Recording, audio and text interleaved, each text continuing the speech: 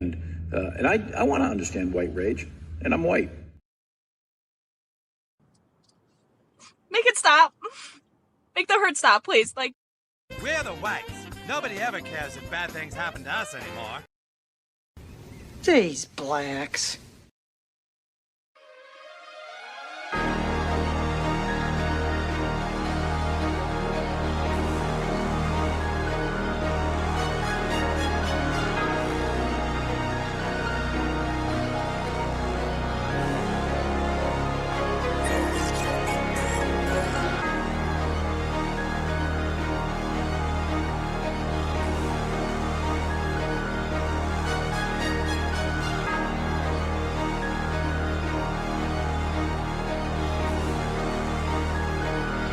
Yes, I own a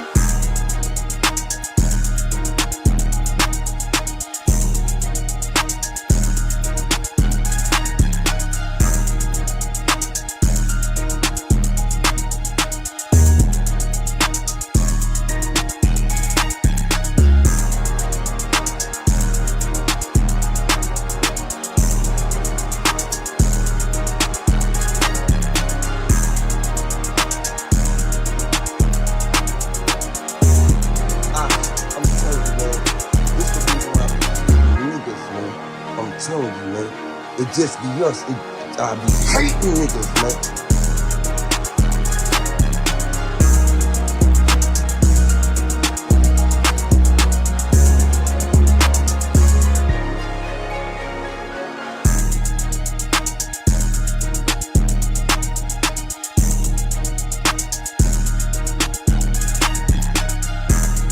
You teach me all my life that the white man is the devil? You teach me my whole life that the white man is the devil. Now you tell me it's all right for him to come among us.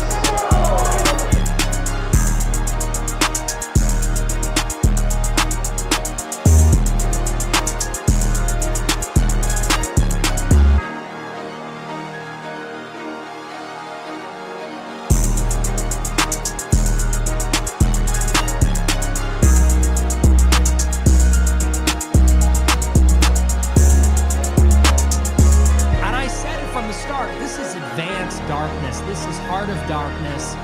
This is the jungle drum. This is the fertility goddess of chaos. They're literally going to eat your balls. They're going to cut your fucking nuts off. Whoa, whoa, what? They're gonna what?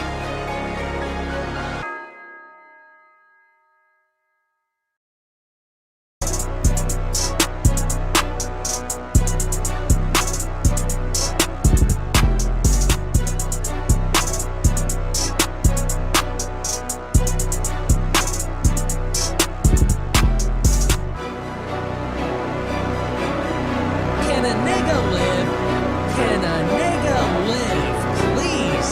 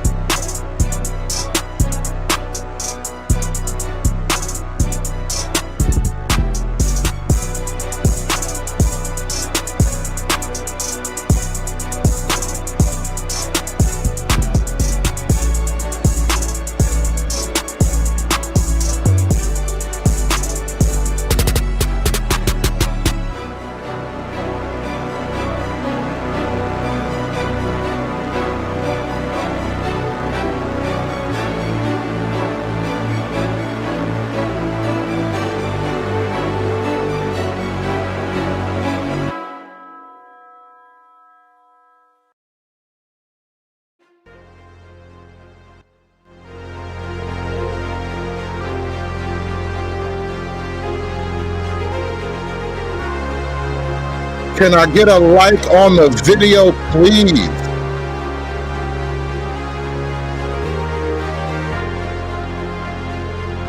Can I get a damn like on the damn video, please?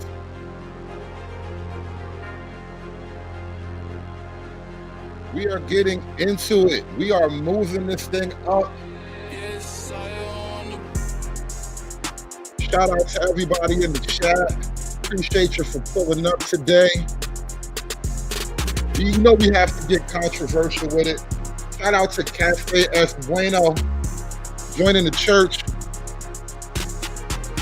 Appreciate you, brother. Appreciate you. Welcome to the church, gang. Hit that like button as you guys make your way in. We will be passing the collection plate around momentarily. Everybody, please get comfortable. Get comfortable. You know, one of the things I talk about here, I think I talk about maybe 3 topics broadly on this channel: race, politics, and gender war.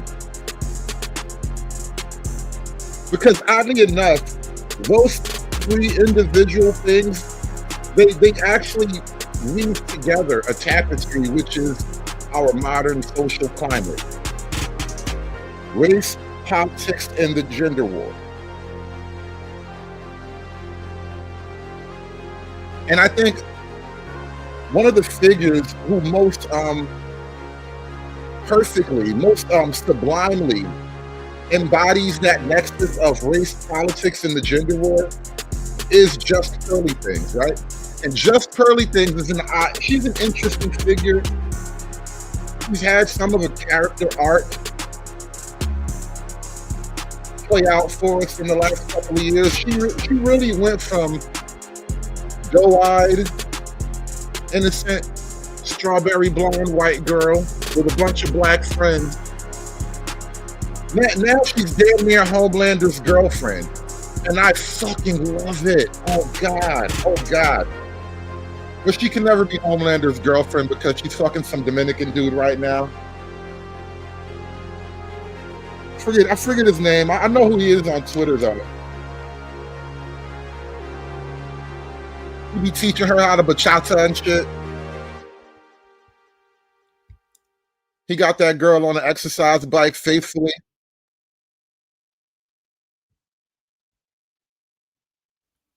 They're doing big things. He working it out with Pearly. You know, I'm happy to see them grow.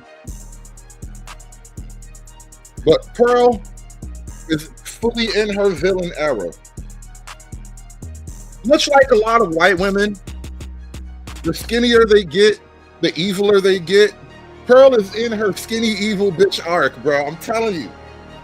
Pearl Davis is fully embracing her skinny evil bitch arc right now, and I love it. It's great. And normally Pearl is going in on women, hard body. Pearl goes at women's necks 24/7. She don't even sleep. She just lays down with her foot on bitch's throat. Like, Pearl is never really stopping, and I always appreciated that about her.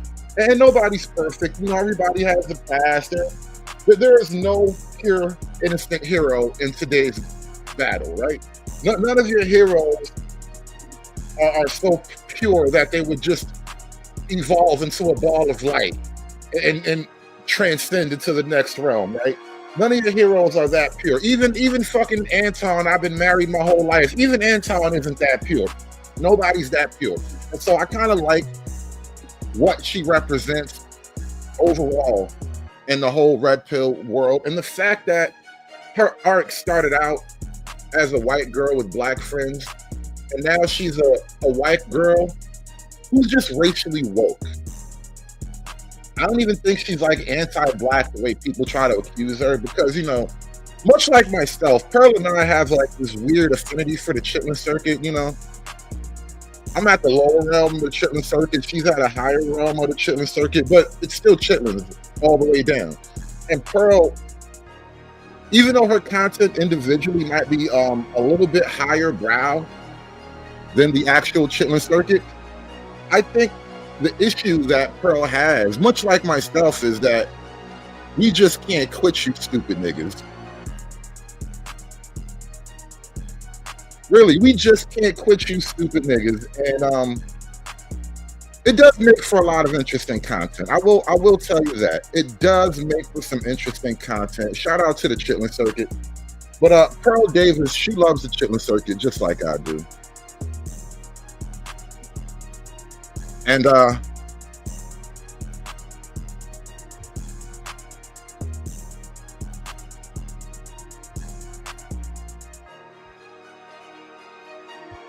we're going to take a look at Pearl reviewing one of her latest appearances on the Chitlin Circuit. I don't know exactly whose channel it was on. I noticed a couple of familiar faces up there, but I couldn't really pinpoint the original channel. But the original content isn't the issue. I want to review Pearl reviewing it because the title of Pearl's video reviewing that is Black People Will Always Waste a Good Opportunity. Let me go back and double check that. Did I read that right? Black people will always waste a good opportunity. Black people will always fumble the opportunity of a lifetime. Now, if you watch Pearl at all over the last few years, you might know she's had that huge racial controversy where she had a lot of black staff, a lot of black people around her. And it's Fatty Show? Okay.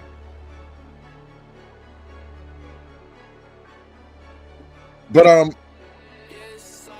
once she brought Nick Fuentes on, it was like a shot across the bow for black people. You know, she was already unliked by most of the black women, but the black dudes were kind of like, 50-50. And then the whole Nick Fuentes thing, and that led to all kind of unfair racial attacks against her and whatnot. And she started to lose her channel, her monetization, like her little empire crumbled. And all of her black staff, her quote-unquote black friends, they appeared to fade away. And then she was also living away in London at a time, so she's like a lone girl off in a foreign land. So the whole thing fell apart. She doubled down, went back home to her rich daddy's estate. I think she built a studio on her daddy's farmland. And now she's like fully racially woke. White girl on fire. I ain't afraid of you niggas. And you niggas ain't gonna shut me up. And so now that Pearl is entering her villain arc, and she's got her monetization back, she kept her little empire afloat, she trimmed the fat, which just like the federal government, when the federal government trimmed the fat and they laid off like 300,000 plus black women, Pearl trimmed the fat and just got rid of all the black people around her for the most part. I don't even think she likes black men anymore. She done graduated to Dominican niggas. So she's on a whole other level. She's on a whole new chapter in her journey now. And I think it's only right that people like Pearl, people who are unafraid to just, be honest and stand in the pocket and just throw bombs, they deserve to be there, if for no other reason than the conversation has been way too one-sided for way too long. And just last night, shout out to Free Zone. Free Zone, you told me watch one of these niggas do a show about this shit the next day, because you were watching. I had this whole stupid argument with Izzy about black people's identity, and some of you niggas think you Moors, and some of you niggas think you're indigenous, some of you niggas think you slaves, and the whole thing. Some of you niggas think you Jesus, the whole thing, right? Niggas have this weird identity problem, right? It's so crazy. I was just thinking before I started the show, it's total non sequitur, right? You notice how black folk claim everything was black back in the day? That whole world was black. They claim Jesus was black, right? I dare you to niggas claim Muhammad was black.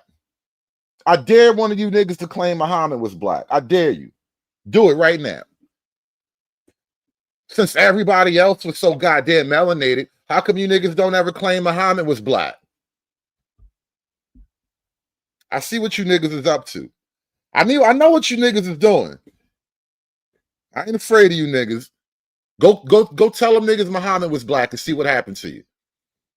Because I realized a lot of this this black identity stuff, a lot of the black identity period is caught up in this just overblown, goofy racial grievance thing, and niggas just get on my nerves with it. Like, your whole reason for being is just tied up, and I'm mad at the white man, I'm mad at the white woman. The whole thing is old and frustrating. So, you know, I think you niggas have earned a clap back is all I'm saying. What did Genghis Khan tell the Roman Empire? Was it Rome? He said, you people have committed great sins. If you haven't committed great sins, the gods wouldn't have sent me to punish you. Something to that effect, right? Rest in peace, Saint Floyd. May we forever burn for our sins. White people should have no authoritarian power over black people. None. If black people go into court, we need to be ruled in the court of black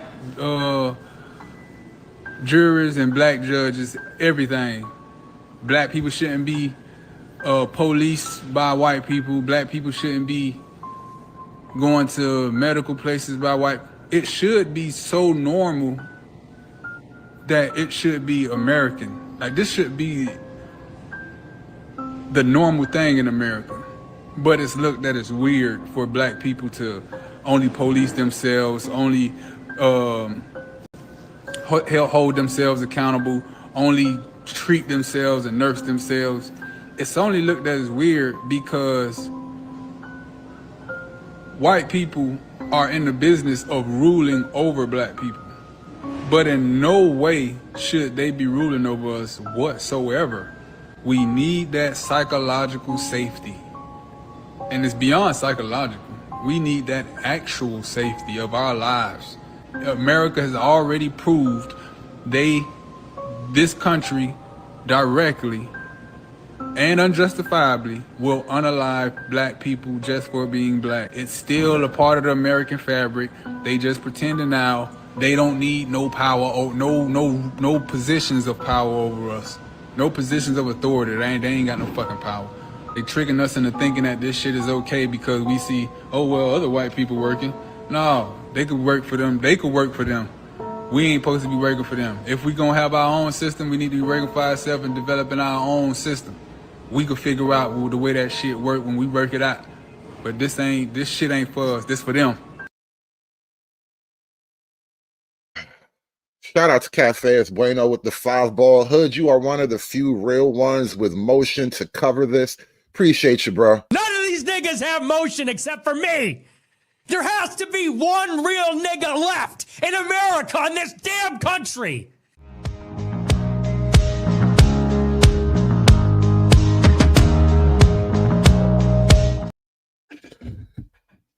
Way too many black folk just constantly, like, racially obsessed over white people. I told you, it's a fetish at this point.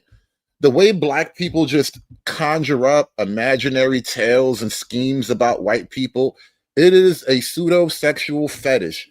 You niggas kinky.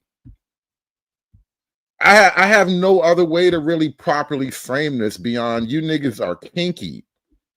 You have a weird white people kink. Oppress me harder, daddy. As a black woman, I feel like we are accustomed to these idiotic ideologies and stereotypes, right? And the reason people like this are currently complaining about the $30 to $50 that they don't miss a year going towards food benefits is because they think it's a black people thing. By the way, she's 10 years younger than me. I am so honored and proud to come from a demographic of women who are just naturally intelligent, who just intimidate people without trying, you know? If EBT. Naturally intelligent, she says. Welfare, government assistance were put into play to benefit black people, it wouldn't exist. Health care was free in this country up until black people needed aid. Welfare, historically and to this very day, was set into play to help, aid, and benefit the white family, which is why they are the leading recipients of EBT and welfare. But of course, you know how obsessed people are with the blueprints. They need to make it a black woman thing because they can't think of anything else to beat us at. That's why they're so obsessed. Because black women are prettier and smarter and better and faster, creative, innovative, thoughtful, caring. We're just better.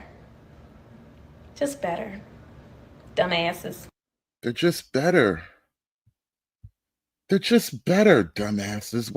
Why can't you acknowledge that black women are just better? All right? That's really all you have to do. Just acknowledge that black women are better. I want what you white hoes get, and I want it today, ASAP, not tomorrow. When I die, I'ma go to Snow Bunny Heaven. Snow Bunny Heaven. I don't want to say this is only black people, but I just don't have the same experience with white people. And black people, they always come at me and just say, but Pearl, what about white people? What about, I could talk about like white people and their manipulation and their problems. White people don't generally squander opportunities. Now, white women do false accusations. I would say that's really common. I think white women are the most verbally manipulative. Like they can look really innocent and be total backstabber. I think white women are like the worst in divorce court. I talk about traditional conservative white women all the time. I mean, I grew up around these crazy women. I have many videos covering this stuff. But at some point, you notice a pattern. Did you have the Instagram thing, Doug MPA? Oh, nah.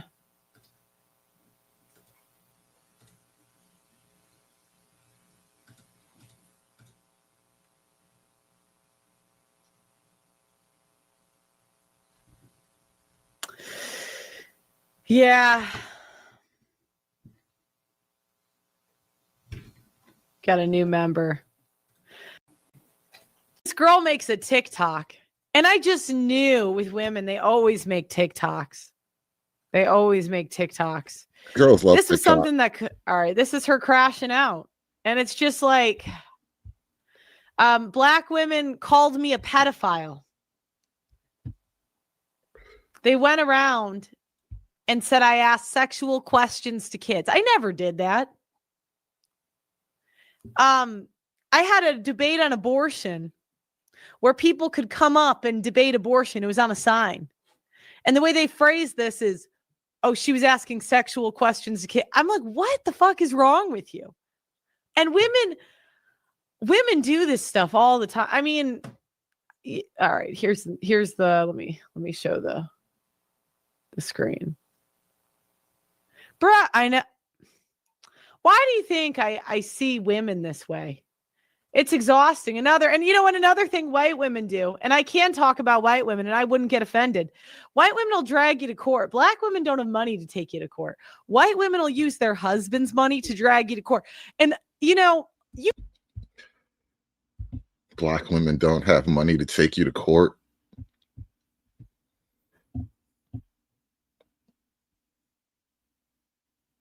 Economically, I bet that kind of tracks, though. Going to criminal court is free. Anybody can walk into criminal court completely free of charge, right? They'll even give you free jewelry if you show up the right way. But civil, small claims court, no, that's a different ball game. Lawyers need money up front on the table right now. You could say this about white people, and we would say this is true. We would say this is true. But there's something, black people cannot have these conversations for some reason.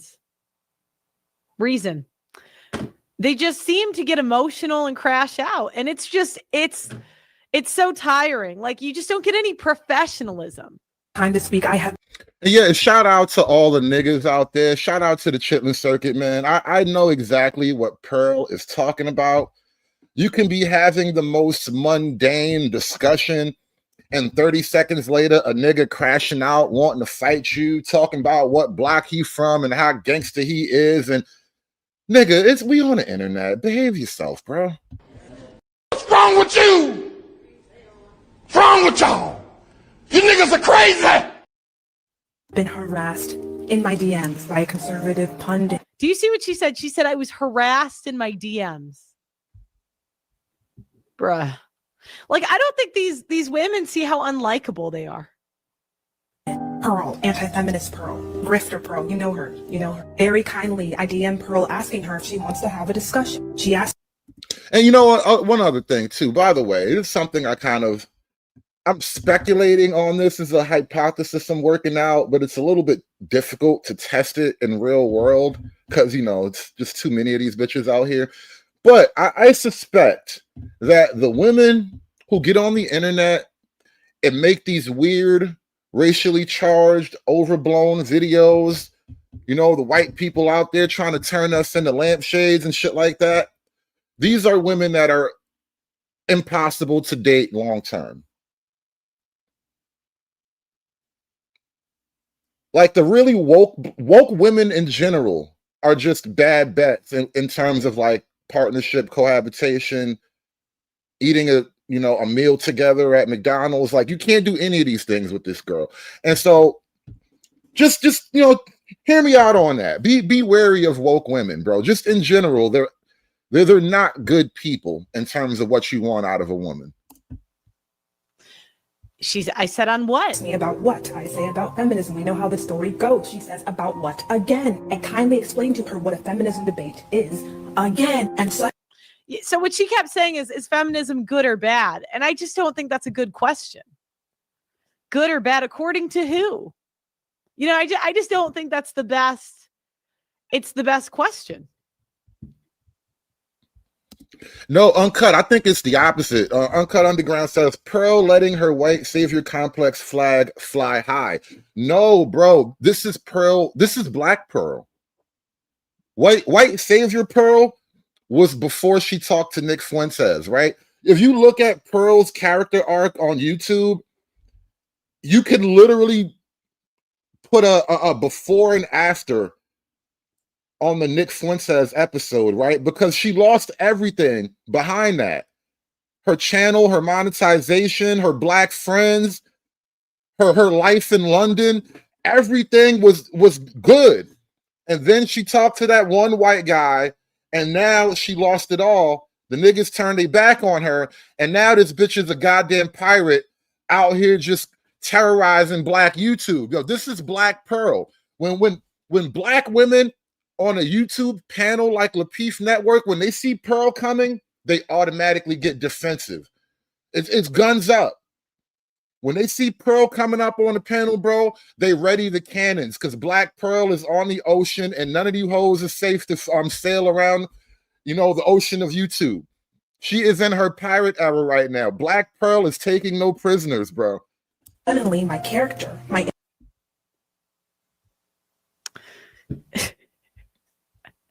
I am hilarious. The United States education system needs work. You can circle back when you have a better question. She showed the DMs. I'm going to show the full ones because this is bullshit. I don't even like showing DMs, but I'm like, this is bullshit. Hold on. How do I unzoom this? To show on it. He said everything she said. I'm so confused. I'm lost. So I reach out to my good sis, Tilly. I say, hi, Tilly. I don't know what's going on, Tilly. Why is she harassing me, Tilly? Tilly says, I don't know because she didn't act this way to me. I think back to my previous... Yeah, because you were way more insufferable. Tilly, the reason I had Tilly on, so basically this girl sees Tilly's debate and she's like, I want the same debate. And I'm like, why would I debate you on this? I just debated Tilly. Like, why would I? she came in and her first thing was, I'm going to be respectful. She led with respect. These women are so unlikable. Interactions, I'm like, oh yeah. Pearl calls me lazy. Pearl calls me These women are so unlikable. I don't think she's wrong there. I don't think, I think we're making the same type of observation here. There's something about your wokeness that just makes you unlikable. You could have been cute. You could have been a contender. But you're like, your soul is retarded. educated. Pearl attacks my work ethic. And here's the kicker. Here's the part that seals the deal for me. Pearl says that maybe I'll amount to something if I become more like Tilly. Aw. Yeah, she had a way better attitude. I know what you want to change about me to make me more like you and Tilly. Unfortunately, it's not possible, babe. Unfortunately, you know. You notice it's like they go into victim mode eventually. And this is the thing. I gave her the opportunity of a lifetime. You could get clips. You could dunk on me, right? This is the opportunity of a lifetime. These are, and this is where I think she's actually onto something. And this is why you could get frustrated with like Black YouTube. Because dudes will get caught up in the petty racial grievance of it and can't see how to stretch it out into a bag. Like, I'm pretty sure you could even work with a Pearl character in a way where we can have little petty racial spats all the time. People will tune in once or twice a week to watch us debate this and that racial issue. And it would get so many views. You would make $1 million in hate watching alone. But you niggas can't hold the frame. None of you niggas are willing to hold frame. they're all public videos. Like, if you said, why do you think the way you think? I could actually give videos of, another example. And there was a YouTuber that would clip me out of, anyway, I'm gonna actually go back in a second, but when I know that I can't change that. I can't, unfortunately. No, I just want the attitude to change.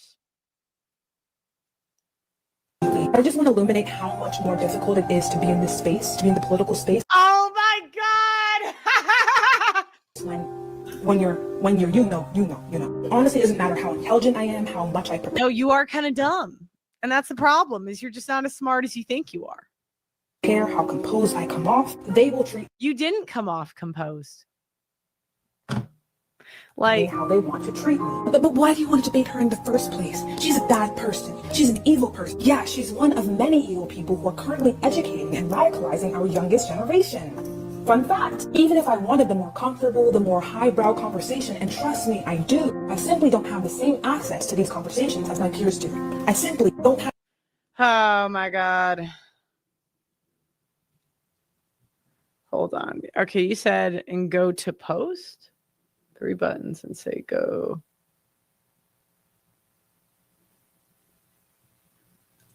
No, I'm trying to show the messages, Doug MPA, without because on the left.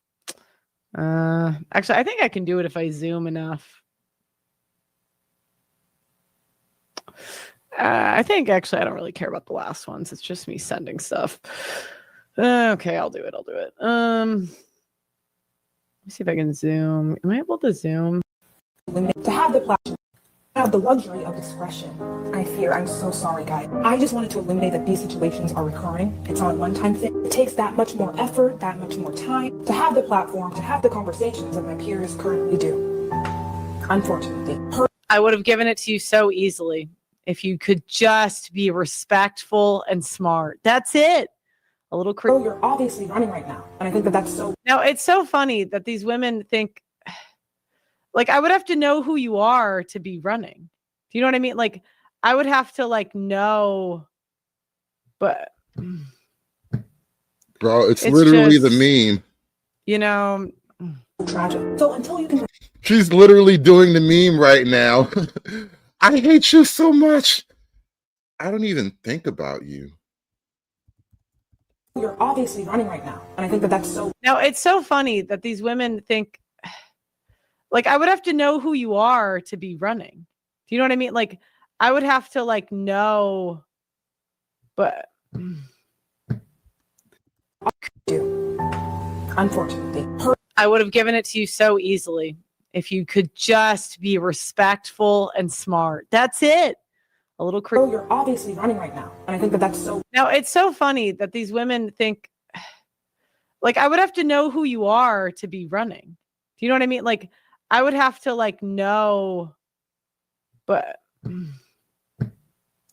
it's just, you know. Tragic. So until you can provide me with a good reason as to why you can have a casual conversation with Tilly, but I need to present you with some kind of thesis, I'm gonna continue speaking. Hope that's cool. To delve deeper into it, I didn't necessarily prepare like this. Okay. All right. So now so summary of my worldview, but I think overall that's all right. I mean, I'm just trying. She's taking this out of context. Tilly came in and she said, these are the topics I want to discuss. She said, I'm going to be respectful. She led with that. Have a conversation. I'm not going to attack you personally. Subscribers. At one point, I had 1 billion views on my channel. He has million. I really wasn't trying to make this about race, but I just didn't get paid for. It was run by Black people.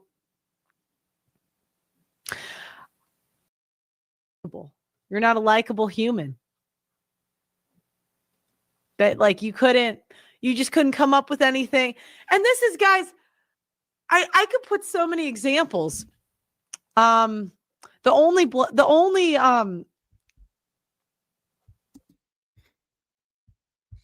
it's like she's finally bearing her soul about how frustrating, how Black fatigued she has personally become over the years. It's like, I just keep trying with you people.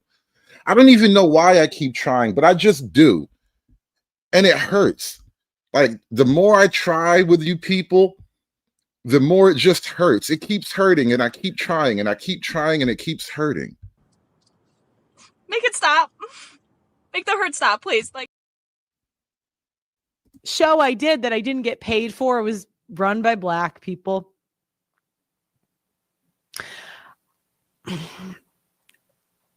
I had a camera stolen from me, Black person. And I'm really not trying to make this about, I really wasn't trying to make this about race, but I just, I lived in a pretty Black area, and I just think that Black people gave me no choice. So hold up.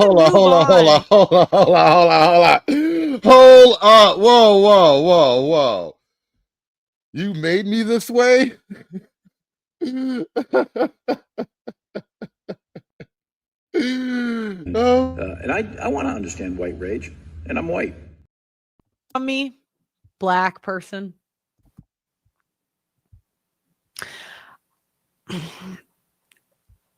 I had a camera stolen from me, Black person. And I'm really not trying to make this about, I really wasn't trying to make this about race, but I just, I lived in a pretty Black area, and I just think that Black people gave me no choice. You know what, Pearl? I feel the exact same way. For the exact same reason. I've lived in pretty Black areas most of my life, and I feel like you niggas just gave me no choice, man. I'm telling you, man, this the reason why I be hating niggas, man.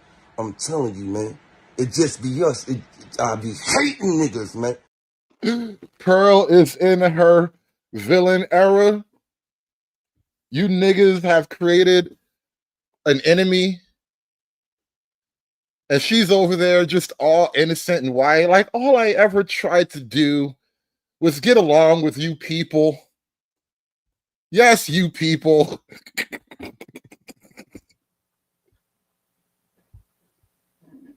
So we're going to move on to the next part of the story. Now, back to the YouTube show I was invited on. So there was a small YouTuber that invited me onto his channel. Now, to put the difference, I have 2 million subscribers. Damn, she just pulled her dick out, bro. She just pulled her dick out. Oh shit, damn. Not only did she call him small YouTuber, she got the numbers out. She's like, I mean, listen, I have 2 million, okay? I have an army. What do you have? You better have a Hulk. I was invited on. So there's a small YouTuber that invited me onto his channel. Now, to put the difference, I have 2 million subscribers. At one point, I had 1 billion views on my channel. He has 5,000 subscribers. 5,000. Oh. That's the difference. But hey, I said he seems pretty motivated. He's always streaming, whatever. You know. Oh, someone said yes. And I thought, you know, this could be a cool opportunity. If he does all the work for me of putting this panel show together, and he lets me have some say in debates, and he can he can moderate and keep things quiet, I'll actually go on his show every single week. I was trying to help these niggas, man. I was trying to help you stupid niggas. You want me on that wall. You need me on that wall. Oh my God, this is going to be good. I haven't even really reviewed much of this. I just kind of dropped in on different parts of the show to get the gist of what she was talking about. Oh, this is going to be good. Now, mind you, this is kind of a golden ticket for this guy. I don't think he realizes the opportunity he lost. I'm being honest here. I don't think he has any idea.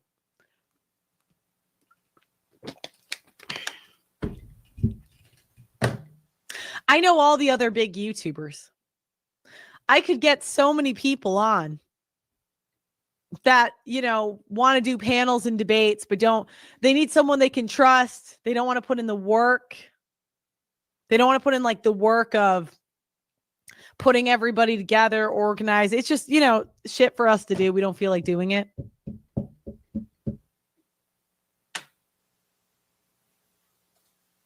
By the way, I'm going to share the stream now. Go spam their chat and tell all their chat to come here. I just think it would be funny. Yo, shout out to Cafe Es Bueno with the 20 ball. Something tells me you won't get the credit for your work today. Anti-hate fun. Gotcha, fam. I appreciate you, bro. Thank you so much for that.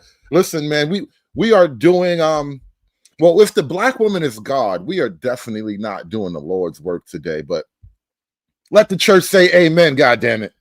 A lot of people seem to not understand me. Science proves that the black woman is God. We're not just saying that. And the black and Latino woman, they manifested themselves out of dark matter energy. All right. I believe the black woman is God. Black woman, God. I don't believe God, no man. I believe God, a black woman. The black woman is God. But my number one subject matter is the black woman is God. That's first and foremost. Black woman is God. The black woman is still God. You're God, black woman. The black woman is God. She is the creator. She is the sustainer. She is the provider. She is the first teacher of the children. She is everything to the black race. But don't get it wrong. I am still a white man's whore. And shout out to the ladies of the church. Let me just make this one announcement to the ladies of the church. I know how you feel about Ms. Pearly things. And as ladies of the church, you have my full blessing to hate away. Please hate with all of your heart, ladies. Let the hate flow through you. Do not feel ashamed. Oh man, hate.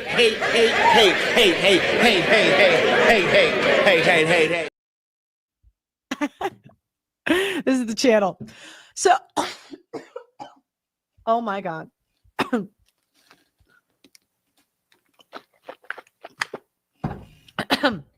All right, I'm back. So, mind you, if you have 5,000 subs, when I had 5,000 subs, I just don't have a lot of sympathy for these people. Like, if I was the girl and I had 500 views a video and a big YouTuber with 2 million subscribers said to think of a better topic, I would just think of a better topic. And that's kind of how white people, like, I would say we're very opportunity driven. We make the most of the opportunities we're given. That I would say that's normal in white culture. The boss says jump, you say how high. They say work 80 hours a week. I guess that's what I'm doing this week.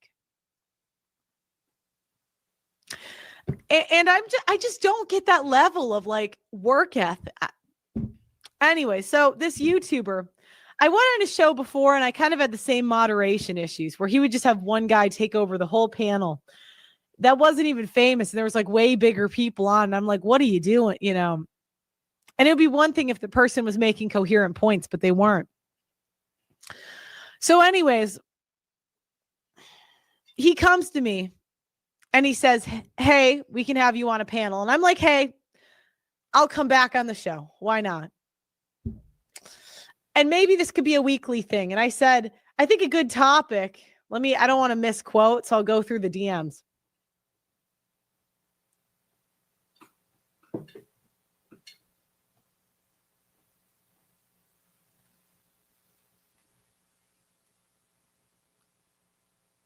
No, I'm not showing any. I'm not showing any.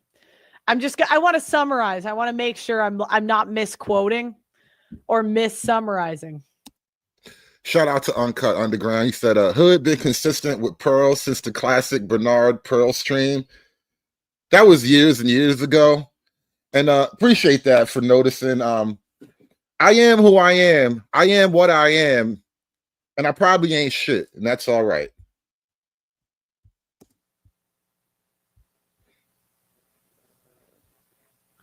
Oh, he invited me on a live. I asked the topic. I said I can't do this time. Then we were going back and forth on time. I said a panel is fine. I want a contentious topic that people will disagree on. Oh, I have an idea, black fatigue. So this was my idea, but this is what I'm thinking we're talking about. So I come on this panel. How do we make that a question? These topics are doing well. I can pull clips. Blah, blah, blah. We do heavy debates every week. Tell me what you want to tackle and we'll make it happen. The main topics, relationships, black fatigue. This is what I'm DM'd from him. And just in case anything you unsend, I have this on the record. And I mean this with all respect, but I don't like being gaslit. I really don't. I don't like being lied about. I don't like it when people say I said things I didn't say or did things I didn't do. I don't like that. And I used to ignore it, but I'm just to the point that it's just, I'm going to defend myself. Pearl wanted the smoke. Pearl wanted the smoke. Why did you deny her the smoke? That's why we're here now. I don't even know what happened, so forgive me if I get the details of it all wrong. I totally missed this. I don't really watch a lot of Fatty and Ilkan and them. I'm aware of some of what they do, but I don't actually watch all the time. So this happened and just went right by me. So I'm unclear on the details. I'm reviewing Pearl's review of it. So it looks to me as if she really wanted the smoke and she was denied the smoke. Okay, so whatever. We go back and forth on the top. I even said we got to talk about why black women keep fucking these fat women. Oh, whoa. Whoa. Come on now. What was that? Hold up now. Hold on now. I'm going to defend myself. Okay, so whatever. We go back and forth on the top. I even said we got to talk about why black women keep fucking these fat women. Damn. Anyway, so that's the topic. Oh wow, you pitched that. God damn it. She go right for the balls, though. She goes straight for the balls every time. God damn. I actually go on the show and this one guy's just over talking everybody. And I'm like, I just can't. If this is how it's going to be moderated, I got to go. He begs me to come back. He begs me. And I say, okay. Okay, that's fine. And this is me after I come back. And this is where we're going to get into the debate. And I'm going to react and I'm going to give you my thoughts. And then I'm going to bring up some panelists to react. Ellie, are you chewing? She's chewing my desk. Okay. All right. So let me. Now, mind you, to be fair, the title was Vivica Fox and 50 Cents. Maybe that was in the email. But I'm thinking, okay, I came on here expecting to talk about black fatigue. That was what I'm here to do. I came in with black fatigue stats. I'm ready to go. Now, mind you, imagine accusing me of race baiting when the topic is black fatigue.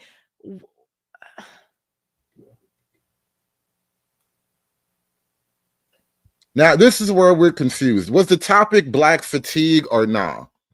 Because Che Mac is telling me in the chat, they had a topic in mind. Fatty told her they can do the black fatigue topic on the next show with black and white panelists. Pearl didn't give a F. Miss Cantrell says she's copying, please.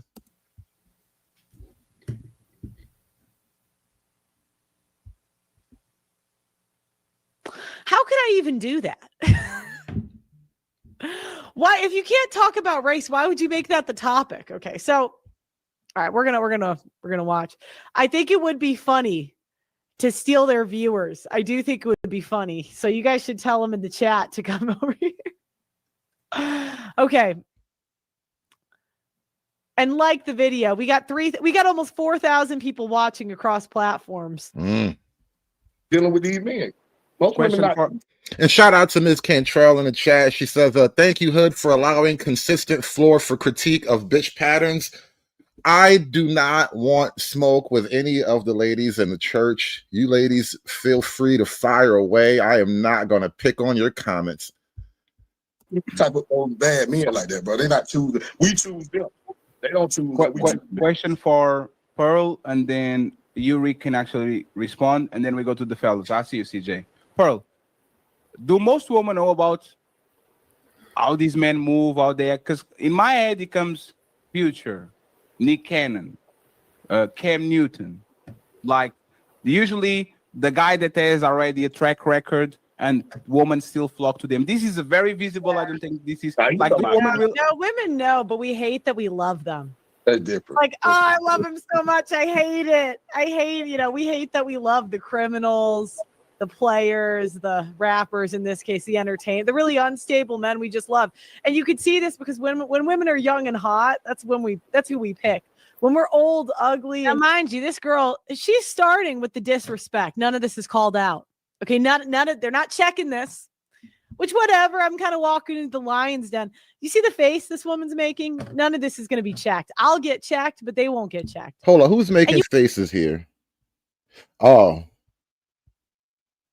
So it's either this one in the middle or the white girl. All right, anyway. I wonder why black women are so bad. It's the black one. All right, this black woman right here. Or is it this one? I can't tell. Anyway. The black men never hold them accountable for anything. And if they crash out, then I'm the bad guy. It's like, God damn it, Pearl. That's just what it's like on the chitlin circuit, Pearl. These niggas let Keisha get away with everything. But if you fight back, you're wrong. You're the problem. How dare you? Oh, God. Shout out to the chitlin circuit, man. You niggas keep winning. all right. And used up. I mean, that's when we go for the stable guys. And we do a very good job. Yeah. We do a very good job convincing them we love them. So I don't know if any girl comes in and is like, I love the stable guys. It's like, at 20, did you? Usually not. So that's, and we can't help it to some degree. We cannot help that we are attracted to men that show signs of dominance. I think a lot of us we wish we could turn it off, but we can't. It's just what we're attracted to. We're biologically hardwired to do that. Unfortunately. So we're biologically hardwired to. So she's offended, and I would assume it's because she dated a criminal. I'm gonna assume. I think there was someone there, because women get offended by this when they're dating the stable guy, and they're like, "Oh, he can't know. He can't know." Did you say? You bitches be dating criminals? I'm a criminal. Well, not anymore. I'm just saying. We're biologically hardwired to want chaotic criminal. Well, dominant. Yeah, dominant. Because, you know, you got to think of like Ted Bundy. You know, he had women. Yeah, he had women writing him love letters. He impregnated a woman. He impregnated a woman while he was in prison for murdering women. This is a real Luigi Mangione. I don't think that's a woman thing. I think that's a thing that certain women do. Well, now she's going into the not all women are like that. So I'm saying women like criminals. And by the way, I started with a white example. It was white women that were crushing on Ted Bundy and Luigi Mangione. But I don't like being disingenuous. I don't like when women gaslight and pretend they don't know something. Now, I don't know much about this woman, but I just have a hard time believing that she doesn't know women that have dated criminals. I just don't believe it. And it's because of the stats when it comes to the Black community. And Whoa.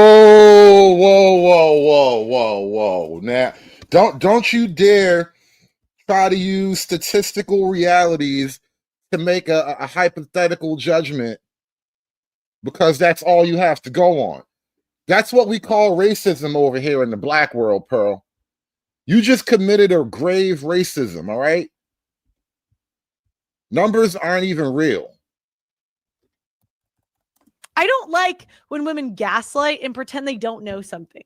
Now, I don't know much about this woman, but I just have a hard time believing that she doesn't know women that have dated criminals. I just don't believe it. And it's because of the stats when it comes to the Black community. You a Black woman, ain't you? You fucked the criminal, didn't you? Oh, shit. Oh, shit. The audacity of the racism just now. We are experiencing white women racisms we haven't seen since the 40s, bro. Holy shit. So, you a Keisha, ain't you? You done got some criminal dick then. Don't sit here and lie to me with your Keisha coochie, acting like you ain't have no criminal dick. You got a Keisha coochie, don't you? Oh, wow. Oh, wow. She really went there. Hard body with statistical realities. Emotional damage. You want some therapy? She said, you got a Keisha coochie. I know a criminal has been in or around your coochie at some point. All right. Keisha coochie is just magnetically drawn to criminal dick. Don't you sit here and lie to me. And my personal experience, right? So this isn't just facts, data, and statistics. It's also just what I've experienced is that Black women just tend to go for more thug-like guys. You know, they like the criminals. Black men that I know that date Black women, they've had a similar experience. And I'm okay with people having different experiences, but what I don't like is being disingenuous. So anyways, there's no. Hold on, Jazz, let her land, and you respond. You going to get the mic, let her land. Not every woman does that. There's different levels of dominance. However, we are still attracted to dominant men, and that does come in the form of if a man can kill someone else, we know he can protect us biologically. So that just is what it is. So you find you equate dominance with a man that can dominate and harm a woman attractive?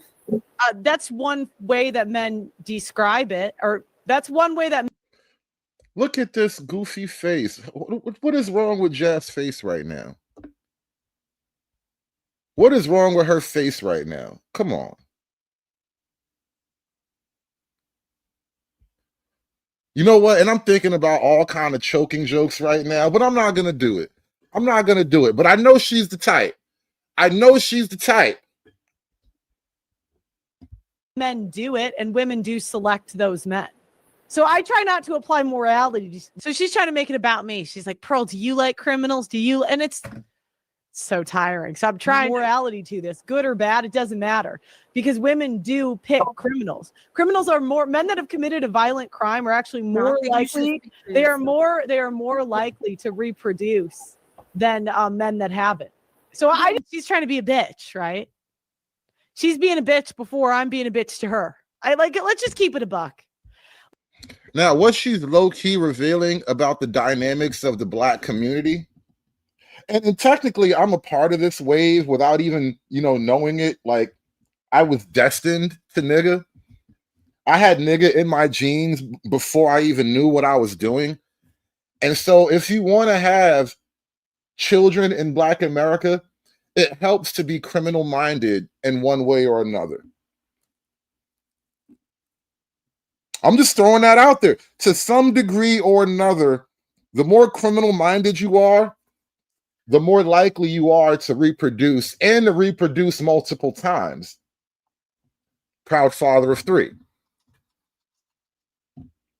Now, I'm not going to say that there's a direct one-for-one connection to either or. I'm just saying there's an overwhelming correlation between the two. And I don't really know how to really parse that out, but it's an observable reality. If you want to reproduce well in Black America, it doesn't hurt to have a little criminal dick. That's all I'm saying.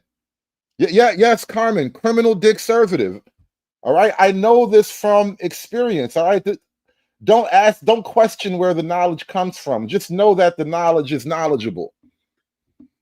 If you want your progeny, if you want to live forever in Black America through your seed, you got to be kind of a crazy nigga a little bit. You got to have some of that shit in your blood. You got to have like a little bit of the wild nigga gene.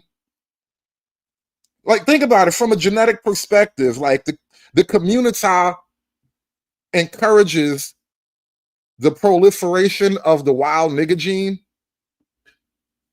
And so, like, from a weird biological imperative, Black women are desirous to carry on and reproduce the wild nigga gene. Now, just as a byproduct of living in a functional society in Western culture with laws and rules and the white man and all that shit, the wild nigga gene tends to also correlate with a criminal record. All right? It just is what it is. Let's just keep it a buck. Will they check this? No. She's saying, "Oh, speak for yourself." I don't date criminals. As far as I know, there's no one I've dated that has a criminal record. That's because you're white and you live on a giant estate with your dad. Socially, there's just a lot of distance between you and most of the criminal world. But you could if you wanted to, though. So it's just, do you know what I mean? I don't know anything about this woman. I didn't make this world. I didn't make women write love letters. Has that been your experience? Like, are you attracted to criminals? To be fair, I don't know many criminals. So that hasn't been my experience personally. Sounds like these are setups. They are not debating. They're attacking your character. Well, I mean, I didn't even mind a little bit of a setup because I did feel like I could cook. I didn't think I would lose this. Is there another super chat I missed, or was it just that one? Black fathers were targeted for destruction, starting with the Great Society. That and crowded ghettos are the main causes of what you see today. Is there any other supers I missed? Oh, there's another one. When Europeans first arrived in sub-Saharan Africa, there was no structure more permanent than a grass hut, and only plates were in lips. Nothing much has changed. Oh, I didn't even see all these. This is... Oh, over the years, too,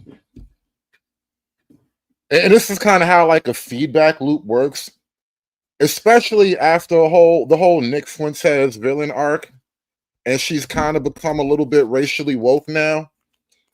She's got an audience that's a little bit wider than it was before. And so the Black audience that was there before, a lot of that's probably gone and been replaced with some of the right wing of Twitter.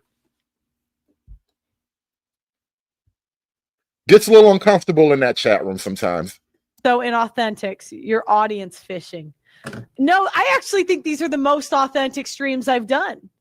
it's not like this was a topic that I want to cover. I mean, it gives people ammo on me, right? People throw in my face who I like, my ex-boyfriend all the time. Good guy, nothing against him. But people do that. And this just gives people ammo to like make fun of me, right? It makes it uncomfortable sometimes in public. I don't know what people have seen me say or clipped, but I just couldn't not talk about this because this was just the most like this was just a canon moment for me. This was a canon moment. These experiences that I talk about, I never in a million years thought my friends would do this to me. Her friends were black. She was a white girl surrounded with black people, eating jollof and learning about different weave textures and shit. That Pearl is dead now. Long live Black Pearl. And I can't unsee it now. All right, let me keep going. But I mean, I've interviewed 1,000 people. A good chunk of them did, procreate and date men with felonies. That's not uncommon.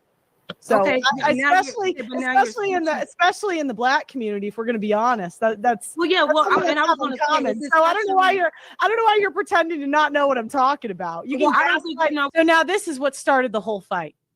Now, it doesn't seem like I'm doing this to insult her or attack her. All I want her to do is be intellectually honest and be like, look. Okay, I think I see what might have happened here. So Pearl wanted to have a discussion, like in the back chat when they were setting this up. Pearl wanted to have a discussion about black fatigue. She got shot down because you pitch ideas sometimes, and other person says no, and it's whatever. You go forward with a new idea, and so it sounds like she wanted to have a discussion about black fatigue, and she was ready.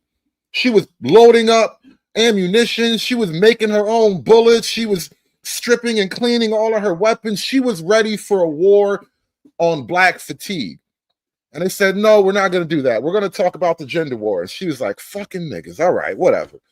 And now she's up here and she brings up a point that isn't actually racially. It's not a purely racial point whatsoever. It's just a broad stroke about women liking bad boys or whatever. And somehow that is now stumbling into a racial conversation. I can see it now. Pearl talking about, women liking criminals, and this black woman, like Keisha Coochie up here acting like you don't like criminal dick. I'm offended too, Keisha. I'm offended too. You're going to act like you don't know? But anyway, it looks like this is where the bullshit starts at. Because let's say she doesn't know in her personal life black women that date criminals. Are we going to pretend we're not, like, you didn't see all these rappers with a billion baby mamas that black women love? Really? I mean, I don't really follow the rap scene, but like, we're not going to talk about. We're not like, you didn't see all these rappers with a billion baby mamas that black women love? Really? I mean, I don't really follow the rap scene, but like, don't make me tell the truth about you bitches, all right? You can lie about me all you want, but don't make me be honest about you now. Like, we're not going to talk about what is it? Pooh Shiesty, King Von. And I'm not saying not Pooh Shiesty. No, not Pooh Shiesty. Why she bring up King Von? No, she not the rappers. Not the rappers. Oh, we got to pull up a track. Not the rappers. Hold on. She getting too gangster for me. I'm gangster with it, y'all. Hold up now. Hold up now. This bitch is getting a little bit bold now. Villain arc activated. You Pooh Shiesty fucking. Hit it from the back wearing my shiesty mask ass bitches. Jail call collecting. Cashing in my EBT stamp so I can feed this nigga and buy him Jordan ass bitches. I know you bitches ain't lying. I know you bitches ain't lying to me now. How dare you look me in my face and tell me you don't love these niggas? You gonna look me in my goddamn face and tell me you don't love these niggas? How you gonna look me in my motherfucking face and tell me that bullshit?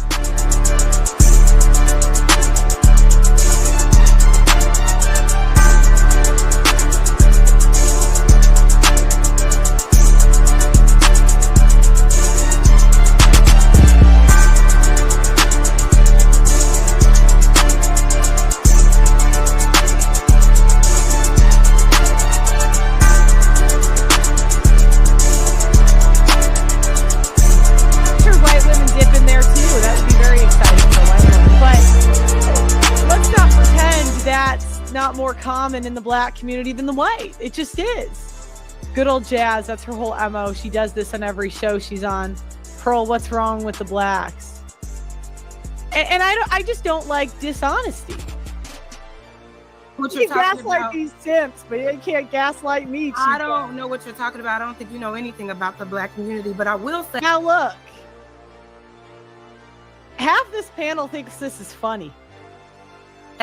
About the white community, it's a lot of white women that find, men who kill other women attractive. Those are the women that were true, but I won't gaslight you about it. I won't gaslight that. And so that's the thing. She says stuff about white women and white people. We can handle this. I say, they'll White say people can handle it. But talk all that shit you want, nigga. Nothing you can say can defeat the magic word. All I have to do is go, that's all I have to do. Say anything you want, nigga. Nothing you got can overcome the power of the magic word. All I got to do is just, and this panel is over. I'll end this panel with one magic word, nigga. Pearl, let's talk about white issues. We can. Again, I talk about conservative Christians all the time that I would say are primarily white. All the time. But, I actually think I'm nicer to black people because I'm honest. All these other white people will lie, but they're thinking the same thing. They see the crackheads on the street. I mean, and are there white crackheads? Yeah, but let's be real about the majority here. I would say that's true. Let's be real.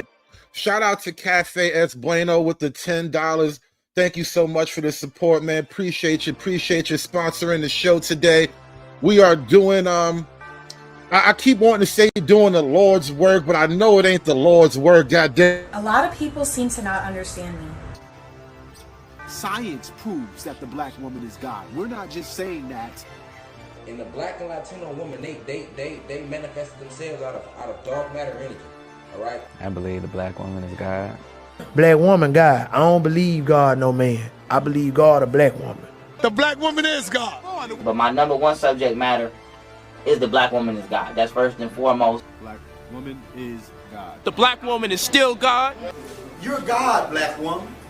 The black woman is God. She is the creator. She is the sustainer. She is the provider. She is the first teacher of the children. She is everything to the black race. Don't get it wrong. I am still a white man's whore. Shout out to the Majestic with the $2.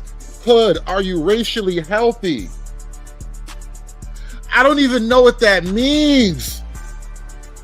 How dare you say that we are not interested in families in the black community?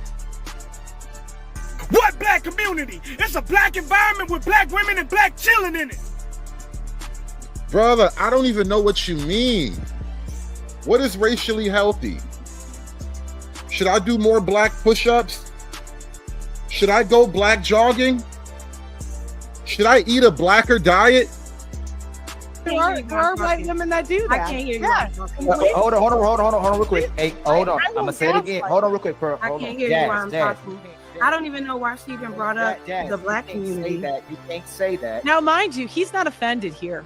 He only gets offended when the women start nagging him. You're going to see. He's not offended in the beginning. He's chill until she lands. Like I want you to right now. We got strong personalities on the panel.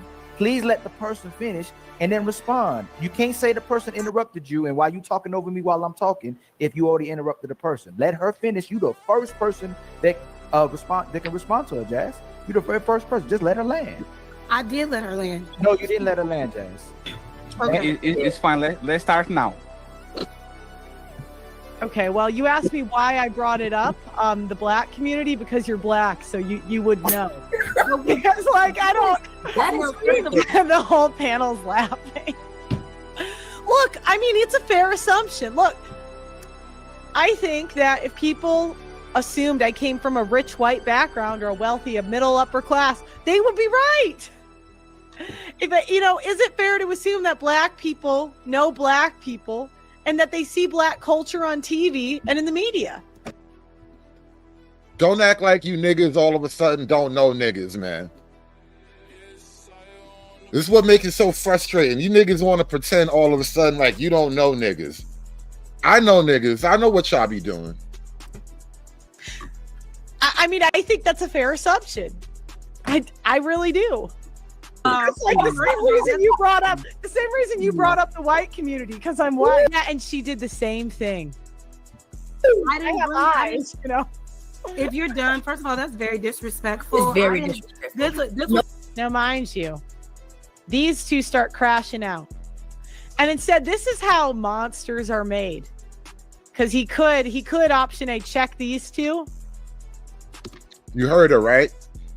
This is how monsters are made. She called y'all monsters. These two start crashing out. And instead, this is how monsters are made.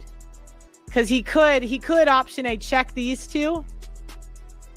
But he won't. They won't. And it's no Ilkin, or I think that's how I say your name. It's no disrespect for you, but I'm just getting tired of men doing this. Like, be a man. And I hate having to be a woman to say that. So look, man, I feel the same way about these niggas, man. And I talk to these niggas more than you do. I'm telling you, man. This the reason why I be hating niggas, man. I'm telling you, man. It just be us. I be hating niggas, man. Out of order. But it's just, it's kind of like the dad that always rewards the bratty sisters. It's exhausting. It's exhausting. You just think, could you punish the one that did the wrong thing? Oh, it's not. I mean, Yes, it is. No, it was begging me to come on the show. Hey, friends, we don't need ad libs. Jess can handle it. Let her handle it. Go ahead. So like I said, we were offended. Next. Go ahead, Jess. Let Jess finish, please. Let's go ahead, Jess. I will. Yeah, go ahead.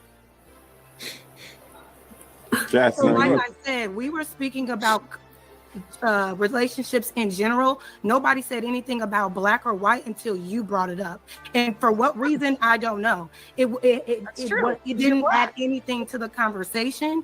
First of all, you're speaking on the nature of women and how we are all naturally attracted to men who are criminals, and then you made a point to say, in particular, yeah. Excuse me, no, that is not the case at all for black women. Now, if you're talking about people that are in poverty, people that live in certain situations and 60%. Now, again, it's going to completely derail the conversation because she's going to keep saying, why do you keep talking about black people? It's just like, it's again, this is tone policing. Black men have been arrested by the. Can you stop cutting her off? Hey, one sec. Hey, friends, one second. I got.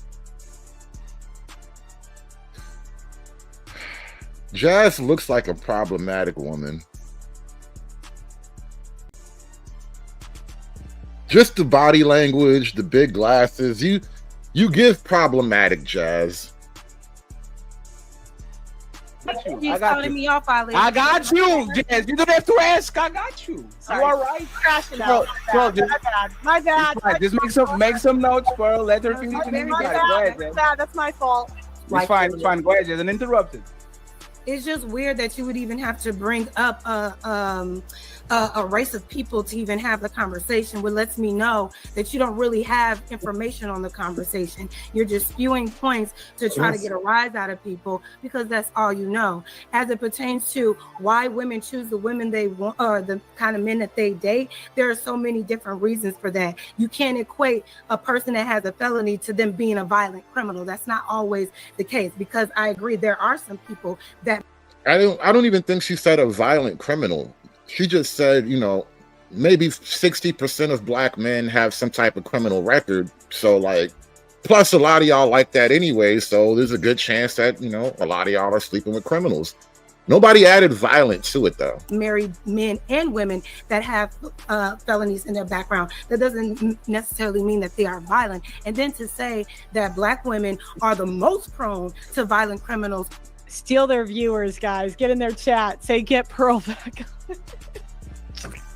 Within our community, you don't know shit about our community, Pearl. And if we're going to talk about... And she says, I don't know shit about the community. Well, maybe I don't know as much as you, but again, I lived in a pretty black area for like 2 years.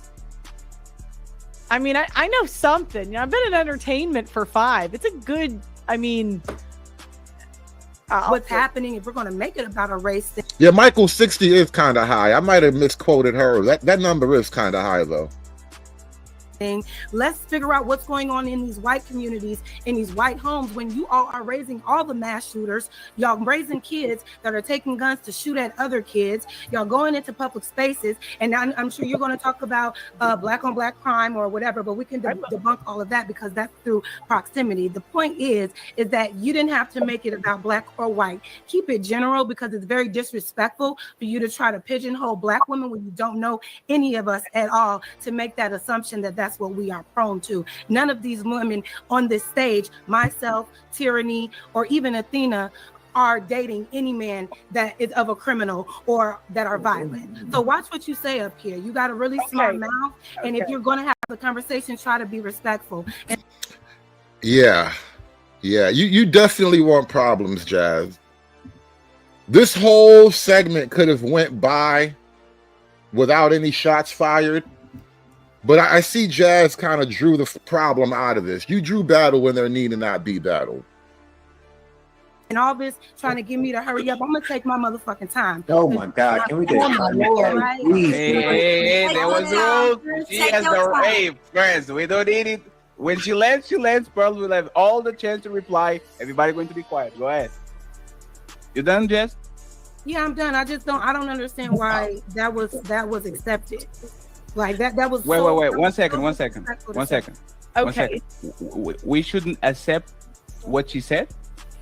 To say that you should know as a black woman because you all date criminals when you Jess, 1 second. So this is my opinion, Jess, and correct me if I'm wrong. She punched you in the face. You have the right to punch her back. Imagine the ratio of vowels to consonants in this queen's name. Wow. Oh my God. Right? Is that fair?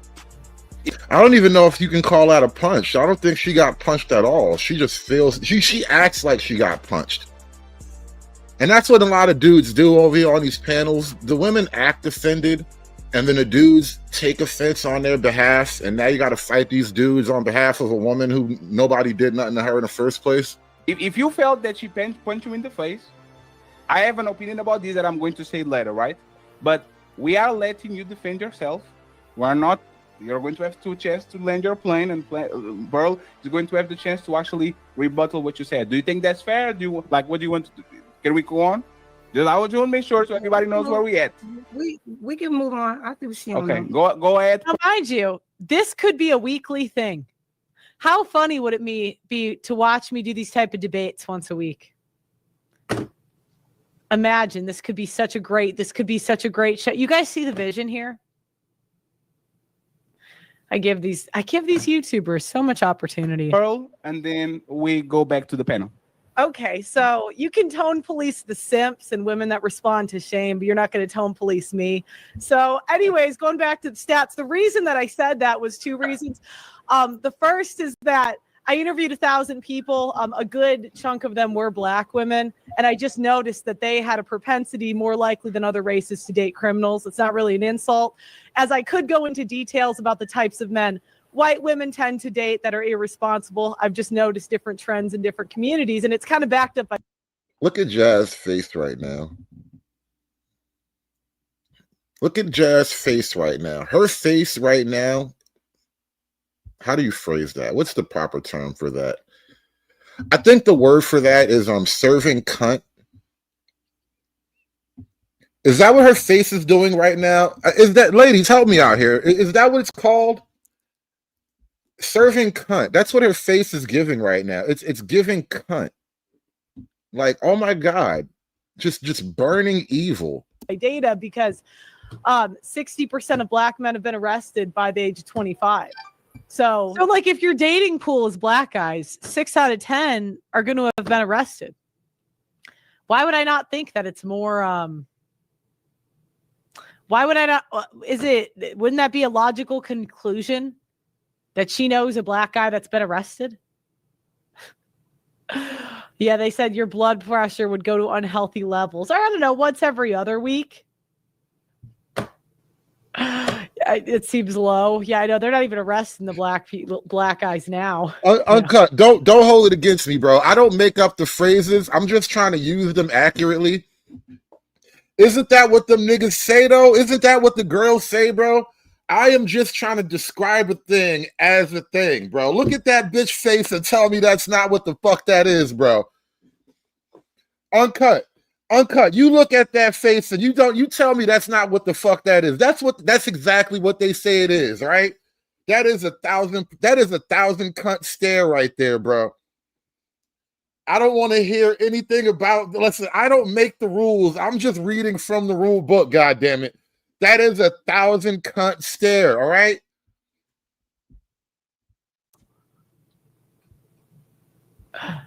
You know, it's not to be rude, but I think it's more common in that community than it is other communities.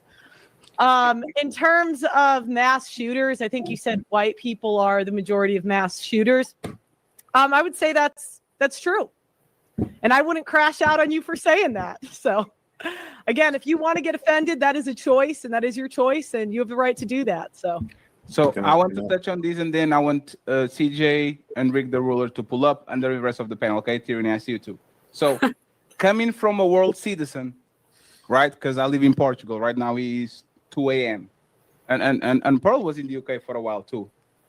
This is not a black woman thing. If you go to Japan, all those women love the Yakuza until they get older. If you go to Brazil, all the who really cares what this guy has to say? Let me skip a little bit. Pick black woman in any shit on fatty right there. Oh no. Oh, why you kick fatty like that? Why you do fatty like that, man? Leave fatty alone. He's just not entertaining. Damn, I need better from you. Okay. Damn, like the conversation became racial. It was Pearl that actually did it. Okay. No reason. And we are trying to figure out. 1 second. We are trying to figure out if this is based. Became racial. So what? And again, mind you, this is me with the prerequisite of thinking the topic is going to be black fatigue. I came in prepared. On stats or not. The fucking cousins and fucking dogs, you can't statistically prove that shit. Okay? All right, so what we're going to do is, CJ, what is the percentage of black men that are convicted of a crime? Not arrested, convicted of a crime before. Now they try to like push it like the white people are just out arresting black people for no reason. Well, I mean, what if the white people are just arresting the black people for no reason? Somebody had to do it. I am the chosen one. Somebody had to do it. What if it's true? I'm just asking the question. I don't know. White people were done with this, you know. At 18. I didn't look up the convicted stat. I just looked it up. Black men are arrested by age 25. Not most, but 49% of them are. So Okay, so but that's irrelevant because arrest records, like we need the convictions because you're not become a criminal because you were arrested. You become a criminal when you get 33% convicted. of black people have felonies. What's the percentage? 33%. Approximately 33% of African American adult males have a felony record, which includes those who have been convicted of crimes. I'd have to dive in deeper to find like what age group, but her stats were correct about arrest. And that might be something that people use, like, again, inflammatory statements, obviously, for content purposes. But yeah, it is 33% of adult males. So I wanted to address that. I really wanted to say something else. 33% convictions. The arrests are always going to be higher because that's just how the process goes. So women want to control the uncontrollable, but they're going to shit test you to see, are you really uncontrollable? So This poor guy had been waiting all night. This poor guy. if they get that control over you, they'll say, this ain't the nigga I thought he was. He is controllable, right? So that's kind of why they like chaos. You should have said that's why they like criminals, because even the law can't control them. Bro. So once they first you had the blackface, bro. The Halloween blackface sneak attack, that was bad enough. And I told you guys, the Halloween blackface sneak attack, it was a sign of the times. All right, you women have to be put on notice right now. That shit was like Pearl Harbor. All right, the Halloween blackface sneak attack was basically Pearl Harbor. And now here Pearl's come. These are the Pearl divisions now. All right, Pearl is bringing an army. 2 million subscribers, okay? That's an army. First there was a sneak attack. Now it's open war. get there, they're kind of miserable in the fact that they like the uncontrollable. So they don't like being on either side of the fence. They don't like the fact that they like the uncontrollable. But then they try to wrestle the controller from you to see if you're uncontrollable. It's a weird dynamic.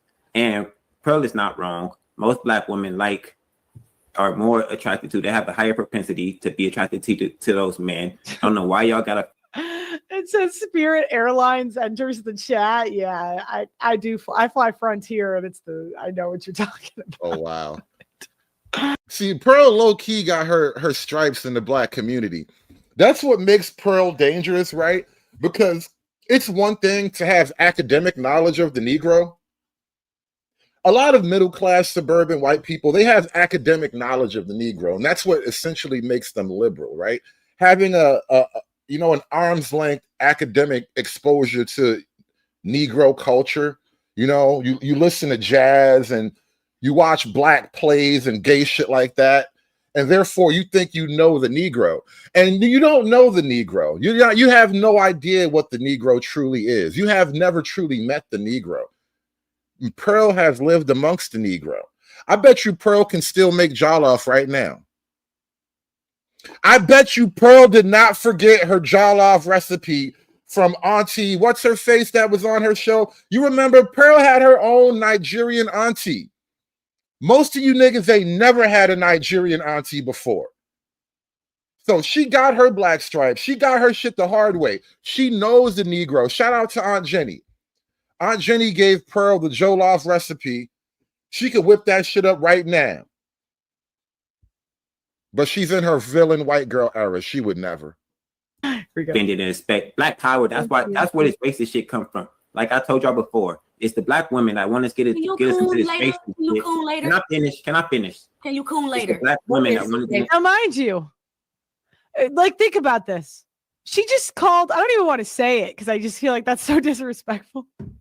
These guys end up crashing out on me, and all I did was bring up a stat, and she called the black guy the what the double standards. This is bullshit. There, here we go. Now Pearl out here caping for the black man. You see, this is the problem right here, bro. This is the problem. This is really where it all comes together.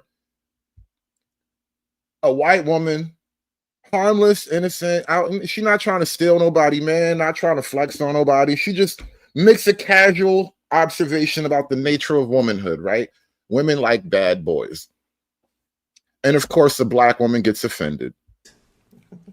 Nigga, please.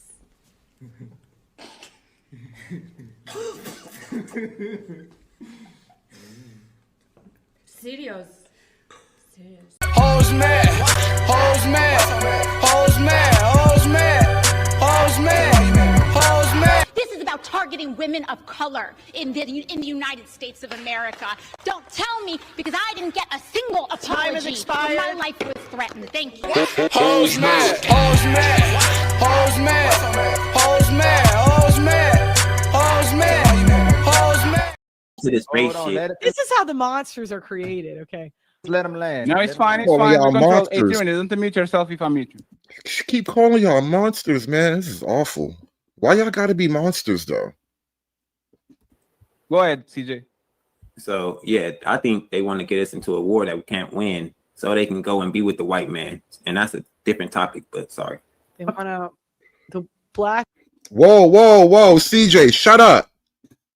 Shut up, CJ. You're not supposed to say that type of thing in front of white women.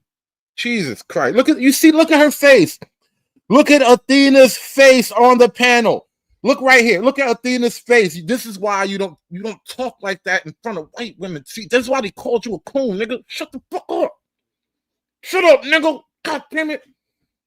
Massa coming. Massa gonna be here any minute. You talking too loud, boy. You talking too loud. Massa gonna be here any minute now. You got to shut up. Talking that crazy talk, boy. Toby be good nigga for Massa. Good nigga. Don't send Toby away. CJ knows, bro. Listen, I've known this for a long time. This is why I keep calling out. You bitches be like, black men got to go against the system. Meanwhile, black women are the system. It's a suicide run, bro. They are lining you niggas up for a suicide run. This is not going to be like Star Wars. You will not destroy the Death Star. That is not how this script was written for you niggas, bro. What the double standards? This is bullshit. Listen to this race Hold on, shit. This is how the monsters are created. Okay. Let them land. No, it's fine. It's fine. We control Adrian. Don't unmute yourself if I mute you. Go ahead, CJ. So yeah, I think they want to get us into a war that we can't win, so they can go and be with the white man. And that's a different topic, but sorry. They want to. The black women want to be in a war against. I'm going to ask them about that later, so they can. Okay. Great. So white guys are not going to take black women, and that's going to be. I'll get into that later, but white guys are the least. Black women are too fat. I mean. No, you didn't. Emotional damage. You want some therapy? Hey, Sid, baby, you got a question, man. What's your question, baby? What's your question, man? Is it a question about losing weight? What's your question? Is it a question about proper dietary habits? What's your question, girl? You want to ask questions? You can ask a question. But Pearl just said the white man can't he ain't gonna have you because you're too fat. Look at the white girl cracking up down here, and she's fat too. Look at this chubby BBW white woman laugh. She is just giggling. She is just giggling. Oh no, this white woman down here is just dying. Lord. Black women want to be in a war against. I'm going to ask them about that later, so they can. Okay. Great. So white guys are not going to take black women, and that's going to be. I'll get into that later, but what? After your war, there'll be no black men. It'll just be you and a bunch of gays. That's what your community will be after this great war that you want us to fight. It'll be a bunch of black women and all the gays who didn't want to get involved. You think the white man's gonna take you after all the black men are gone and we've lost this great war? A lot of people seem to not understand me. Science proves that the black woman is God. We're not just saying that. And the black and Latino woman, they manifested themselves out of dark matter energy. All right. I believe the black woman is God. Black woman, God. I don't believe God, no man. I believe God, a black woman. The black woman is God. But my number one subject matter is the black woman is God. That's first and foremost. Black woman is God. The black woman is still God. You're God, black woman. The black woman is God. She is the creator. She is the sustainer. She is the provider. She is the first teacher of the children. She is everything to the black race. But don't get it wrong. I am still a white man's whore. Hey, we got a lot of people in the building right now. Do me a favor. I need one of you guys to reach out and hit that like button for me, okay? It's over 125 people in here right now. So one of you niggas reach out and hit that like button. And while you're here, do me a favor. Join up to the church, bro. Become a member of the Church of Misogyny. This is what we do here, man. Let the church say amen, y'all. Get it again. Okay, I'm going to say it again. I come in the name of Jesus. Repeat it after me, bitch. I come in the name of Jesus by the power of the Holy Spirit. Give me the money. Give me the money. Oh, well, I was cute. Give me the money. White guys are the least. Black women are too fat. I mean, I'm just being honest. Like, white guys are not going to do that. Maybe for like a one time if nobody knows. But I'm telling you, I used to be big. Like, I was like 40 pounds heavier. And white guys weren't really checking for me like that. And black women were fat, probably at a higher body fat percentage, most of them, than I did. So it's like, Tyranny, do you have a chance to reply? And then I'll get the best of the people that haven't talked, especially Big Rick, right? What did CJ said that was wrong? It's a battle of ideas. 1 second, Tyranny. Remember, this is the battle of ideas. You have uninterrupted time to prove CJ that what he said is wrong. No name calling for now. Later we can do it. Let's prove CJ wrong. Why is he wrong that most black women are attracted to this type of man? Pearl, no, we're not. That's not even what he said. He said they have a propensity, like they're more likely to be. Most probably are. Let's just keep it a buck. Let's just, I mean, when I was in London, every other girl's ex was a rapper that was black or a road. They would call them roadmen. I'm like, what the fuck? Because they'll say it's just an American black woman problem. I'm like, that is not true. I lived in London. It was the same there. Attracted to them. Their men want us. That's why they really hate us. Because they can't. There was not a wait. Tyranny was just on DJ Hamp's panel not even a week ago, swearing up and down to the whole panel that white men are thirsting after black women. Tyranny was up on DJ Hamp's panel. She swore on all of her bundles, right? She put her hand on a stack of bundles and said, I swear on all this weave that the white men love us, bro. Just a couple of days ago, I promise you.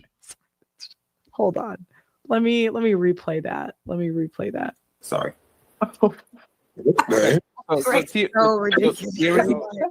Tyranny, do you have a chance to reply? And then I'll get the best of the people that haven't talked, especially Big Rick, right? What did CJ said that was wrong? It's a battle of ideas. 1 second, Tyranny. Remember, this is the battle of ideas. You have uninterrupted time to prove CJ that what he said is wrong. No name calling for now. Later we can do it. Let's prove CJ wrong. Why is he wrong that most black women are attracted to this type of man? Pearl, no, we're not attracted to them. Their men want us. That's why they really hate us. Because they can't. That was not the question. Okay, so our men want black women. I love how this entire show, actually, it's two shows in one. This is like some Inception level hating. But between Fatty's live stream and now Pearl covering Fatty's live stream, it all boils down to this one timeless meme. 500 years from now, when we were all living in Elon Musk colonies on Mars and the moon and whatnot, this meme will be relevant. Somebody will hyper paint this meme on a bathroom wall in a space station orbiting Jupiter. Like in 1,000 years, this meme will still be relevant. This is one of the most timeless memes that ever memed before. I bet you if you were to dig through like the pyramids, if you were to go through like all the ancient Egyptian artifacts and look at all the hieroglyphics, I bet you right now the meme has already been discovered. On a wall, on a tomb in an Egyptian pyramid somewhere, there is a picture carved into the wall exactly like this. This meme is timeless. This meme is immortal. Thoth carved this meme into the emerald tablets 10,000 years ago as the city of Atlantis was falling into the ocean. He said, I need to write down all of the knowledge that mankind needs for the next era. And he carved this meme onto the emerald tablets, bro. This meme is eternal. And look at black women, if you're watching the show, I'm just going to be real honest with you. No other white people are going to tell you this. 54% of black women are obese. That's really bad.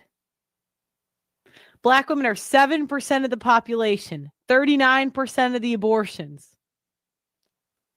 That's pretty bad. When it comes to herpes, about half of black women literally have herpes. And that doesn't include gonorrhea, HIV, like that doesn't include, but I know white guys that think about this stuff. They don't bang black women because they don't want to catch anything. Whoa. We got to stop. We got to stop. We got to stop. Villain mode activated. You're doing too much, Pearl. God damn it. Jesus Christ, Pearl, don't kill him. Pearl, don't kill him.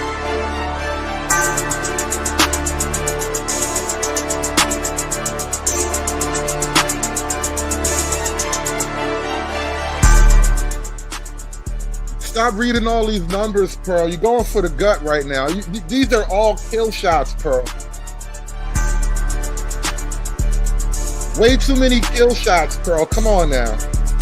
I thought you were being nice, Pearl. That Just Pearly Things era. What happened to Just Pearly Things? Remember when you were all sweet and innocent? I'm just a white woman in London trying to figure the world out. You remember that? Remember all those peaceful, innocent times? Me and my black girlfriend reviewing YouTube content, and we would laugh and laugh and laugh. We would sit up all night drinking bottles of wine, eating homemade jollof. Aunt Jenny would be in the kitchen listening to Afro beats softly on her iPod or whatever.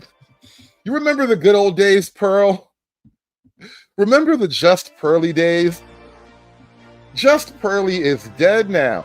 Just Pearly is no more. Just Pearly is no more. Just Pearly Things. She just wanted to be friends. She just wanted to hang out. Black women were cool. Black guys were swaggy. It was all so good. You know, can it be that it was all so good a week ago? No, how did it go? Can it be that it was all so simple then? Can it be that it was all so simple then?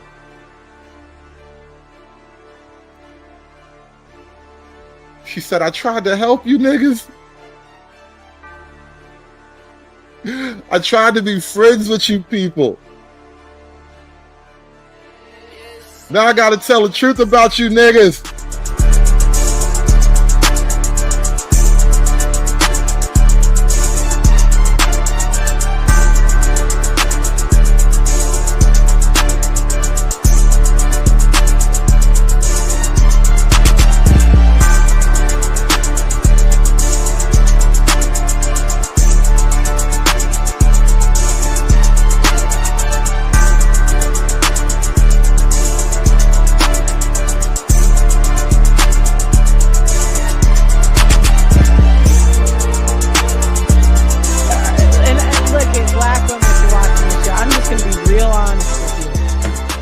white people are going to tell you this. 54% of black women are obese. White people are going to tell you this. No other white people are going to tell you this. No other white people are going to tell you this. 54% of black women are obese. That's really bad. Black women are 7% of the population, 39% of the abortions. That's pretty bad. When it comes to herpes, about half of black women literally have herpes. And that doesn't include gonorrhea, HIV, like that doesn't include, but I know white guys that think about this stuff. They don't bang black women because they don't want to catch anything. Like they might see a black girl that's a baddie, but they don't know. Like obviously if they're banging the criminals aren't responsible people. Like, do you think he's going to wrap it up when he doesn't care about the law? Like, yeah, like I'm just being 75% of black women are baby moms. Now, white women do lose our men to other races. We do. And I could really talk about the fallbacks of white women. I really could. I could go into a lot of detail. But it's not to black. I mean, there's the occasional like Christian black girl that'll swoop in, you know, where she's like the Candace Owens of the world, you know. You see that happen, but that's just not like I'm in the field. Okay. I go out every day. I'm in city. Like I see this stuff. We lose our men.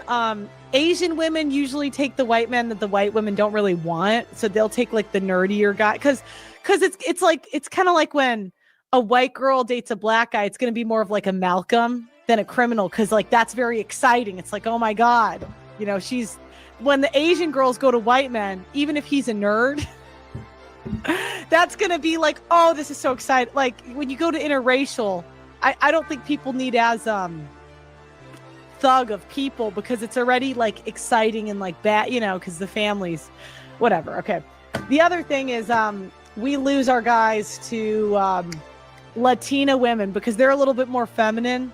Like when I was growing up, I didn't know how to cook and clean. I do now, but when I was a kid, like when I was younger, hell no, because I was playing volleyball for 8 hours a day. Do you know what I mean? Like between like we're out like doing stuff, so we're not really like doing the domestic stuff. So the white women will lose their men to the Latinas, but black women, yeah, Vietnamese girls, yeah. Look, I am not saying we're like, you know, all sunshine and rainbow. I think we're the worst in divorce court. Like black women, they put their aggression up front. They're like, we'll fight you. White women are like, we're really nice, and then in divorce, we're like, you know, it's like that's what we do. Especially the Christian women, obviously, like, because the Christian women that are white, they have to call the men abusive because they can't lose their reputation, right? They're like, oh, I'm a godly woman. They're like, well, then you can't get a divorce. And then they're like, well, he was abusive. And then the white men just eat that up. Black men know that these women are lying about abuse. White men, they haven't really caught up yet. They still believe women. But black men, a lot of times they were beat by their moms or something. So they're like, these niggas is beat by their mamas and they still believe women. These niggas was abused by every adult female in their lives and they can't do nothing but believe women now. You don't even know how dark it is, Pearl. You don't even know how bad it is over here. You don't want to get down here, Pearl. They all float down here, Pearl. They all float down here. You don't know how awful it is. I don't just believe these women. But white men, their wives were like at work and like, you know, the kids are in daycare, so they don't even really know their wives that well. So anyways, I'm gonna keep going. There was another question. There was another question. No, Tyranny, you have to be one sec. I talk again. Tyranny, one sec. One second, Tyranny. Half of black women have herpes. Like, one second. And this is what set them off. Now, the reason I said that is because she said that, and this is maybe I misunderstood it, but she said that black women are taking the white men, and I'm like, that's just not true. And it's because of the stats. It's because hold on. Hey, DJ, kill him, Mike. Kill the music. Hold on. Stop the show. Stop. Wait a minute. King Koba. There is a gentleman, I'm assuming it's a gentleman, named King Koba in the chat. And he would like us to know that Black power does not start with Black women. It starts with Black men. Stop putting Black women on a pedestal. Now, Koba, can I call you Koba? Because you ain't my king. This is y'all king. He's not my king. Koba, I do not make the rules. If I did make the rules, you'd still be unhappy for totally different reasons, though. But I don't make the rules. I just read to you from the rule book as the rules are. And this is what the rules say, Koba. Because there are a lot of people in this country who do not like Black women. But Black women are the base of the Democratic Party. But Black power starts with Black women. It just does. We are absolutely winning right now. Absolutely. We have done more than change the conversation. We changed the balance of power in the federal government.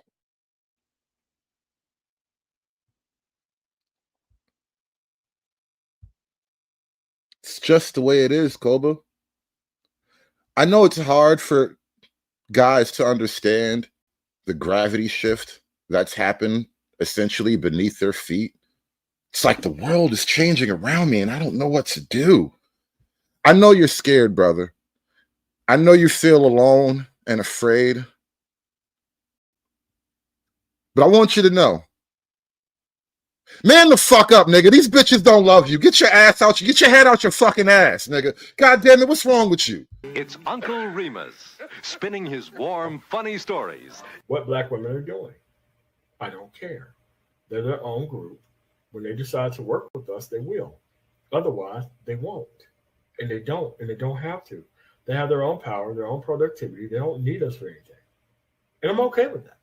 The key to happiness is to eliminate all Black women from your life. I mean, look at me. No Black women in my life. Look how happy I am. I'm happy as a nigga with a new gun. Now, Ruckus, that is preposterous. The high abortion rate, even bigger the obesity. I think men, if a girl's hot enough, they'll risk herpes, but they're not gonna do a fat chick. They are not gonna do a fat chick.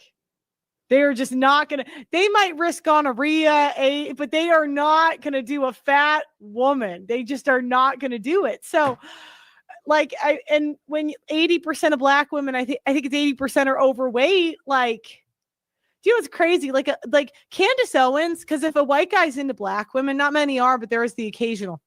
All she did was have like no tattoos, no incurable STDs, I think, and not be fat.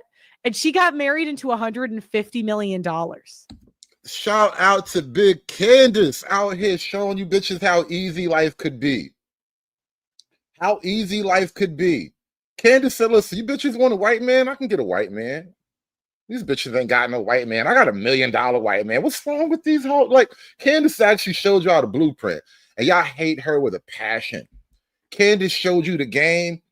And she never did one divester video. She never dropped a single I hate you niggas diss record. She didn't do none of that. She just found a millionaire white boy, made him sandwiches and spit out some boys. I think she had sons, right? I don't know. But I know she had some babies. She makes sandwiches, she has babies, and she notices things, right? She showed y'all the blueprint. All you got to do is make sandwiches, have babies, and get on the internet and notice things. And you can just have an easy life. But y'all hate Candace, so I don't know why. Like, do you guys know Black women have such an opportunity with, like, there aren't many white men that are into that before the ones that are, it's kind of like, and the Black men have understood this. They're like, I can get these blonde snow bunnies if I'm just good at football. I'm going to go be really good at football. Let me go to that white, like that college campus, but Black women, like, if they want the white guys, they got to start, losing the weight, but they're not going that way. I know Candace Owens in that degree, she was smart. Because there is going to be a small percentage. Most people prefer their own race, but there is going to be a percentage that like do want to do interracial. Black women be looking at white guys like doing this meme right here. This could be us. You could be pushing this BBW up a mountain, Keith. Come on, Henry. Come on, Ty. Don't you want to push your BBW up a mountain every morning? Come on, Chad. Don't you want to push your BBW up a mountain every morning? And you got to market yourself to them.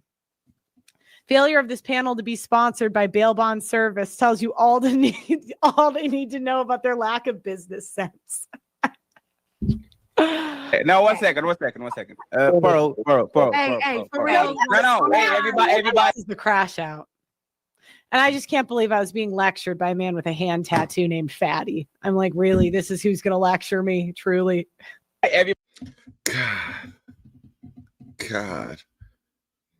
What was Homelander's girlfriend on The Boys? What was her name?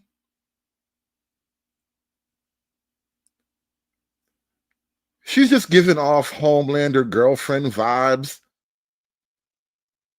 Because there's just an air of like racialness and elitism. Stormfront. Yeah, she's giving Stormfront right now. There's just a weird combination of racial superiority and social elitism. Just like, ew. She just looked at Fatty and was like, ew, really? Like, really? Ew. Now, one second. Pearl. Hey, for real. No, hey, everybody. This is the crash out. And I just can't believe I was being lectured by a man with a hand tattoo named Fatty. I'm like, really? This is who's going to lecture me? Truly. Hey, everybody. One second. Now, because she's here. Now, 1 second. Stop talking. Pearl, let me ask you something, Pearl. Are you trying to get the reaction of us?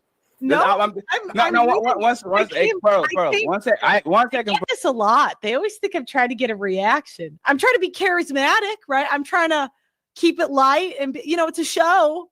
But in all honesty, I was told the topic was black fatigue. That was why I came on. Ilka, why would you tell me that was the topic if I can't even bring up black stats? Like, Pearl, I'm asking you a serious question, right? Because we had you on the panel once, and Andrew Wilson was with us, right?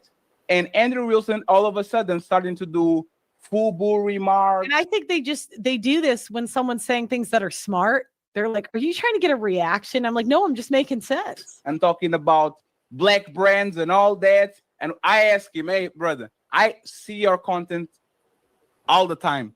You usually don't talk like this.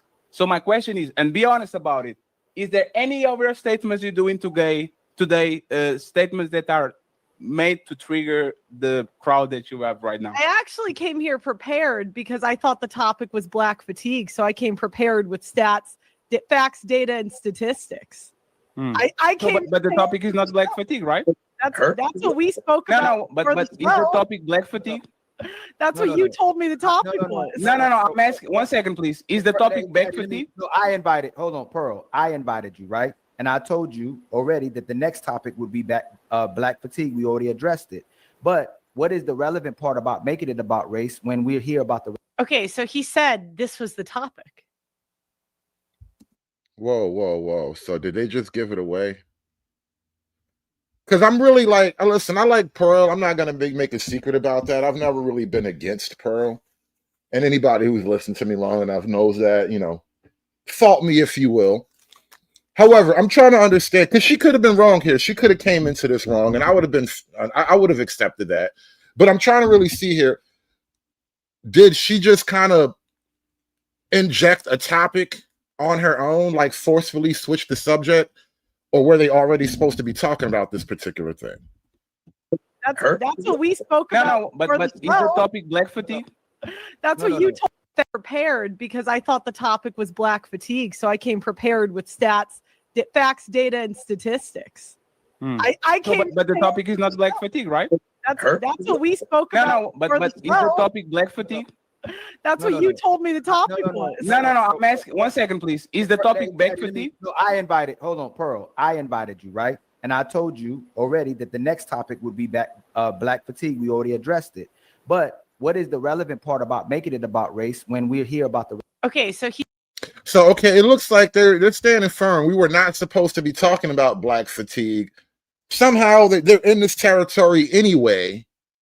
I didn't even know that she kind of dragged it down that way anyway. Because remember, we played the whole part with Jazz. You didn't necessarily have to take offense, but she did. And then it went where it went. So, all right, we're here now. he said this was the topic. And now he's saying, why would you bring that up? I'm like, is this a woman I'm talking to? Relationships. Why go straight? That's twice. No, I think they're both been clear. Fatty and Ilkan, they've been clear. Like we were going to talk about this on another topic, and so now, I mean, maybe they're feeling a little bit sandbagged right now. That's going to trigger people. And now if they start saying stuff about white people, now we're going to have a race war. We want to have the conversation. As a traditional married woman, I can tell you Pearl is not the girl she pretends to be. Oh, I'm not traditional. Neither are you, Sam. That's the thing. What I don't do is pretend to be something I'm not. You can't be traditional in this society. But were you a virgin on your wedding day? And then they'll gaslight. And intentional about the relationships, but it is turning into race conversation instead of a relationship conversation. That's all we're addressing. We want to have the conversation, but it's becoming a race conversation. It's interesting. We will have the race conversation, the black conversation. Hold on real quick, Big Rick. We want to have the black and white conversation, but when it's almost like it's said to instigate or stir something up, it seems like it's becoming racial. You're saying something. And again, this all started because I'm really trying to explain it. And then the first thing that she said that kicked it off was, girls like bad boys. And then the black girl took offense, and there it is. Which is honestly, this is definitely what tracks. And this is why that one guy, I forget his name, the dark-skinned guy on the panel, he was saying how what black women want, CJ, what CJ said is what black women want is to kick off a race war so that all the black men get X'd out of the way, and then they'll just have a direct shot at white men. And so the whole thing, it did kind of follow the pattern that he actually described right now. She made it racial by saying, well, black women are taking your men. And I'm like, no, you guys have herpes. We don't. I'm trying to, what I thought was that we were adults here and we could talk about facts, data, and statistics without getting upset. Maybe we're not. I don't know. No. If I did, it's not that, right? For example, you don't off the cuff, just because the girls are getting upset. No, that's not the case, right? For example, we were having to if one of them remind you, the girl on the left literally called CJ a coon. I don't even like saying that word. She called him that.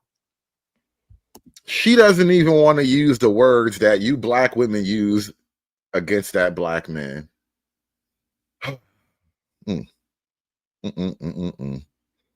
I mentioned facts, data, and statistics, and they crash out. Like conversation about criminals, and you say black woman after herpes. Like it's a very that's true. She said that she actually brought it up first, and you guys are talking to me. She brought it up first. No, Pearl, you brought up the fact that black women like criminals, and then when she said, what if she said that white women like men who smell like dogs? Then it becomes racial. I don't mind. That's okay. I don't get offended. One side's getting offended. And that's what happens. That's how black people get power. Is they get offended. White people don't. That's how black people get powers. No, she said that's how black people get power. You niggas level up on racism charges. You niggas not gonna level up to me though. You can't level up on me, nigga.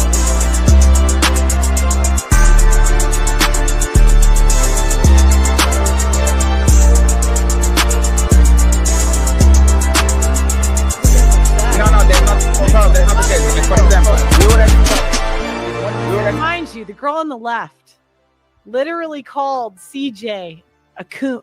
I don't even like saying that word. She called him that. I mentioned facts, data, and statistics, and they crash out. Like conversation about criminals, and you say black woman after herpes. Like it's a very That's true. Because she said that she actually brought it up first, and you guys are talking to me. She brought it up first. No, and she Pearl, said, you brought up the fact that black women like criminals, and then when she said, That's what if true. she said that white women like men who smell like dogs, then it becomes racial. I don't mind. That's okay. I don't get offended. One side's getting offended. Okay, as long as, and that's what happens. That's how black people get power. Is they get offended. White people don't. And then we always have to concede. And I'm just to the point. If you get offended, it's just not my problem. It's not. But look, just know that if that happens, then it becomes a racial conversation. And shout out to the chat. Let me read some of these super chats real quick, man. Appreciate you guys coming through. Hit that like button, man. Thanks for supporting the show. Cafe S Bueno with the $2. Pearl unloading clips right now. Pearl been moonwalking on niggas tonight. We're really black women, no lie. The black men are trying to like run referee. The black men are trying to like make sure none of the black women get offended. We don't want to ever admit, we don't want the black women to be mad at us. And so the black men are trying to keep the women from being mad at us. We don't want to have to do that whole thing. Remember a couple years ago when all the guys from the Peace Network, they all had to go prostrate themselves in front of that one YouTuber. What was her name? Yanni or something like that? I don't even know the girl name. Who cares? But like, I just remember there was a time in black YouTube where a bunch of black men from the Peace Network, they all went to a black female YouTuber's channel and they all bent the knee and swore fealty and apologized for their past transgressions. And these niggas are trying to avoid that right now. They're doing their best to avoid that right now. Shout out to St. Nick's with the 5-ball. And why these statistics? Because Keisha consistently F's criminals. That's why. You can call me a Wayne child all day long. I don't give a damn. You know how many Wayne children you got in your life? All of us. Because that's what's going on. And nobody wants to talk about it. Nobody likes to look at it. Just blame the niggas. Blame black men. Cafe S Bueno with the $2. Pearls clutched. Listen, man, it's only gonna get worse, bro. I took a brief glance at the stream and I just knew. Pearl done started some shit. It's only a matter of time before everybody else starts to look at this, because you know how niggas hate Pearl. SKC with the $2, man.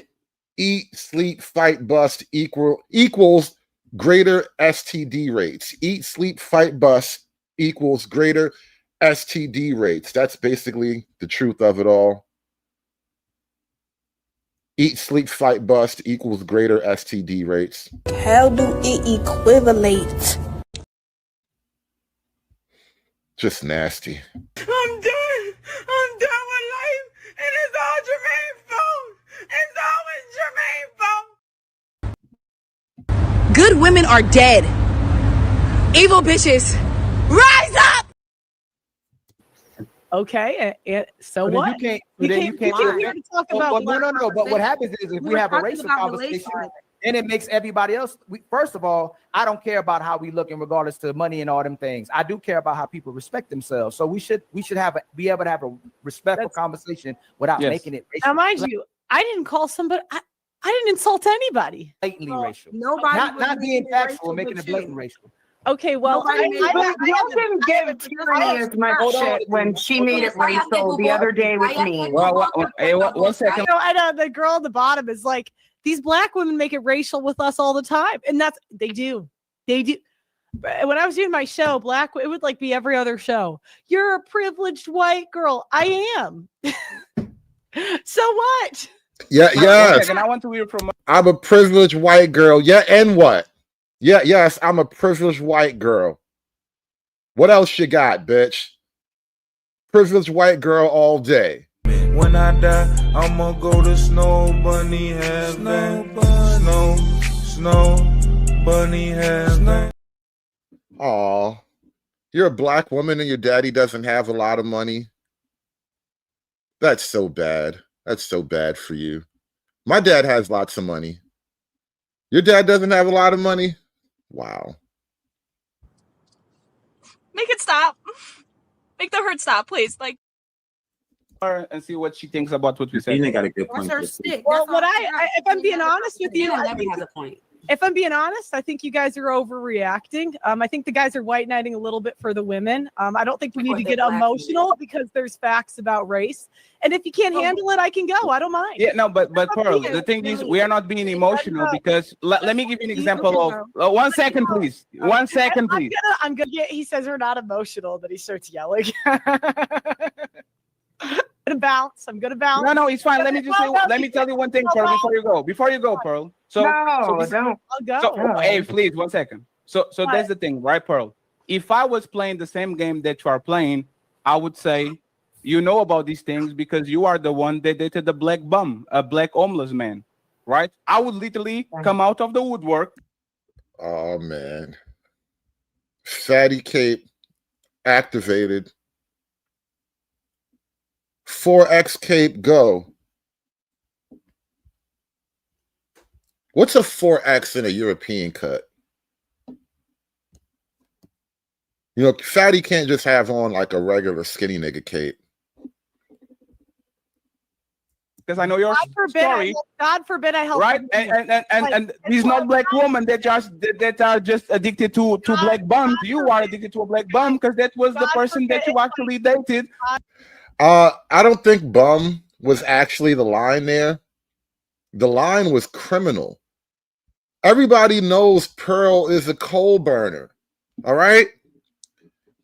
Everybody knows Pearl. Pearl has probably paid the biggest tax anyway. Pearl has probably paid the biggest black tax out of just about any white woman on TV, on YouTube. So if Pearl wants to fuck a black guy, she's earned it. All the hell niggas have put her through. If she wants to fuck a black guy, that's on her. But the line was criminal, not black guy. The line was actually criminal. For a bunch of years, right? God so forbid I help the homeless. God no, no, it was not homeless. No, was not homeless? he actually wasn't, but that's what everyone says. He was sleeping on your house. Wait, I said it wrong. It's a toll, not a tax. My bad. It's a toll. Burn the coal, pay the toll, right? She's paid a high toll. It's like she's just been driving up and down 95 all day. She's paid the toll. No, it's not the full. I mean, it doesn't matter, but yes, but my point is this, Pearl. We are treating you with respect. You can definitely touch on race. We can literally do shows about race. Put and then he crashes out the table to you, and you can do whatever you want. But if we are going to try to either get a clip of poor X, he was a nice guy too. He was a nice guy. He was not actually poor guy. He just gets dragged in. Maybe herpes is caused by hair dyes and straighteners. Moments or something like that. We know more about you than you know about us. So if you want to go there, we can go there. I take my gloves off and we can do whatever we want. And if nobody can be offended because of black this and black that, you are going to talk about the time where you were fucking a black homeless man, a fat motherfucker that you were having in your house, right? So he was fat, he was homeless, he probably wasn't even all that cute, but he didn't have a criminal record. All right? He was an honest, hardworking, fat, homeless nigga. Fatty, you're fat too. It's like oh my God. Absolutely. You have no titties and no ass. You are mad at me because I'd say that's true. I'm just flat as a board. As white women are. It just is what it is, you know. And see, this is the thing too. You gotta understand, man. When you don't take yourself as serious as other people take you, all of their little jabs and insults, they just don't hit as hard as people would like them to. It's just like, yeah, I know. Like, I'm not mad at being what I am, but you being what you are makes you cry when I point it out.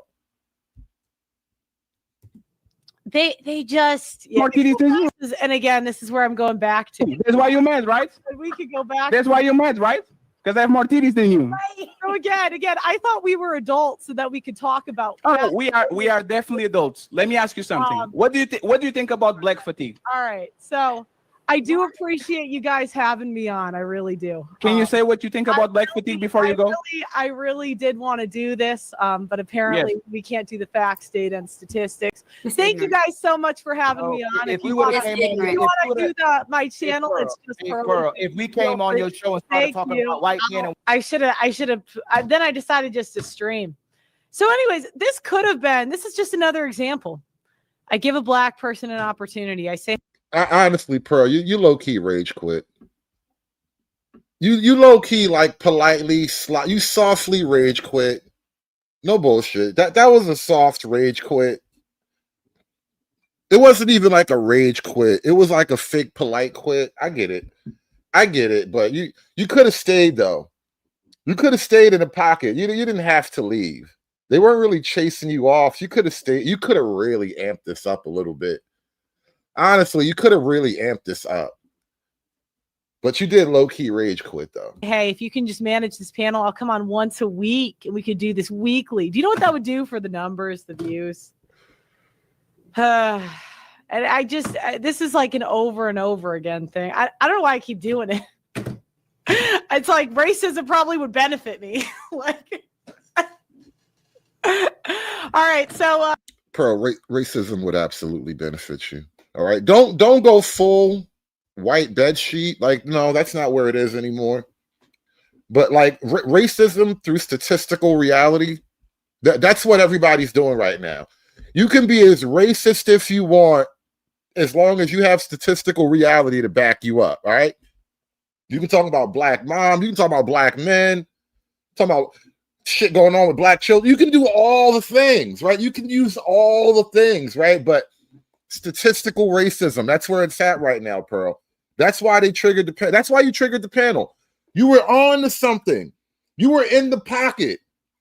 You were just knocking down targets left and right. Just plink, plink, plink, plink, just hitting targets left and right. You got to stand in the pocket and fire off statistics with no feeling, with no fact. You got to be bold with numbers, okay? Because you know why? And this is another thing I've learned in my time doing YouTube on the chitlin circuit, bro. Niggas have a real weird, nearly pathological aversion to numbers, bro. So my question to you is this: when we talking in actual families, real people, why are we talking in percentages instead of real numbers when we're dealing with real people? Okay, because percentages are real numbers. No, percentages, dude, that don't even make sense. Yes, it does. Percentages are not real numbers. Yes, they are. No, they are not. The main majority of race in this country. Yes, they are. White percentages are not real numbers. Real numbers would be percentages 0 through 9. Those are real numbers. I understand that this may be. I understand that this may be difficult, but percentages are real numbers. I'm gonna have to tell you that if you have to take a percentage of a number, then you're not talking about raw data. You're not talking about do our percentages numbers, and we're not. Do our percentage. We use percentage to pay our taxes. They are real numbers. Oh my motherfucking God. Hey, Freeman's Journal. I got about an hour and a half left to run this show, and then I'm going to work tonight. I'm pretty much going to be working a lot for the next 72 hours, so I can't really make a hard committal to anything. But I will drop the link in another maybe 10 or 15 minutes. So if you want to take the link in a few more minutes, please feel free. Ladies and gentlemen in the audience, please support the channel, support the panel. I will drop the link in a minute. Please, somebody drop $1 in the chat for the pen tax, man. We got to open up the panel. I know people have thoughts about Pearl, Black Pearl, and her villain arc. I like the new Pearl. I like what she's done so far. I did invite a few of the panelists that didn't crash out to speak their piece. So I'm going to bring up Doug MPA and CJ. Doug MPA is our moderator, and he co-hosts at times. And we're going to bring them both up to, we'll start our own panel here. Oh, my goodness. Hey, CJ, how's it going? Oh, wait. Did Pearl just wrangle a nigga live off of another man's panel? Hold up now.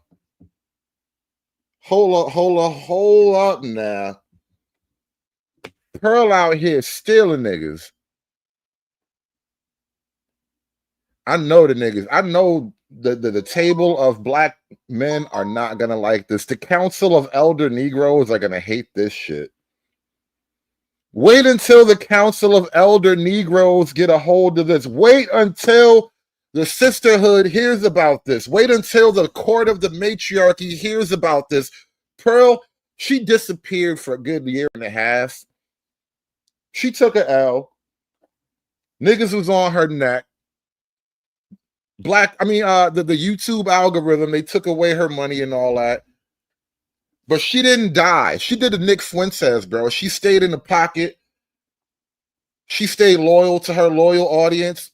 And she lived off of her audience for a minute. She took that, went back to her rich daddy, and said, help me, I need to rebuild. And now she's back with a vengeance, goddammit.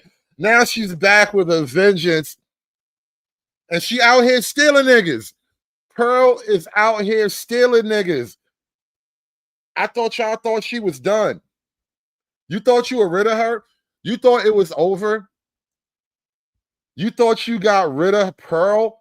Nope. Not only is she back, but she out here stealing niggas. Live off a black panel. I will steal a nigga right off a nigga panel. That's how gangster I am. How gangster are you niggas? All right, she just showed her gangster. Not only did she pull her dick out and drop her subscriber count, her online audience, then she stole a nigga. She stole a whole nigga. Unbelievable. This is a powerful white woman. When I die, I'ma go to Snow Bunny Heaven. Snow Bunny Heaven. This is a powerful, powerful white woman. She's like a white woman from an 80s action movie. It's like Red Sonja or some shit. What's going on? Hey, what's going on, y'all? How's it go? How's it going, Doug MPA? Man, you know how it is on these streets. Let me tell you guys, like, here's the thing. I hate the fact that Ilkan Ali works with Fatty. Fatty's he's in Portugal. What the hell does he have to say about Black America, period? Like, how did he get here? How? Who let him in? I don't get it. Who let the dogs out? Woof, woof, woof, woof, woof. I wonder the same thing myself sometimes, but, you know, the internet is a big-ass small place, bro. It's like a really big, small world, man. You never know who you bump into the next day on the internet, man. Like, Fatty is this isn't Pearl's opinion. This isn't CJ's. This is mine. Fatty can't speak on Black America at all. Pearl has more of an ability to speak on Black America than Fatty because she's American. Who goes on his panels? Why? And then Pearl has 2 million subs. She's the biggest person on there. They're interrupting her, not letting her speak. And then Jazz is an absolute demon. She's a demon. She's what's wrong with Black America. I've dealt with women like Jazz my entire life. Jazz is a penultimate example of what's wrong with American Black women. I say it on my channel. I'll say it here. This is not Pearl's views. American Black women are the scum of the earth. No men have worse women to pick from than American Black women, than American Black men. 80% of Black women, maybe 20% are decent, but 80% of Black women, you could Thanos snap them out of here, like the freaking Infinity War, and no one. I mean, Michael, you got to be honest with yourself. What is a Black foreigner in a foreign country? It's not even like he's here breathing our air, drinking our water. Where does a Black foreigner really fit in the conversation about Black American men and women? Like, I really don't even like to listen to like Black British people complain about like their Black problems. Not that they're not real, but like, nigga, your Black problem ain't my Black problem. Like, your Blackness is not my Blackness. Like, you're a Nigerian, you're a children of Nigerians living in London. I'm a fucking nigga, right? This is a whole other level for me. We don't even have the same type of issues. So like I don't feel the kinship that you're supposed to feel because they're black. Like, no. They're foreigners. You know, he's a Portuguese. Would notice, and the ones who did notice wouldn't care. Now you may be saying, "Oh, Doug MPA." He's going off. He's going on his rant.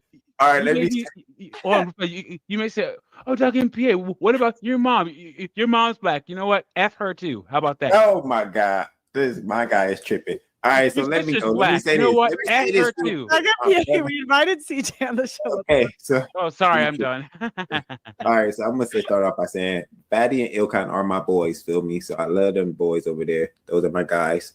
And I don't know who the fuck the misfits are, so don't even act like I do not. But okay, so I agree with most of what you were saying, Pearly. I think that women are convincing us what to be offended by. So I have a new little premise that we are around each other so much. I think we are becoming more like them, and they might be becoming more like us. You know, so they're teaching us what to be, who to be. They're getting us to bow down to them like we're the women in these relationships. And there you go. As the men become more like women and the women become more like men, the women will naturally assume a more authoritative, domineering position. And neither party will see anything wrong with that. Except for me, because I can't stand how you bitches be, and I hate the way you niggas just be bending over for these chicks, bro. The way you niggas bend over and just let women just do whatever, bro. I can't stand you bend over flexible niggas, man. Want to be masculine showing, but bend over bandits.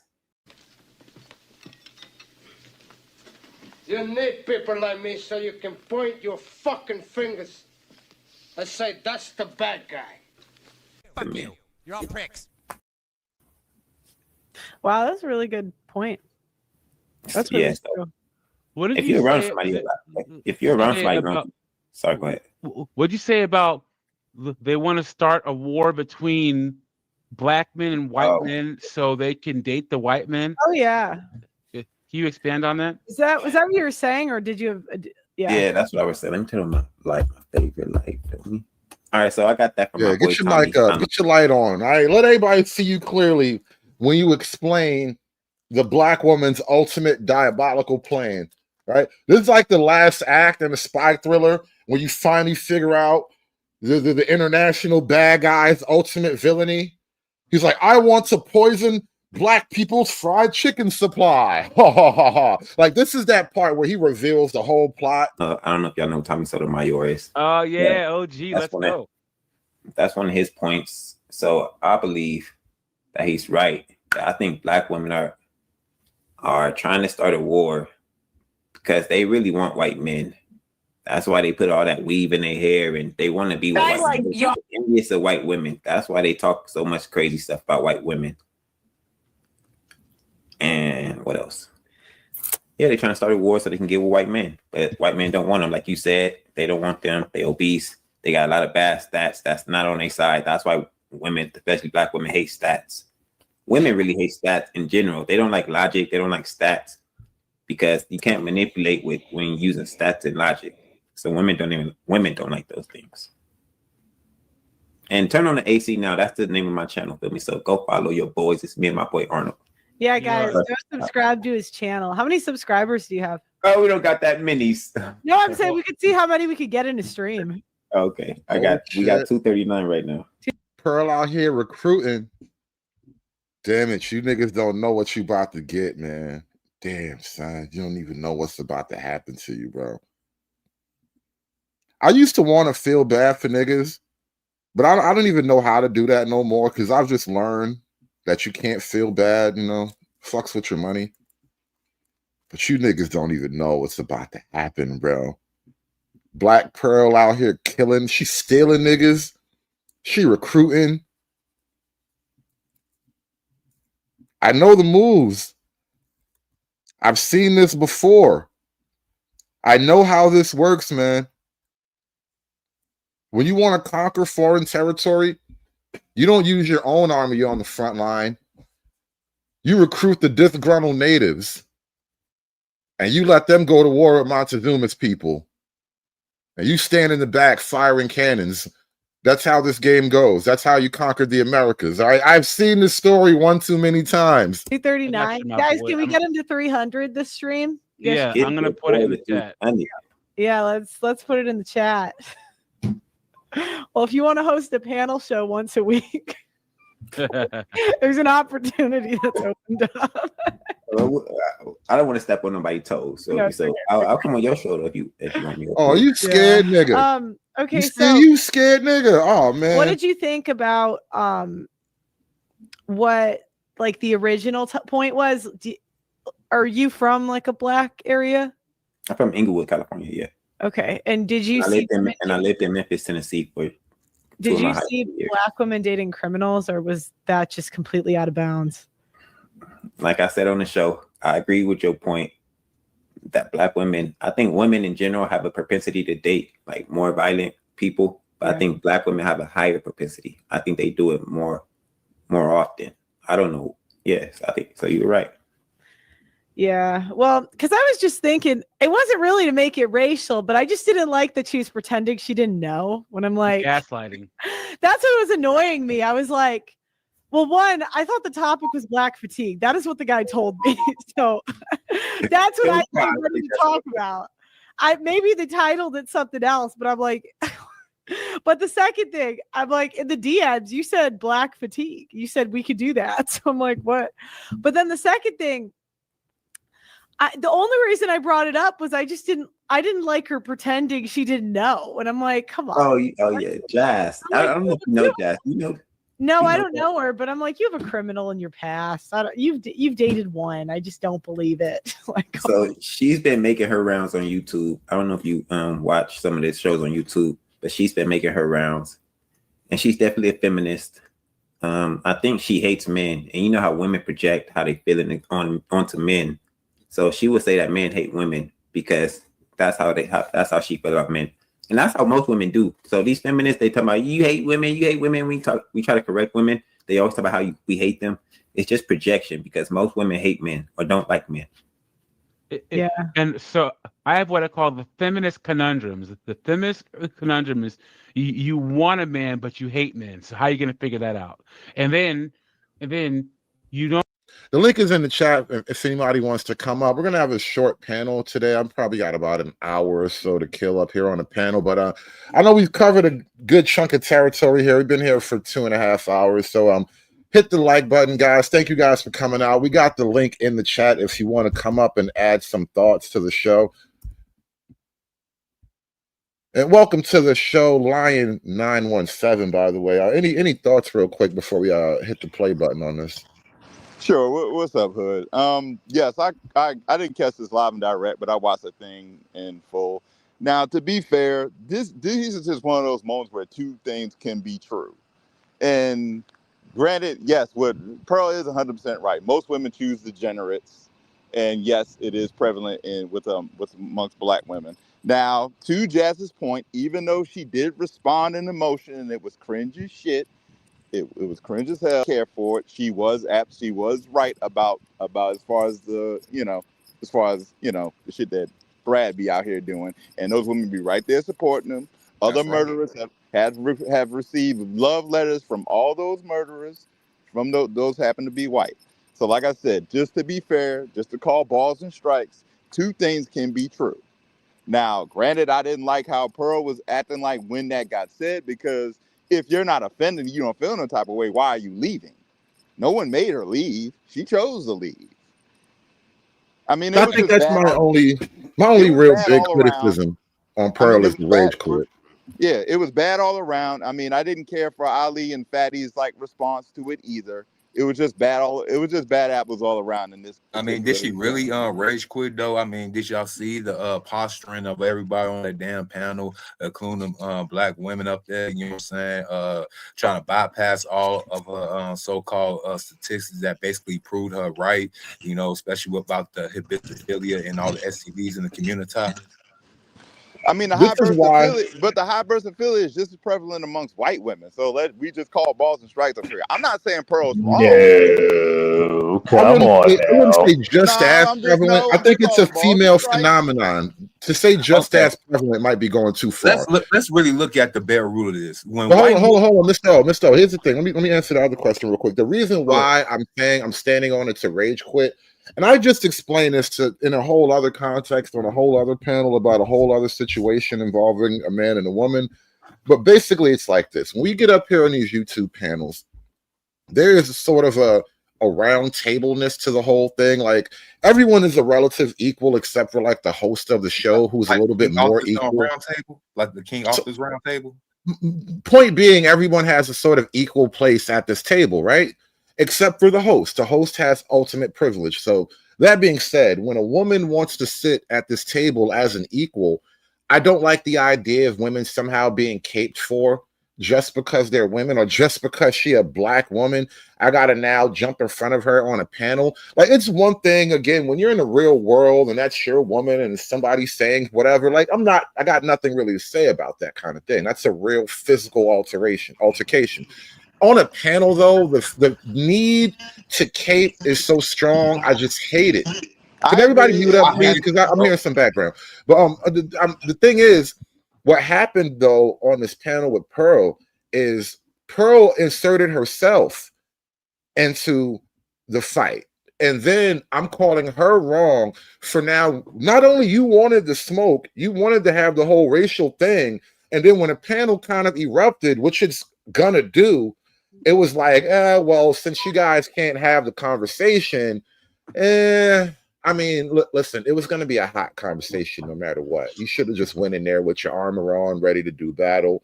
And this is why I'm calling it a rage quit. This is why I say I don't really have much huge criticism for her on outside of that, but you did rage quit. You can't like stir up the hornet's nest and then complain about the hornets. Like, no, now you got to sit in there and act like things will hurt you. And that's exactly what I'm saying, Hood. That's what you just said. I agree 100% because that is what happened.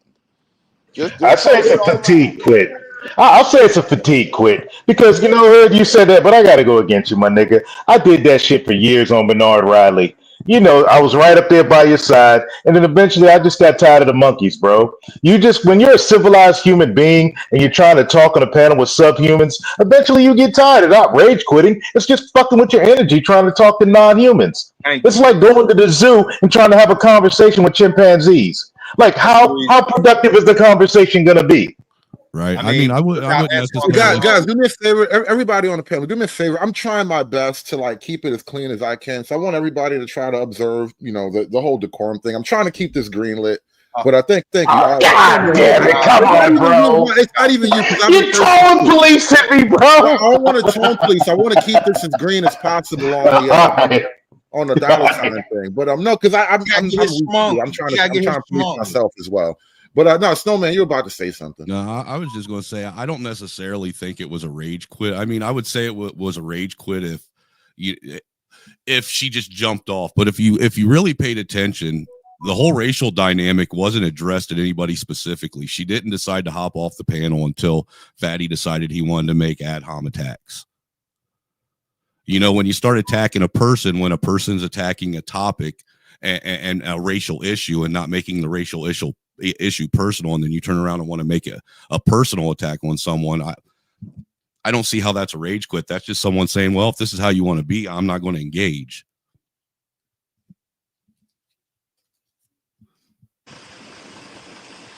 Okay. I mean, we can have a difference of opinion, but I'm just saying this is bad. This was just bad all around. Not saying just because Pearl said something just because Pearl so happened to say something was true doesn't mean the response was, even though it was rooted in emotion, it was rooted in emotion with Jazz, and Jazz did not help that shit. And their response, as far as quote unquote like backing her up, yes, that was cringe too. So I think all around this was just like, yeah. But you say all around. You say all around, bro, because you just can't say that the Strags were incorrect. The black people were wrong. It was only the Strags and the European fat nigga were incorrect. Like no, Pearl, all around, as in Pearl too. No, Pearl. Okay, now break down how Pearl was wrong, complained to the European fat nigga and the panel. When you get brought into a conversation that's disingenuous from jump, how productive can it be? This is all true, which is why I'm saying bad all around. I mean, Well, they were let me add a little disingenuous from the nuance to damn. this. They were disingenuous from the damn Trump, and their response was disingenuous as fuck too. Well, and look, Hold on, Stormy, hold on. Let me add a little nuance to this here because I'm kind of leaning towards Lion's point here. I don't think Pearl made it racial. I don't think Pearl came into the conversation being like just straight up racial. When she brought up the whole bad boy thing, that was just a straight up female observational reality about women and bad boys. Jazz dragged it into a black woman thing, and then once she did that, Pearl kind of starts dropping stats. Like, don't start acting like you don't know. Like, that's when Pearl got fly with it. Like, I know this black woman not gonna deny the whole criminality. Like, not a black woman. Like, Pearl kind of took it that way, and the energy kind of spiked from there. No, but what Pearl said, even though I'm laughing because it was true about when she did say about women loving bad boys, and then she specifically spotted out especially black women. She said Okay, that. is that how it went down? Now, was she wrong? No. Okay, all right. To be 100% about that, was she wrong? No. That's what got Jazz animated. Now, to be fair, Jazz All right, everybody's was saying I'm animated. wrong on that. I got to eat that. Yeah. But she did. Pearl did say that. But to be fair, was she wrong? No. Jazz's response wasn't wrong. What Jazz said was wrong, but the way she went about it was wrong, which made it cringe. Jazz is just being like hysterical and crashing out didn't help either. Well, let's keep it a buck. I mean, we've all watched these same kind of conversations hundreds of thousands of times on YouTube, specifically on black panels. Whether there's a white person on there or not, it could be all black people. Whether Pearl would have been on there or not, tell me I'm lying when I say that conversation would have automatically devolved into it's white people's fault. We act the way we act anyway. Yeah, this is why I kind of feel like I understand what Pearl is up against on the so-called chitlin circuit, because like this is typically what I do all the time when I get on there. It's like, hey, I'm going to bring up something eventually that make niggas mad, and they're going to go fly off the handle and make it a weird thing. But Pablo Fresco, I keep seeing you trying to jump in here, Pablo. What's going on, bro? Man? Can you hear me? Yeah, you're great, bro.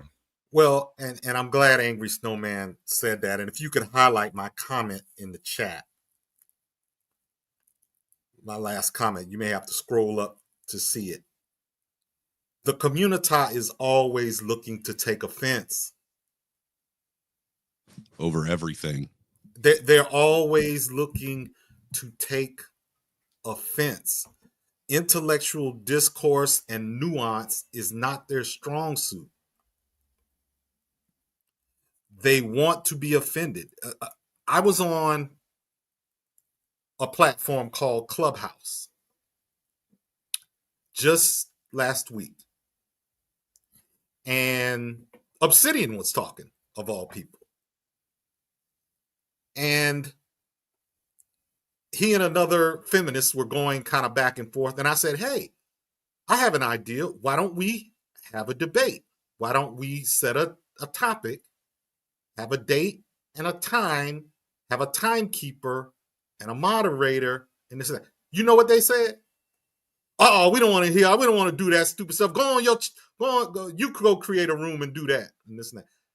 I said, well, if you want to actually have an intellectual discussion where each other's ideas get heard, that is the proper form and the way to do that. You know what they said? They said, no, we'd rather have them call each other names and go back and forth for entertainment. That is the nigga panel. Let me throw a little bit of nuance into this, Pablo, and let me get your response to something here. Ms. Carmen in the chat, Ms. Cantrell in the chat, she says, Pearl is on trial right now, fellas. Everyone concedes the other bitch was mad and dramatic, LOL. That being stated, let me throw this at you, Pablo. I think in terms of Pearl being on trial, as she's saying, I think I would have to concede that Pearl kind of snuck in a little racial jab, which was like the initial shot across the bow. and then it kind of like devolves from there. What do you stand on this type of thing, Pablo? Is it a jab if it's true? It can be Yes. a jab, but it can be. It's called a jab for a reason. If a jab connects, it connects. It's Then called a that jab would for a speak reason. to the insecurity of the listener. True. Agreed. Both things are true. Both things I think are true. This whole exchange that went down is the very definition of two things can be true. And if the listener cannot handle, when you create a title that says Black fatigue, get ready for some negative things to be said about the Black Was that community. the official title though? Because that I was didn't not find that was it. not the title of the show. That's what I'm thinking. The topic of that show that went down was not about Black fatigue. It was not about that. They said Nor did I get that. Nor did I get question. that. Question though. Pearl doesn't normally BS, y'all. Like Pearl, it doesn't act like a strag. My question is this: why would she come in there ready to debate Black fatigue and ask the host, dude, the Chi Ali looking dude, hey, I thought this was why'd you tell me it was about Black fatigue? That's what I came to debate. Both Sadie and Ali both said adamantly that we talked that in the back chat and we agreed to set Black fatigue up for another show. And well, so, then why did he try to continue having her on by changing the topic to Black fatigue all of a sudden? I don't know if they were trying to change it to Black fatigue, but we're gonna let Ali. No, if you pay attention, Hood, where you cut it off when she jumped off, he said, "Well, okay, let's talk about Black fatigue. What's your thoughts on Black fatigue before you leave?" They said and this no, is why we're gonna let it play it a little bit so we can see if we can get to the bottom of this in a little bit of time we got. But quick thoughts before you move on. You're gonna hear them say no. That's a topic for another show. We're not talking about Black fatigue, and that was never the title of the show. That's what you're gonna hear because I heard that too. I was listening. They said, no, we're not talking about Black fatigue. That is a different show. They said next week or something like that. And that's what you're going to hear. All right, let's let this play a little bit. Let's see what we get. Because Ilkan just joined Pearl's panel where she's basically poaching niggas right now. It's hilarious. Hello. How you doing, Pearly? I'm good. How's it going? I'm trying to stay black and die. so let me make a proper introduction. Is he black? Of just the timelines of things that's happened before. I'm not going there. I don't know. Panel. You were probably one of the most supported people by the Black men. I won't say Black women. I know Black women try to tear you apart. I cannot deny that at all because of information you do share. But white women try to tear you apart. Women in general try to tear you apart. You've been somebody a lot of people have been supported before you even came on a panel. When you came on Anton Daniels' panel maybe 2-3 years ago, black women would say, oh, Pearly racist. Men came out to your defense big time. I'm one of the men that came out to your defense. I say, hey, Pearly is not racist. I don't support that. Y'all are mad because she's saying factual information. The problem is, and I was stand corrected as well too. I told you we do the Black fatigue show, but on the next one, because that was already done. But I probably didn't tell you beforehand. I apologize for that. But one thing. Pause right there. Pause right there. Hold on. Wait. No, nobody jump in there. I want to run that back 20 seconds. Okay. I say, hey, Pearly is not racist. I don't support that. Y'all are mad because she's saying factual information. The problem is, and I was stand corrected as well too. I told you we do the Black fatigue show, but on the next one, because that was already done. But I probably didn't tell you beforehand. A little bit of vindication there. Not gonna lie.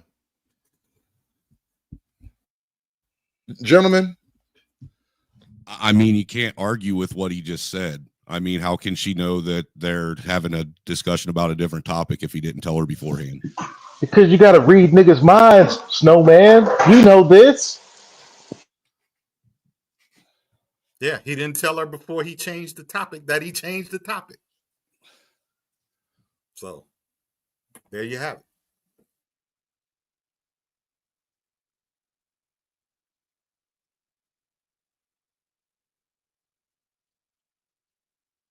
I apologize for that.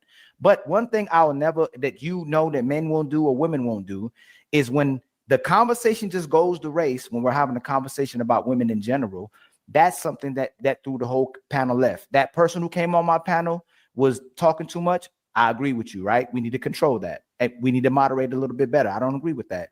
But if I said on a Muslim Muslim man and woman's table, Jewish man and woman's table, Asian man and woman's table, they're not going to let no other race of man or woman come on that table and just blatantly go there disrespectfully.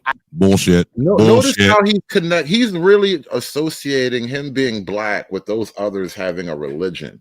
And so if black is a religion, who would be the deity here? You see what I mean? You see how weird this whole mindset ultimately is? How many times have you how many times have you ever heard me say shit about anybody saying anything about white women? Never. Never once. Well, it's don't give one single fuck. Hey, y'all remember how hard I went for Kamala when y'all went after Jamaican women, right? Y'all remember how hard I went for Kamala. Kamala 2028, by the way. And this is what I mean by insecurity. When you have these built-in insecurities, you feel you have to defend every bliggity blackety thing ever said. And it's just like, no, if it doesn't apply to you and what you got going on, or even if it's just a general conversation about numbers as a statistical data that refers to a large group of people that's not personal, why would you take it personal? If you don't have a built-in insecurity and issues that you need to work out. And I land. And I did want to comment to Carmen's comment. She said, I've heard Snowman saying them bitches bogus and evil. I didn't say that I didn't say anything about them. I said I don't say anything about people of other races saying shit about white bitches. I don't care. I'm not going to sit up here and white knight for somebody that I don't fucking know. Period. This shit with dudes getting on panels and white knighting for bitches that they only know on a panel is fucking absolutely absurd and beyond insane, in my opinion. They're acting like these are their personal sisters, their personal mothers, their personal wives, and they ain't getting shit from none of these bitches. Snowman, this is what happens when you grow up not knowing your daddy last name. When you know your family is race. Your family isn't your great grandfather, your grandfather. All your mama taught you was race. That's it.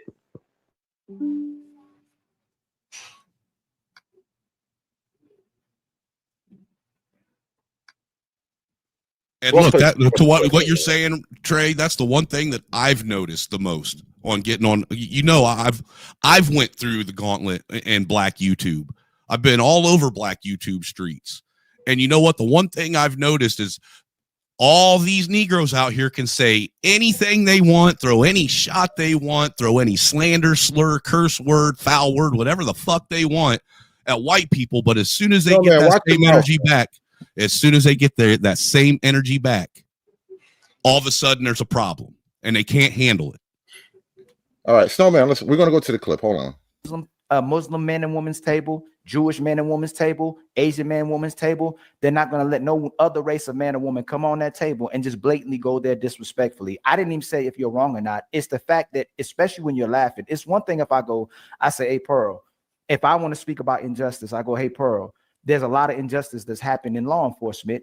And I know I could say something like white men are trafficking kids, laughing. And why you date white men? If I'm saying it in bad faith, it can come off as if I'm blatantly just trying to disrespect white men. But if I'm having a conversation with you going back and forth and I'm saying, hey, Pearl, I understand white men can be a certain way, but you know, in this country, millions of women and children are trafficked. It's the intent of going straight there. When we had that black fatigue conversation about. Right. Yeah. But the challenge is you're telling me we're talking about black fatigue. So I'm coming in thinking that this is the topic. And if you go back to our messages, yes, you did. Did I tell you we're not talking about that today? On the next one, did I not tell you that? No. On Instagram. No, you said the next topic is black fatigue. No, I said that. Hold on. Watch, let me show you. Maybe we had a misunderstanding. You could go through it, but you said I thought we were talking, and it could be a cultural barrier. I said I thought we were talking about black fatigue. I said that's the next one. This was already planned. Next one is black fatigue. So you might have thought that was the next topic. Right, but Right, but I'm saying it's putting up a show. Why would I think it's out of bounds to bring up race issues when one of the topics is black fatigue? Because we went. Why would that be out of why would that be out of bounds? Because we didn't even get to that topic yet. So Yeah, if I but just started saying, if I just said, well, white men known for supposedly being pedos or dealing with older women or trafficking, all those kind of things. I wouldn't get offended, but See, now I think he's being a little extra though, and this is a weird thing, right? You making an observation about women in general liking bad boys and black women in particular liking men who are like, criminal minded or whatever. For Ali to compare that, well, if I start talking about like, crimes against children, like I don't know if that's even the same comparison. Like, it's like one is trying to just make a simple point and the other is trying to be intentionally offensive, No, bro, it's black just defending black just because. It's the common phenomenon we've been dealing with of, remember what I told Bernard, why y'all caping for criminals? Like, if a criminal does something, he has to be black. We got to find a way to defend him. If a black person does something, we got to find a white equivalent. We got to find a freaking Puerto Rican equivalent. We just can't say, that dude effed up. Oh, he happened to be black. Oh, the statistics, hey, they go against y'all in these numbers. They got to find another reason. For me, man, it's sus. It gives off that, Sharon, that Sharon Bracey energy to me. I know what you mean. And this kind of the issue I have. It's like I get wanting to find a comparison, even if it's just for the sake of being racially defensive. Like I get home team and all that deal, but at least make it a 1-for-1. Like you can't compare an actual just general observation to like, well, you guys do criminal stuff. Like nobody talked about black folk like that. Like talking about black women liking criminals isn't really a 1-for-1 to saying, well, you white guys touch kids. Like, whoa, that is not even the same level of faith and coming to this conversation is what I'm saying. You were a little bit out of bounds trying to stretch the comparison to that. Well, hold on. Look, even when the comparison was brought back, even with Jazz, when she said like white people, white kids are more likely to go and be mass shooters and school shooters and yada yada. You didn't see her anybody get bent out of shape. And most generally, even me, when it's brought up to me in conversations, I don't sit and get bent out of shape. Okay, yeah, fine. That's the truth. What do you want? Right. What am I supposed to do? Sit here and cry about it? Why would I sit here and chimp out and get mad and start throwing verbal slanders back about stuff that's statistically accurate? Let me move our conversation. We got another guest on the show. I don't know if we've ever spoken on this panel or anywhere before. Jay Tillman, welcome to the show, brother. Any thoughts you have on the topic so far? What's going on, gentlemen? How can you hear me clearly? Yes, I can. You're doing good, bro. What's going on? Okay, I'm gonna just get off the camera as well, just because nobody else is on camera. Kind of awkward. I go to panels from time to time. I've actually debated tyranny on other panels. I don't really like listening to jazz or tyranny for that matter, but I'm a fan of the truth, and I'm a fan of the reality of certain circumstances. I was watching that live as it was going on, and like I said, I don't like really listening to jazz talk, because she throws ad hominems and all of those things. But the first person to bring up race was Pearl. Now, given she could have been told before that this was supposed to be a black fatigue conversation, but if they're not having a black fatigue conversation, at what point in time does she, she has the freedom to bow out? At what point in time does she take that opportunity to say, this is not the conversation that I wanted to have?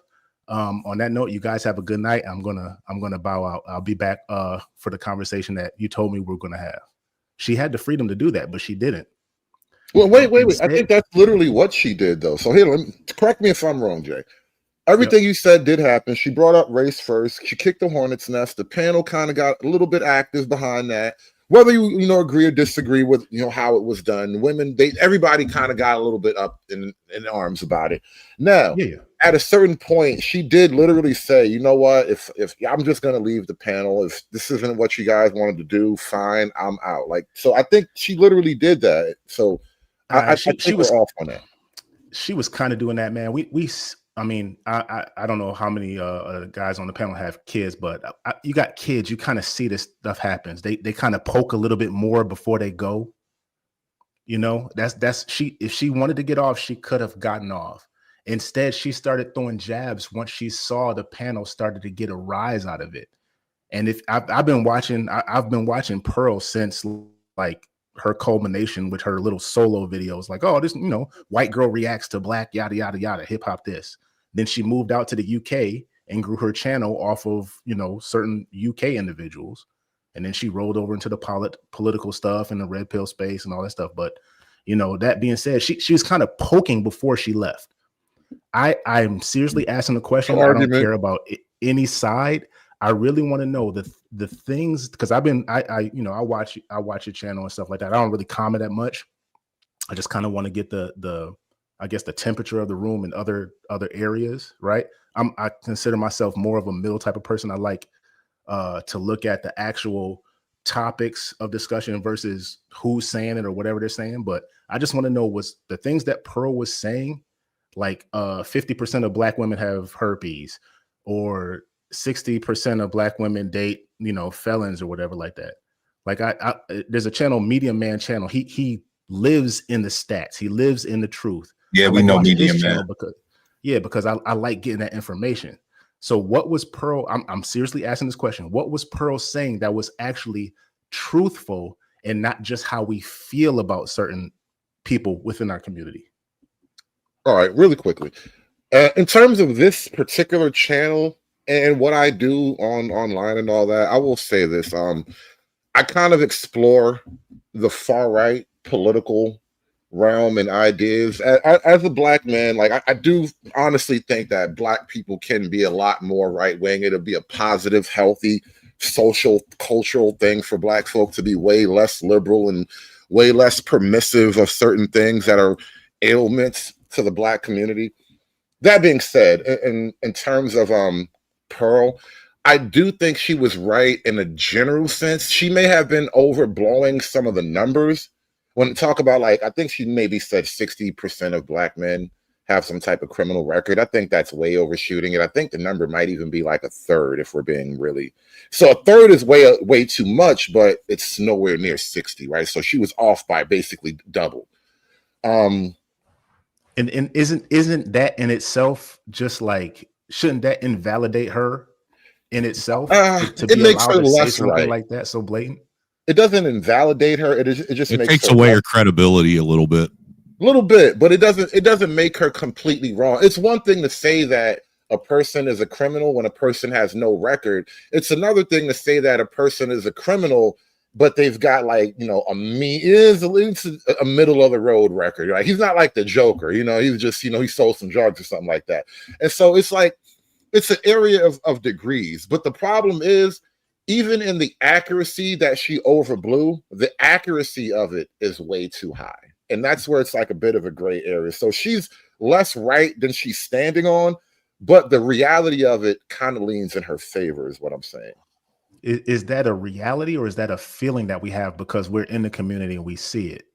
No, the numbers are probably closer to 1/3 than 60%. Yeah, because they actually looked the numbers up, and I think they said it was like 34%, which would make it a third. Right. Because she was talking. Was she talking about arrests or convictions? I think that she was. Convictions She are said. 30. I believe she said felonies at first, is what she claimed, that 60% of black men have felonies. Then they actually looked, gentlemen. That's but then she looked the stats. Yeah, it is. And then they looked the stats up and found out that the actual stat was about 34% of black men have felonies. So what I think is happening, and this is a weird, misuse of statistics, maybe, when she's bringing up a number like 60, that's like all total arrests for all kind of bullshit. And a lot of bullshit arrests do happen. I just got a bullshit arrest a couple of months, not even 2 months ago, and I showed up to court and it got thrown right away. And so a lot of those things do happen, and then it'll buff the stats on one end, but convictions is kind of the real key here. And she kind of overblew it. I'm totally going to say that over and over again. She overblew the statistics, but the actual reality of what she's trying to talk about leans more into her favor when it comes to, like, just raw convictions. What about exonerations? Oh God, please don't. Please Well, I mean, don't. I'm You just don't know how small and minuscule that number is. That's why it's almost not worth the argument. It's not, because I thought that it was 53% of exonerations. It's yeah, not, but that's only like what 7% of convictions. not even 7. Like, you know, the amount of exonerations per year is maybe less than 100, I think.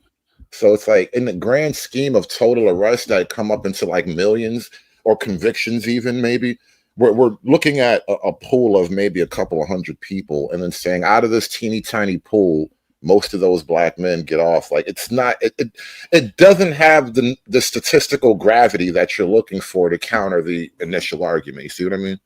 Okay. And then not to do the tit for tat, because I know they are. I mean, it's a black channel. Most black channels talk about black issues, but on the other side of the coin, the white side of the coin, how come there's no channels that delve into, white crime like they do black crime? And again, these are all just questions. I'm not taking a side at all. I want to make that clear. No, I like this. I like this, Freeman. I'm gonna kick it to you, Freeman. But I like this, Jay. I like this. And please, you're welcome back anytime. This is great.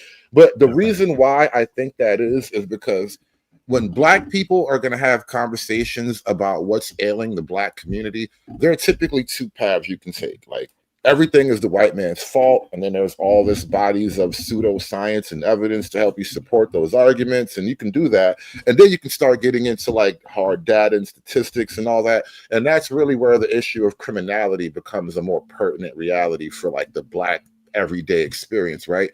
When it comes to like what's wrong in white America, they don't have the same issue with random violent crime the way black America does. That whole level of social dysfunction, like even when you drill down to like the family units, like white America may be catching up to black America in terms of like single motherhood and all the social chaos that stems from that, but it's not on the same level. And so when white America is talking about the things that are really, really keeping white folk down, it's nothing like the conversations that black folk will have. So when a white person does happen to find themselves in that conversation with black people, it feels really weird to compare what's almost apples and oranges. Because I hate when black folk do this to me. They try to convince me that somehow the white crime rate is anything like the black crime rate. And I'm just like, bro, what? Now we're just being stupid. Well, can I add a point of view too? I think that a lot of it is with white folks, we really just don't care about white criminals at all. We'd rather just see them behind bars, and that's I think that might be the biggest thing there. I've noticed that when we're talking about my own personal observation, I've noticed when I'm watching a lot of these conversations and we're talking about black criminal stats and black stats about this, that, and the other, it's them trying to justify why it's being done. Whereas we ain't trying to justify anything. We know that there's white criminals. We don't want anything to do with white criminals. Get rid of the white trash, and you don't see that same kind of energy when it comes to the counter, our black counterparts when they're having the discussions. Freeman's Journal, you were about to respond to that. Please jump in. Well, yeah, that's my answer on screen. Like, white people don't care about white crime, right? They admit it. When she said, the white boys are mass shooters, and like that was supposed to be a comeuppance, right? Pearl said, yeah, you're right. And it just evaporated into the ether. They could in no way come back to that. Right? Can I answer Michael's question? You know the thing about that? Wait a second, Snowman. The thing about that Freeman's Journal, they actually aren't though. That's what's crazy about it. She took a shot on the chin. She could have totally fought that fight and showed pictures of what the actual statistical definition of a mass shooter is. Because see, when it's just a school thing, okay, maybe white kids, they'll in the school when it comes to actual school property, okay, maybe white guys got that. The statistical definition of mass shooting, I don't think you want to fight that fight. Right. I get that, but it's not that it's not worth it. It renders them toothless. Right. It was over. It evaporated into the ether. That could have been 20 more minutes of arguing over that one point, which is what they want. Right. when you just No, say, I don't "Oh think that's yeah, what they want. I think that's yeah, how that's Jazz man, is. If you watch the show, that's man, her. man." Highlight. I've been on enough panels, and I've heard it enough times I like to know Michael that M's comment. to know that they argue over that point over and over again. Right. Oh, and what I did want to say is Miss Cantrell. I have never seen her this vitriolic towards anyone. Me Ever. neither. I think, dude, I love it. I mean, I love it. Listen, I've given all the ladies of church full permission to express their hatred and I listen. The ladies don't like Pearl. We don't have to get into all that. I know why. She just rubs people the wrong goddamn way. What am I supposed to do, man? Let them be mad. Oh man, hate.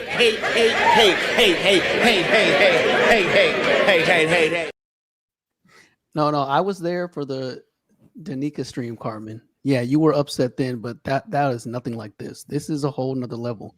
This is a logarithmic function higher than how you were upset at Danica. Nah. Mm-mm. And to answer Michael's question, like Red Illusion said in the chat, I was going to give that same answer. Carmelo Anthony is a prime example. Shit, I was thinking about OJ, but okay, yeah, same thing. Yeah. Floyd. Like who else do we need to go into? Floyd killed somebody. But I mean, the thing about Michael M. But Michael M. right here, this is where like you just got to look at Negroes sideways when they make statements like this, and they pretend like they just make statements like it's not true, and then they expect you. Oh, what are you talking about? Like, dear God, no, we would never justify murder. You just got to ignore them. Like, okay, No, the back of the room. Yeah, that's I mean, that's why I'm in the middle of things, and I like looking at the actual facts, because Black people justify murder all the time because we have a no snitch culture as a part of our subculture. And there lies the problem, bro. No shots, bro. But there's the problem. You see it as we. Once you get, and I get on Hood all the time about this. Once you remove our, we, us from your lexicon, and you just look at it as them, them people over there, those people that just happen to be melanated, I ain't with them. Trey, matter to you. But I also say we as humans as well too. I also say we as humans all have a propensity for greatness and evil. Hey, let me go first. Hey, yo, look. The thing is, everybody want to be pro-Black. The bare roots of so-called being pro-Black, if y'all look at it, all the pro-Blacks got locked up. So they associate so-called revolutionary tactics as being criminal now, especially when gangs took over the so-called pro-Black cause in the mid-70s going into the 80s. It deviated and they started doing more criminal stuff. But again, Blacks believe that being pro-Black is to be a criminal. And we cannot get past that. Look at our culture, the music, the movies. I mean, if we look at dead presidents, we don't look at them as criminals. We look at them as revolutionaries. Do we not? Nah, they criminals. They was robbing the bank, man.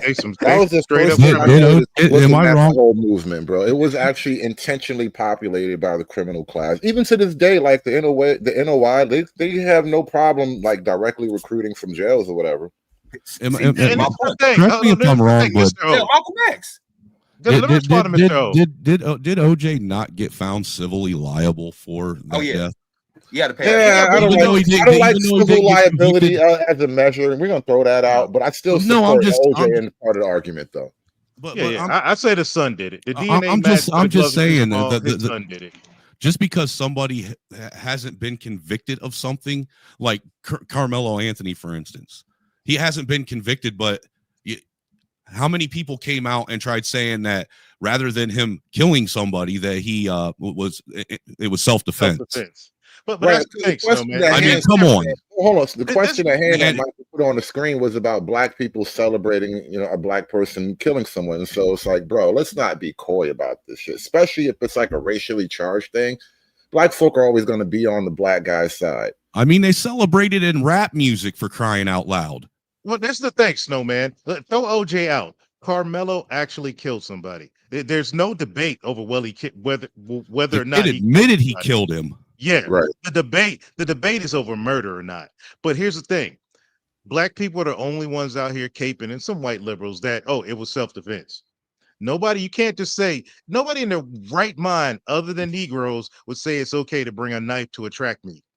It's guys, only that class of people. I want to let the clip play a little bit more. We don't have all that much time in the world. Because I'm an adult. And that's what I can't stand. I cannot stand when I'm dealing with people that get offended over anything. Why have a debate show? Why host things if you're going to get offended over facts, data, and statistics? You know, I'm not coming in. You had a panelist literally call one of your other panelists a coon. And it was a slap on the wrist. But I talk about facts, data, and statistics, and I'm the bad guy.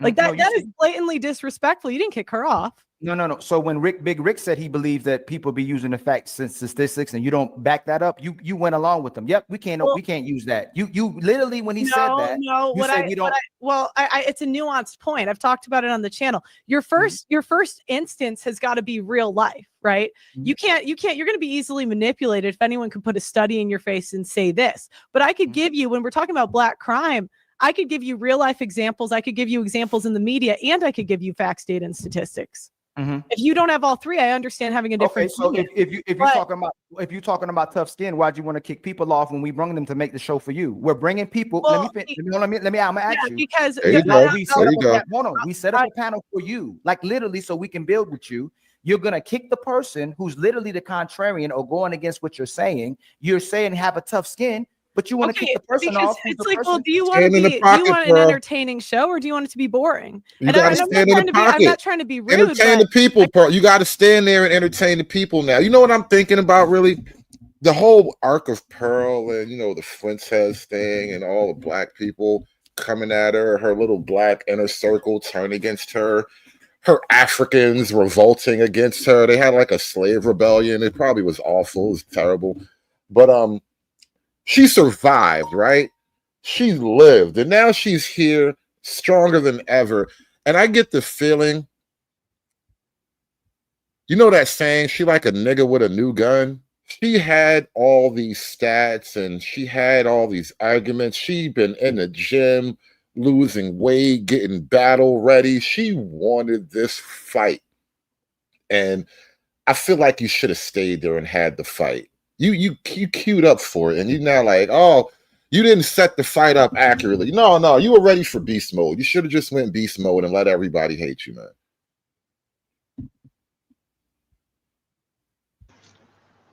Because she's a girl at the end of the day, Hood. That's why.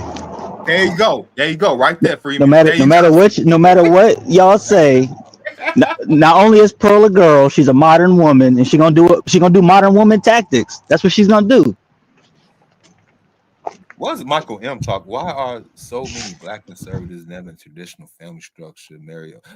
Anyway, don't mind me. I was just reading the comment. But yeah, she's a girl, and girls gonna do what girls do. They gonna basically run tail that. I ain't say she rage quit, but she basically what was the term y'all use? It's called rage quit. It's called rage quit. Even if you're not raging, it's still a rage quit. She didn't rage quit. She just rage quit. That's all. Right, that's all. But it is like, I'm not even like hateful toward her about it. Yeah, sometimes you stumble a little bit, but I'm just saying, in my full honest opinion of it, it's like you set yourself up for a battle, and then when you started the battle, you kind of got offended that the battle was on you. Like, listen, man, now you're here, just go for it. Thank you, man. Thank you. Actually, I was gonna go crazy, bro, because I'm like, man, this is the church of misogyny and everything. Niggas making excuses for this bitch. She ran, man. Yeah, she shook the hornet's nest and she ran, man. That's my point. That's exactly how I look at it. Like, and God, that's my homie right there. Not homie, but like I fucks with Pearl on a content level. Like I like what she does, but in this moment, God damn it, you wanted the smoke, but now you don't want the smoke, and the smoke. I mean, it's on you now. The smoke is on you now. Mad Hood and Free Zone, she's a Chicago chick. Now, you would think that her being a Chicago chick, she wouldn't even ran. She would stood right there, pulled up. But nope. No, I forgot she's from the suburbs. She's not from that part of Chicago, man. Right, that's a different part of Chicago. Hey, look, Chicago. That's like when Vincent tells me I'm not from Somalia, I'm from Somaliland, right? It's a whole other type of thing. You wouldn't understand it from far away. You know what I mean? She's not from Chicago. She's from Chicago. Yeah, she's from Home Alone, Chicago. Right, Macaulay Culkin type shit. I mean, but hey, we still hey. Hold on. I got to 2 million subscribers. I had debates 6 days a week. When you have someone that's not that entertaining over talking everybody, it's going to ruin the show. That person That person brought right now. Before you got on there, we had 500 people watching. Like we are small. We have 5,000 subscribers on my channel. He has 2. When we get to 40, 100,000, 100 subscribers, our channel is going to be completely different. Well, but that guy, let me finish. That guy is opposite of what your message is, and it'd be a perfect setup for you two to talk and you to make content off of it and clip it. You want to kick the person off that's going to make a great show for you, but instead of doing that, you went to race. Are you and trying then to tell Pearl about YouTube? You need to stop. I know they always do. Like, do you really? Pearl's a genius, so you need to stop trying to tell Pearl. Shut up, nigga. God damn it. Shut up, nigga. No, let him rock. He's And right. I'm Let not trying him to be rock, rude. bud. Stop caping for the light skinned nigga, bro. No, he's not. No, homeboy. The Trey, you gotta stop. You gotta stop with the simp shit, bro. You simping right now. Stop it, nigga. Stop it, Trey.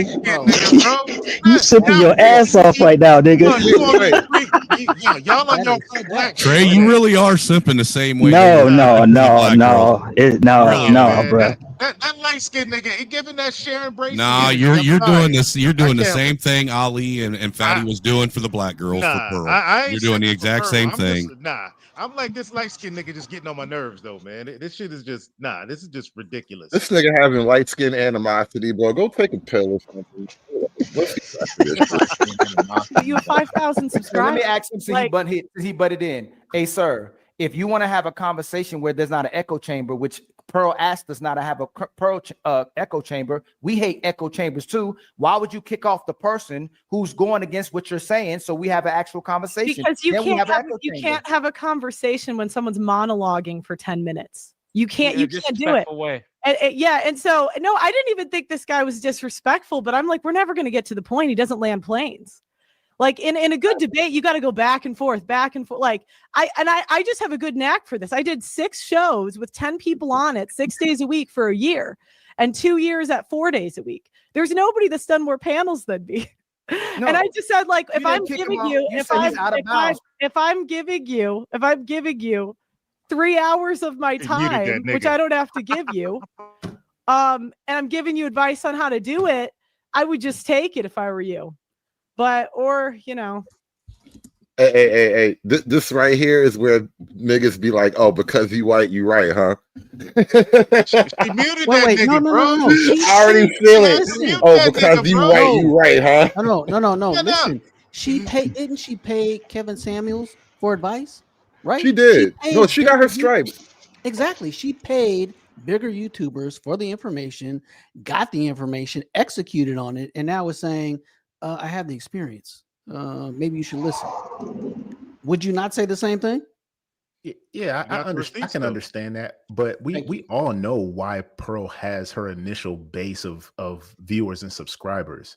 It's because she's a woman who's siding with men, and she says a lot of like just bold statements that get her attention because people like reacting to things that they don't like. So people watch her. Okay. Those are the people hate watch.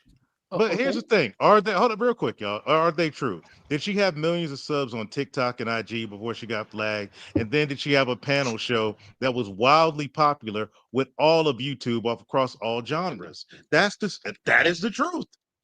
Yeah, it's the truth. And but who did she have on those panels? Predominantly. Everybody. What does that? Hold on. What does that matter when there are a dozen? Hold on. There are a dozen. Her channel off of. Are we going to talk about facts or just hold on? feelings? Freedman Journal asked the question. Freedman has a question. Let him get it out clearly. What does that matter if there are a dozen different shows doing the same thing? It doesn't matter, but it still is the truth for her channel. All right, let's run the clips. What does other channels have to do with it if it's still the truth for her channel? Let's run there were no other women in the space doing what she was doing, so of course she's going to be an outlier. She said it in the beginning. She went to like dating conferences and all that stuff, and she saw, hey, no women are out here talking about it from a man's perspective. So she was like the first one to spearhead that point, and that's how she got all the followers that she got, because it's a lot of guys out there who are like, nobody's talking about this for us. And they'd rather listen to a woman say it than a man. That's not really what she said at the beginning. Donovan Sharp put her on. and I was watching the stream, the first stream when Donovan brought her on, and she was against the red pill, the manosphere, and all that. And when she tried basically to go against it to prove it wrong, she was like, "Bump that! I'm on the wrong side." She kind of woke up as a woman, which is real. Which is real. And she decided, okay, due diligence, let me do my work, let me invest some money, let me talk to people who know more than me, and now, boom, let me build a business out of it. That's something the community does not understand. That's merit, that is putting the work in, pulling yourself up from the bootstraps. Remember, that's an anti-community thing. Of course, she's not gonna hit hard with community minded. I don't want to. Like I don't want to get back and forth about her resume because I'm sure she's gonna do enough dropping her resume. She's gonna pull her dick out at some point anyway. So let her play. Yeah, one person filibustering. You literally was saying he's out of bounds. It wasn't about him monologuing. It was you saying he's out of bounds and he got on your nerves and you wanted to kick him. That's what happened.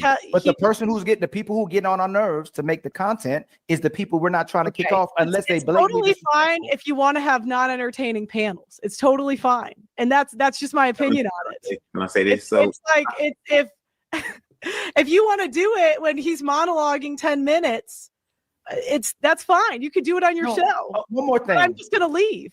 One more thing. That was his first time ever on a panel. He doesn't even know the way you're supposed to behave on a panel. That was his very first time. So it was just a perfect storm. That was the very first time he's ever been on the panel on YouTube. He monologues on. He has a show. When I was a new YouTuber, I would never have gone on a panel and overtalked everybody. I just wouldn't do it. I would not do it. I was on Kevin Samuel's show, and I would not. I was very timid. I would never go on a panel with 10 people as a new YouTuber. I just wouldn't. So I would say it'll kind of Fatty are great at running channels. I kind of agree with Pearl that the monologues are a little long-winded. The guy was a little long-winded. Right, and I agree with Pearl too. It's his first time. We don't like Pearl. We don't like monologues either. We have buttons for that. But that was his first time. When I talked to you, I got on the phone with him because of what you asked as well too. I explained him how panels work. He didn't do it again. What you say? Oh, it's great now. Let's keep going. So I was trying to do my best to make sure the show runs right, and I make sure I keep my end of the bargain as well too, and to show that we respect you as well, and not to waste your time when you come there. I want to say something, and this is kind of aside from whatever happened on Pearl. I mean, with Pearl and the panel there, but I will say, the chitlin circuit does have a discipline problem, and it's annoying as hell sometimes. Just like sometimes the weird levels of emotionalism get added into the conversation. Dudes start windmilling and getting long-winded, bringing up stuff that has nothing to do with the simple point that's being addressed and all that. Like this. There's just a weird lack of like discipline sometimes. Like, and I realize too, it's almost a training thing. Like, I don't think a lot of Black folk have been sort of trained in the art of like logic or rhetoric. They haven't really been taught like the proper way to just concisely deliver a thing. And then people just wind up just throwing wild punches all over the place. And it just becomes just hard to bear sometimes. Well, I think what she's actually, hold on, because I think what she's actually asking Ali is, do you want to just keep your audience nothing but the same, all Black audience that's all that you always have, or are you trying to expand and try and grasp the attention of other viewers? That's what she's asking him. Now, I mean, if you want to keep the audience that you have and continue with that and not really see any growth, then go down the path you're going. Keep doing the clown show. But she's saying, I'm trying to give you advice. If you want to expand and broaden your audience, then this is the way to go. And let me point something else out. And this is just another strategic business kind of savvy argument that I think is lost here. And maybe a lot of the people are a little bit too proud to just say this honestly, because everybody thinks I'm him. Remember, shout out to DJ Hamp and the Hims. Chris P in the chat says Guy might be blowing his chance to have a 2 million sub person showing up now and then. Honestly, as a content creator, I gotta tell you, like if Tommy Sotomayor, if Pearly Things, if even if Obsidian, if Angry Man, if one of these bigger gigantic, like major sort of figures in a particular corner of YouTube shows up on my panel, I honestly say I will give that person a little bit more deference, a little bit more leeway, a little bit more latitude when you come on my panel, if for no other reason than I understand the long-term implication of relationships and stretching out as much of the moment that you can possibly get when you have something like that just fall into your lap, right? It's almost like you niggas don't understand the game. Can you pull up Uncut's comment, man? She literally said where he starts with that. I think that while he's go ahead. Uncut, no. That was my whole build up. I don't know if you were here, but when I first started my introductory monologue, I was describing that part of her story arc. Like, she started out having a bunch of black folk around her, and look at how niggas treated her, bro. And that's like, so is she bro. not justified in having a little bit of like? I try to tell you niggas, like, she's having a fuck you moment. And she's deserving. I don't really think that's how that goes. I think that's just her side of it. Because I mean, if you listen to yeah, I mean that's her side of it. But if you listen to Sarah and King Richards and stuff from their side, because I remember King Richards stayed for a little bit while longer after her and Sarah had the falling out. Sarah, and then some stuff came out about that. But here's the thing: was it a falling out? What was it a falling out? Was he in his feelings about some like make believe colonizer stuff, from a white girl from the that US? Fool said the English didn't colonize Africa, right? He is a bitch. Period. But here's the thing, though. I mean, I'm not saying what's true or not. I'm just saying that's what their side of it is. But this is the thing: if you have $1 million business and black folks F it up, why would you work with them again? If you making like multiple 5 figures a month, easy, multiple 5 figures a week, easy, and your staff who all happens to chimp out on you, why would you work with those same folks again? Can I ask what this chimp thing is? Where did this come from? Because they called us monkeys before, but now everybody seems to be calling themselves chimps. What is Chimping out, bro? You don't know what chimping out is? No, I'm not. I don't go to chimp spaces. I don't know what that is. It's an internet slang thing, No, I think what chimping out is, bro. So it has no base. It has no base in racism. I think it's not racism, bro. It's the thing. It's this. It's based on skin white color. people chimp out too. Yeah, just based on skin. Yeah, color. I've been guilty of doing it myself. I chimp out. Snowman hood chimps out. But if we look at like just growing up, I'm always a 50 gentleman. years, fuck you. Yeah, my 50 years on this planet, a shade of people chimp out more than others. Like, you can't say a certain word. If I say cracker, the snowman, he ain't gonna chimp out. What's the likelihood of me going over to the Chitlin circuit and dropping that hard R and not getting a chimp out? I mean, there's context, man. There's this historical context to certain things. Who, like, when was somebody oppressed under the word cracker? Oppressed under the word like, nigger, what does that actually like? I mean, I would argue some of the Irish would probably like to have a word with you about that. Here we go. Yeah, I was going to say my ancestors would disagree with you, sir. Who cares, bro? It's just a word, man. We man up in here, bro. Well, everything is. I mean, everything is just a word. Snowman would have been a nigga like 150 years ago. One minute. The problem, Jay, and this is the thing. I know my whole group here is uncomfortable with this nature of a thing. It becomes the oppression Olympics if we keep going with that, and so we would rather not. I get it, but there's other communities that you could say certain things about that nobody does. What? I mean, even when I'm watching YouTube Spaces, people scurry, or they kind of talk around, the Jewish community. They say, "Are you part of the nigger community, bro?" We're talking back. Are you part of the nigger community? Small hats over here, the problem? So everybody understands the reality of like the hat thing, but I think when black people, I think we're having a different kind of problem, and that black folk are incredibly racially sensitive. And we want the sort of power to police our racial borders, and there's like an inherent impotence in that. And so it almost becomes like a nonstop flailing. Like, it's an infinite, unsolvable problem, and we just have to bring it up constantly. And that's why it becomes like, all right, so yes, all these things are true. So now what are we supposed to do? Not talk about it, or are we gonna cry about it forever? Like, because the solution to all these things is so like intricately like Don't focus on the niggas atomic. over there. That's it. Like It's not- the niggas solution to the problems are literally everybody get on the same page and all do the right thing every day, right? But that's no conversation. Anybody gonna talk about it like that? It's like just be a man and stop being hurt by freaking words. And man, Hood, you need your fight back moment, bro. God, we got to break you that weed stuff. The ghost, man. The ghost. I was just thinking about that, bro. Who is it? Somebody is always in the chat reminding me to break with my ghost. And I was just thinking about it. Me and Sigma Jones. Sigma, right? I was like, I am stuck with this weird ghost of the community thing. I don't know what to do about it.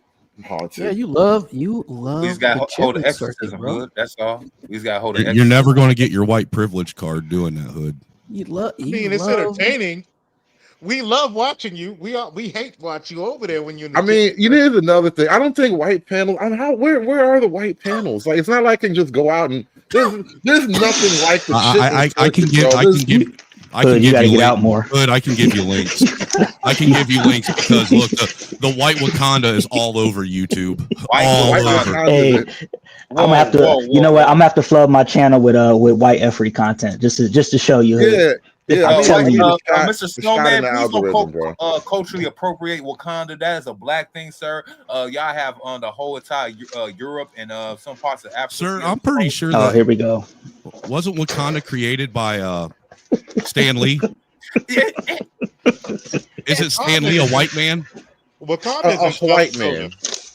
Just hold on, we're going home.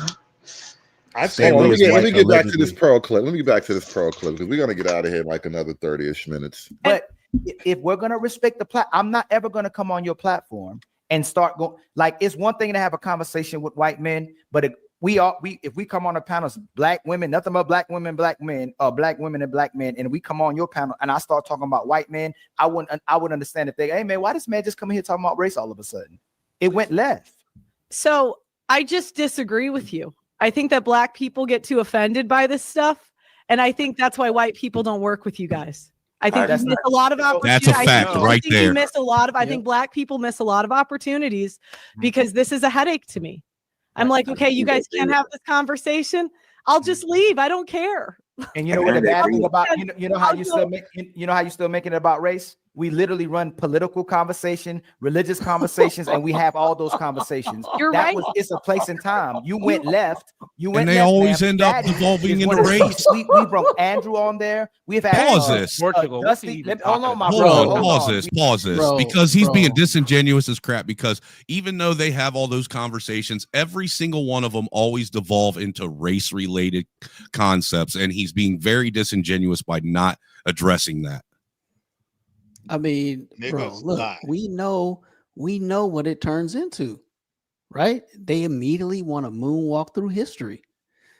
You know, that is exact, man. I just made a comment on Twitter. I was talking about this guy wanted to be, do all this stuff and wanted to help the community, blah, blah, blah.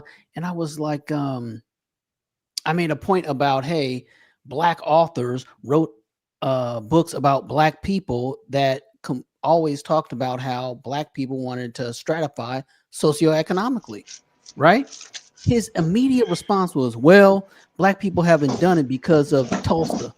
I'm like, you gotta be kidding me, right? You gotta be kidding me. Like, that's what happens in these conversations, and everybody knows it, right? Black people don't want to work with black people. How the hell do white people supposed to put up with that? And look what they're saying about don't run from the conversation. That is like a black thing, just sitting there arguing. People don't want to do that, man. Because as soon as the panel goes Koba, I'm like, I'm off. How many times have I been on a Koba panel? I just drop, I just stop watching, and I'm out. I'm out. Yeah, Josh will come up here. I kind of disagree, Freeman. Josh will come up here and do a Koba panel, and so will Imperious. I'm just like, no thank you. Yeah, I tend to jump off generally when Imperious hops up. Well, I'll say mild Koba, right? Because even Pearl, right? She built her channel grew off of mild Koba-ness in her discussions. She needed that little bit of Koba-ness in order for her channel to pop. She needed that. it's a weird sort free of like zone. Now gray you're area. parsing like animal love. You're parsing like animals no love too thing, right? There is a But the point thing at is which these Negro panels don't sell, Hold on. About the right? animals. Well, my Super Cobra panels don't sell, and you know they don't sell. You're not well, my going to get biggest that many Here's the followers difference. or Here's the 4,000 people difference. watching Hold on, you one at a with all time. this One at a following. time. Freeman's Journal, please make your point because everybody started talking and laughing over you. Thank you. So to my point, you're not a little Koba, right? Maury Povich was a little Koba. A lot of entertainment is a little Koba. That's why you're here for a little Koba. We're not here for talking over each other, screaming, and turning into Koba panels. You know what I mean. Because you are on those panels and you know that is not going to sell entertainment wise. You know it.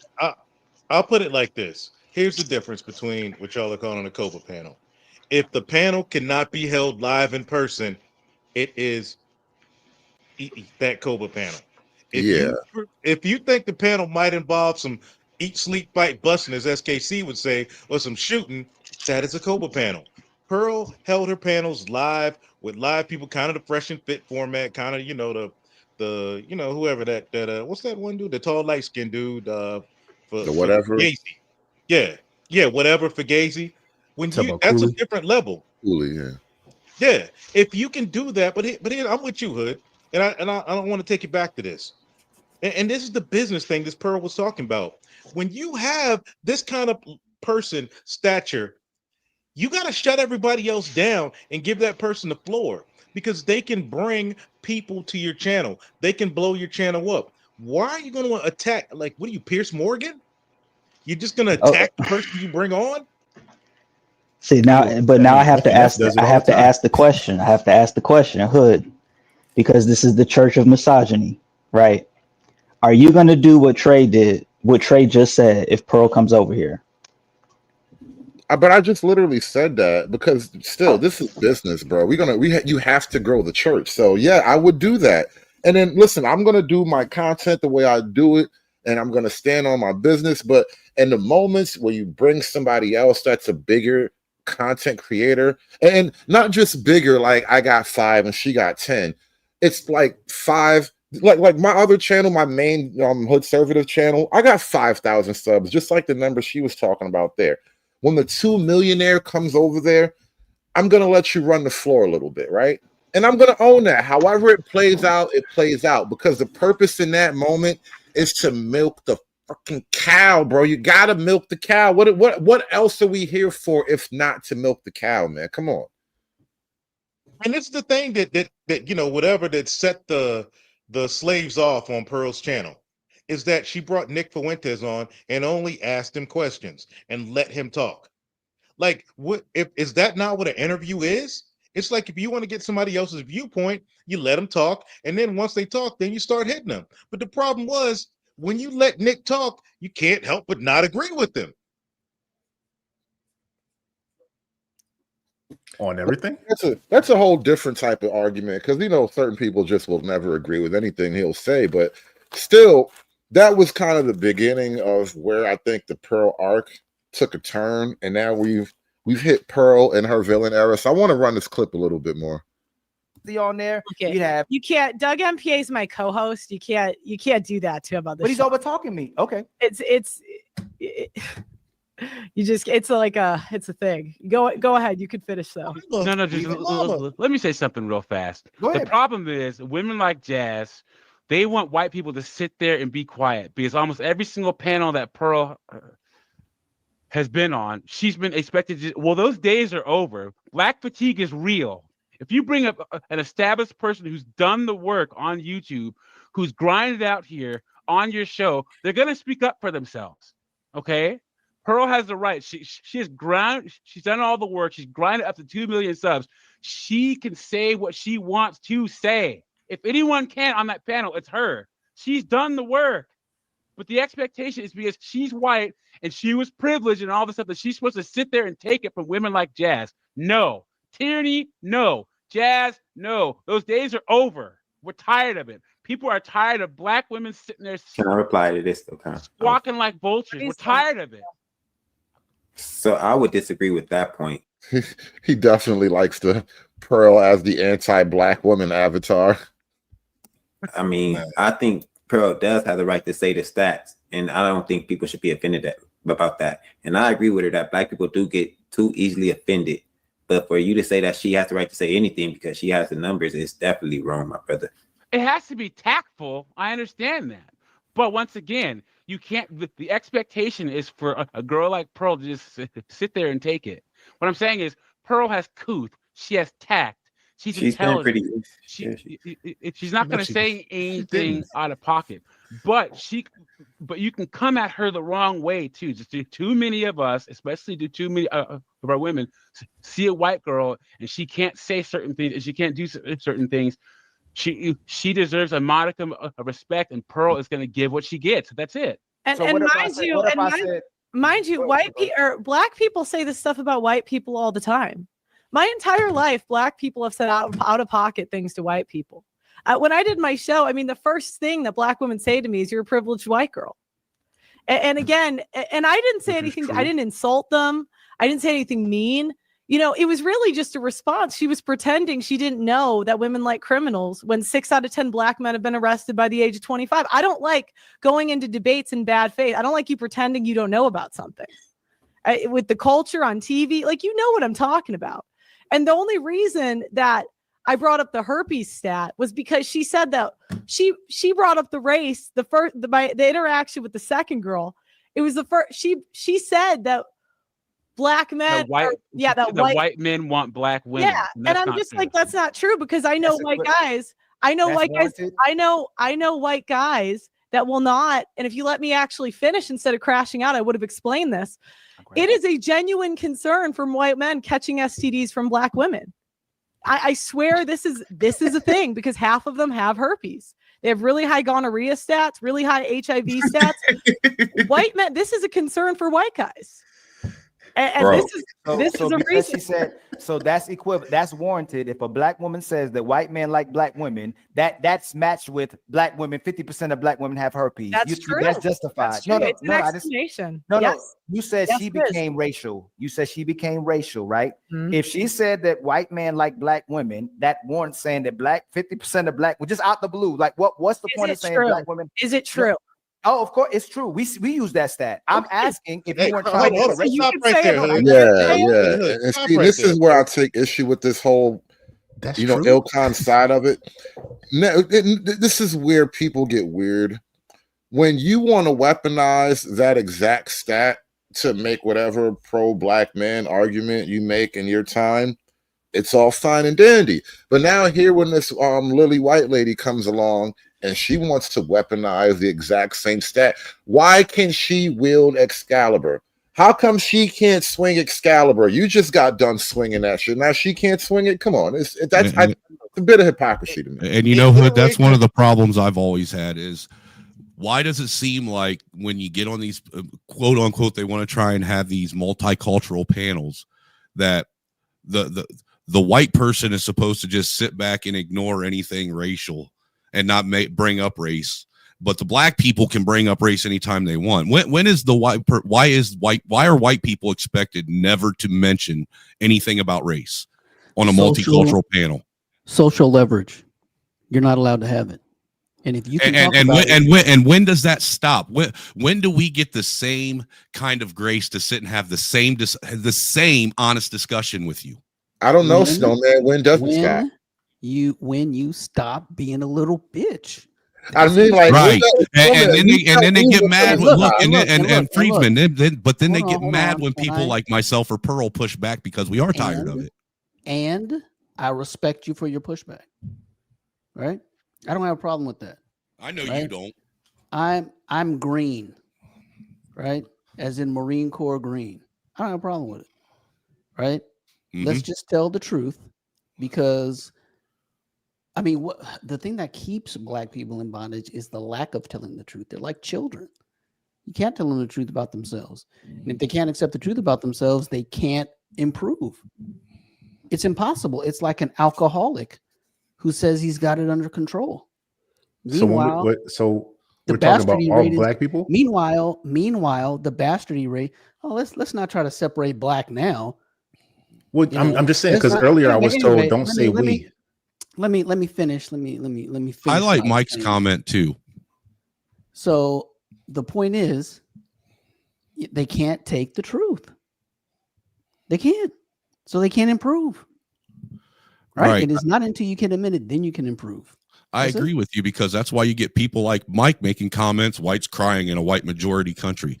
That's always the answer. Anytime a white person mentions anything that black people do that is negative, it's white people crying. But yet that's all we hear black people do is cry about the evil white man day in and day out. Because you're evil, Snowman, you colonizer. Calm down, big guy. I mean, the level of hypocrisy in some of these people is absolutely insane. Don't Hulk out on the panel, Snowman. I want to ask a question. That's something that just came to mind here. So you got somebody that tells you got a black person that looks at the black community or lack thereof and says, hey, you need to be held accountable for your actions. You know, everybody needs to do better. We need to stop, you know, whatever nonsense is going on in the community. We need to stop that. You know, from that side, you get, oh, you're a coon, you know, you're a sellout, yada, yada, yada. You go to the other side and you get the comments like, well, your community is doing this. Your community is doing that. It's like, well, is that my community or is it not? Because I was told earlier, don't say we, because we're supposed to isolate ourselves from them. We're not them, right? But then you say, oh, you're the black community. So I'm just trying to understand from what point, bro. From what point? Well, I heard everybody on here. I think everybody who has melanin in their skin say the N-word. I don't even use that. So I'm not them. I'm me. But I am a part of the black community because we're a social. We're social. We're social creatures. When you see people, you put them together. If I see a bunch of people with no melanin in their skin, I put them in a category. If I see a people with a whole bunch of melanin in their skin, I put them in a category. And then you can break it down into subcultures from there. That's what we do as human beings. I crossed the other side of the road, bro. That's what I do. Hold on, Trey, because you're like, you know, day walking black man or some shit. Just be a part of this. Be outside of this conversation. You aren't, though. I know. Let Trey wants to be that guy. Let Trey have it for a second. But I want to talk to you. Okay, I've never talked to Jay about what he just said. Give me a moment, please. Okay, got it. The thing is, Jay, and I think you and I have some commonality in the sentiment of like, I understand all of the weird little cultural, negative, deleterious kind of behaviors and mannerisms that, you know, are a part of being black. Yet I try to consciously not, you know, embody them all the time. I mean, you know, I'm still a nigga. I won't deny it, but I get the sentiment of it all, right? However, there is this weird, like, foot on both sides of the fence type of thing where on the one hand, yeah, I am black, yet I am an individual. So even though they're not talking about me when they talk about certain things, they're still talking about us in a weird way.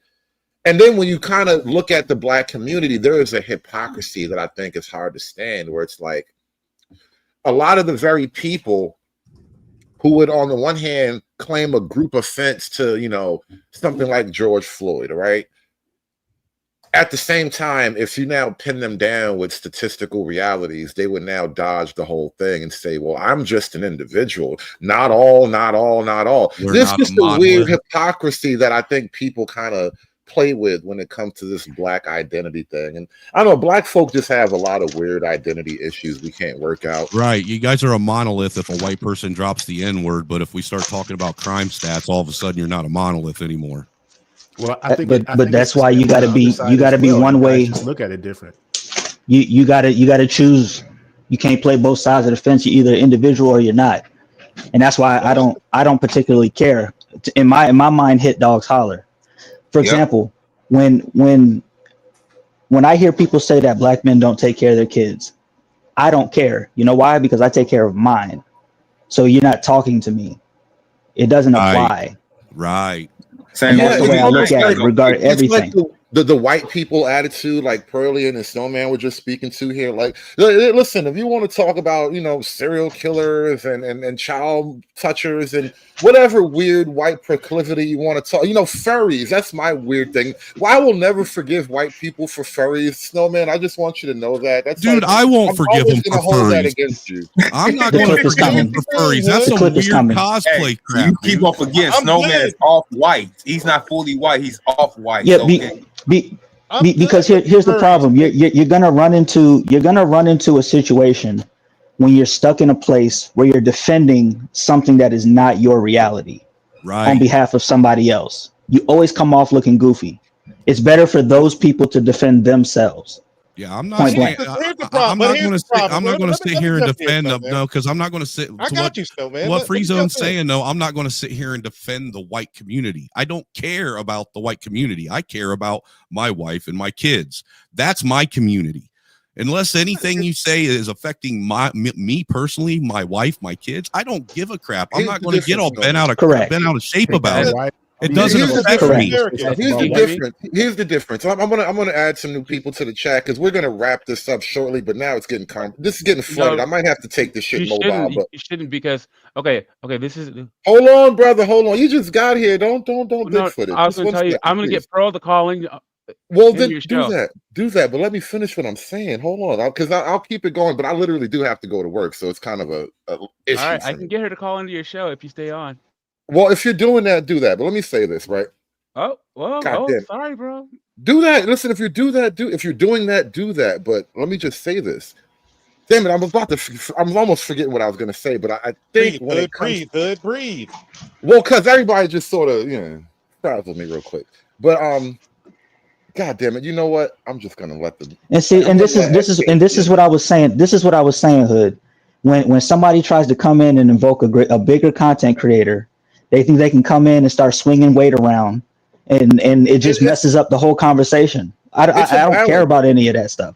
Well, here's the thing. I literally don't even have the time to have like that properly set up. So unless we can do it on the fly for the next 20 minutes or so, I kind of can't even commit to anything like that. But that being said, though, I wanted to kick it to SKC because my whole thing I was about to say is we got a couple of new guests up here, and I'm going to try to squeeze a few new people in here in the few minutes that I do have left. But SKC, welcome to the show, bro. Yeah, man. I hadn't been listening to. I just got back. Really, I was just working. But one thing that I heard that I don't know if the panel will agree with or not. I don't know. Probably Free Zone will agree with me. But to me, it just seems as though a lot of people in all spaces just cannot let the community go for whatever reason. I mean, there's always a holding on to some bits of this or that, and even with a little bit of revelry. So when people say this thing about they just focus in on themselves and this or that, it's like, come on, can we be honest about this? A lot of the personality characteristics of many people that have these panels and so forth is definitely connected to Das Communitas. It just is what it is. Well, if I can respond to you, SKC, I will call out you in Free Zone as enablers of the community. You guys can't let it go. Unlike folks like me and Clue that are just like completely F them and just see them as, but I don't want them to stop. Come on, Nah, see, You're here we go. one of the Let me main ones finish. that will say that you are Let me still finish. a N-word. So I mean, like, come Hold on, on. man. Let me finish. Come on. I will say that because You're look, throwing up hold on. area code like it's a SKC. hood or something. Like, come on. Hey, can I finish, SKC? Sure. Here's the thing, bro. I'm not going to deny what I spent most of my childhood, formative years being. I can't deny it. But that ended at the age of 22. I'm 50, but I can't change my formative years. But I'm done with it completely. I don't make clip channels. I don't talk about them. I don't evoke them. I will not hire them. I don't think I'm like Snowman. I don't give a damn. But here's the thing. I agree with the other dude on the panel, the brother up here, the community guy. Let them continue. Let them do what they do. I enjoy it. I enjoy watching y'all's channels because I need entertainment at a time. When I'm all stressed out about business, I enjoy watching the community chimp out. Good man. Well, then you should be thanking us. Then you said we're enablers, so you should be thanking but us. here's the problem, and this is where I disagree with you, because love and hate come from the same place. The people who leave the community are just as entrenched as the people who are still in it. And the reason why I say that is because you base who you take sides in an argument off of Keisha. Keisha is the North Star. That's who you base your arguments off of. Point blank, period. If it's anti-nigga, you're for it. If it's anti-community, you're with it. So you're still basing your perception of what's right and wrong off the community that you left. That residual is still there. I don't care. No. I can be I can hold an anti-Pearl position and not give a fuck about Keisha. And that's why, and people are in the chat. People are in the chat. When you push against Pearl, they're saying, "Oh, so you're pro Keisha? You're pro pre-dub? You're defending the Negroes?" That is you still stuck in the community. No, I don't. But here's the thing: my disagreements with Pearl, my disagreements with Pearl are business based. They're not race based. My disagreements with Pearl are completely business based because I saw. Look, remember, I was one of the guys that told Pearl, like, "Look, you effing up, messing with niggas," before she even had her nigga moment. Told her, But yeah, here's the thing: you're like, we just happen to be them Uncle Ruckus type of dudes that came up around niggas that know niggas that woke up and that are like, "Hey, keep dealing with niggas and watch what happens." I guess, man. I don't know. I just take for example the conversation that we had yesterday, Hood. And I know it kind of we didn't plan it or not, but I kind of challenge and ask, not so far as like a business thing. I know business is business, but can Das Communitas really handle those type of conversations? I don't think so. But that's where we all agree at, SKC. That's what brought us all together as the gulag. Now, when we get into the nuance, that's when we get in our disagreements and we start beefing over in the gulag. But here's the thing: our conversations are civil. Can we have this conversation over on a community panel?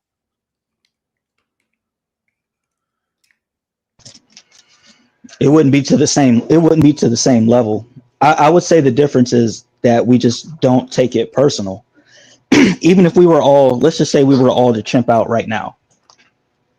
Tomorrow we'd be back here talking about something else, laughing and joking, and it wouldn't mean anything. Whereas in other places that beef would continue.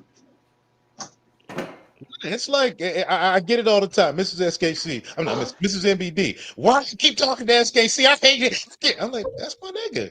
I'm like, we gonna beef. We gonna do it every time we get. But that's my nigga. If SKC called me right now, hey, grab the strap. Let's go. Oh my god. That'd probably be the last thing I'd hear SKC say. But hey, it is what it is. I am who I am. I don't deny it. I want Snowman to get into his true form. Yeah, I think you should get to the point, Snowman. And this is what I was talking about earlier. This thing about people, they want to go crazy on you if you bring out certain conversations and so forth. Just take the form of people are beneath you. I mean, it just is what it is. I mean, how much more forthright and forward do I have to be on my stance for you, SKC? I don't know, man. I don't know. I mean, it isn't like I hold back. I mean, I tell people exactly how I feel and what I think about things. You're being real intellectual today, though, Snowman. I'm like, man, what's gotten into you? I'm this is just like getting over the body snatches. Yeah. Well, what Snowman at? I'm just getting over a cold. Oh, okay. Sickness will bring that intellectual side out of you, apparently. I'm like, would a real Snowman please show up? Shut up. Yeah, there we go. You ignorant truck driver. I have another question for you guys that I was just wondering about, because I was thinking about this years ago. Why really should there have ever been a I would say a schism between the white manosphere and the black manosphere? Like, what was the point of that? What is it accomplished? Well, I'll tell you. Here's the thing, SKC. It was 100% about accountability, and this is straight out of BGS's mouth. I'm paraphrasing him, but it's about accountability. And I had this conversation with Emma. One of the things me and MOT got into it about was that, that whole that Smithsonian chart about personal accountability is like white supremacy. That was that right there with the schism, and why the black manosphere had to go its own way. I would also argue that Black women come with a set of problems that like no other type of men have to deal with. Black women set the tone of negativity that will follow with all other women in the West. Okay, so then I would say auxiliary questions from there then. So if people are stating that there's something to be said within Black society that is quite different from the rest of American society, then why do so many people argue that Black culture is American culture? Because it is. It's derived from, it's always been here. Well, then it can't be something totally different that needs to have its own specific quote unquote sphere if it is representative of the whole. That doesn't make any sense. It's not representative of the whole. It's like the community culture is just as American as apple pie. As Appalachia is to America, is what Black culture is to America. It just is what it is. It's something that it seems as though people want to, I would say, have their cake and eat it too. Whenever it's convenient, they'll say it's American culture, but then when you have to, in American culture, have interactions with people of all races and all creeds and so forth, then they want to go hide behind a digital curtain and say that this is a protected space that only Black people can converse in. I agree with you, but it's like freedom of speech is American, and then you go nuance to it. That's the thing. Can I get clarity on what black culture is? Are we talking about like just the negative portions of it, or what? Because I hear everybody saying Black culture. I'm just trying to get a baseline of what Black culture is for everyone in here. I think SKC is talking about something that I think we've kind of been bothered by this reality for a long time now, whereas it seems to be that Black culture, as it's popularly understood right now, is almost an anti-American sort of rejection of a lot of the traditional American culture thing. I'm gonna just keep it real. Black culture is anti-white culture. That's what. There you go. Well, hold on. Let me point out. Let me point out something. I want to go back to that African American History Museum thing. They kind of encapsulated the problem of it all, and this is the fact that it came out from a sort of elite intellectual cadre of Black people, like it's the African American History Museum, and this is what they consider like white culture, all of the sort of positive attributes that could be given to a person: hard work, the linear thinking. That blew me away when they called linear thinking a part of white culture. And what they wound up doing, either intentionally or inadvertently, it became a sort of like quiet nod to the idea that all the positive elements of so-called culture are kind of owned by white people. And therefore, if all of these objectively positive things are just owned by so-called white culture, then what is Black culture actually, right? It creates a really weird negative feedback loop. It is, because whenever you speak proper English, they say you're speaking white. There's just small things like that. And I like to add to that, Tillman, to kind of because we've had this discussion before about, you know, what are we talking about when people say black culture? And I'll ask you, because maybe you have answers that I've never heard before, but what are the positive aspects of black culture that you see mainstreamed by black people? Mainstream? That you see mainstreamed by black people. What are the positive aspects of black culture that you see black people try to exemplify to the rest of America? Well, other than when, you know, the term is taken to represent some ignorant crap, when they speak about black excellence, like when you have the young black children, like the boy who's like the youngest black pilot, just got his pilot license in high school or something like that, or the SAT, you know, perfect SAT, the kids who get that stuff, or it's things of that nature. Like I don't know if I can really pinpoint it, like as far as mainstream, because I don't think it's mainstream. I think we know what it is. I don't think it's when I think mainstream, I'm thinking like when I look on TV and see a commercial or something, how it's represented. Yeah, but does the black community actually revere the Ben Carsons and the Larry Elders of the world, the people that they should look up to?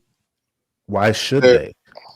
Is that not the prime example of black excellence? I understand who Ben Carson is, and I understand what Ben Carson has done. But why, if they don't want to choose, but is that not black excellence? That is absolutely black excellence. But so my question is why is mainstream? My question is, why isn't the black excellence mainstream, and why is black degeneracy mainstream? Well, Snowman, I'll answer. Here's the thing, Snowman, because it pays. Because remember, Snowman, it's Black America is bizarre world. Everything in this good is bad, and vice versa. And you know, Ben Carson, who else? Shelby Steele, gentlemen like that, they represent America, and everything the hood is showing on the screen. And here's the thing: the programming that's on TV, everything that's pumped into black homes for the last 60 years has been basically goes against everything that those men, Ben Carson, you know, the freaking what's my man, the old guy, but well, you know what I'm talking about, the old guy that everybody quotes. Everything goes against what they say, what they preach. They're saying that hey Trey, if you don't mind, because I want to get your opinion on a couple of things that you're talking about that's going to come up in the chat. You know how it always does. You got a couple of people that says, well, Trey, all of this is only because white companies run and monetize black dysfunction. Who runs the mainstream, Trey? We know who runs the mainstream, but I could sense we're not allowed to talk. You know, we're not allowed to talk about that. We know what race they are, but we're not allowed to talk about them. Thank you for being polite and observing all of the YouTube hidden rules and algorithms. Toby be good nigga for massa. Good nigga. Don't send Toby away.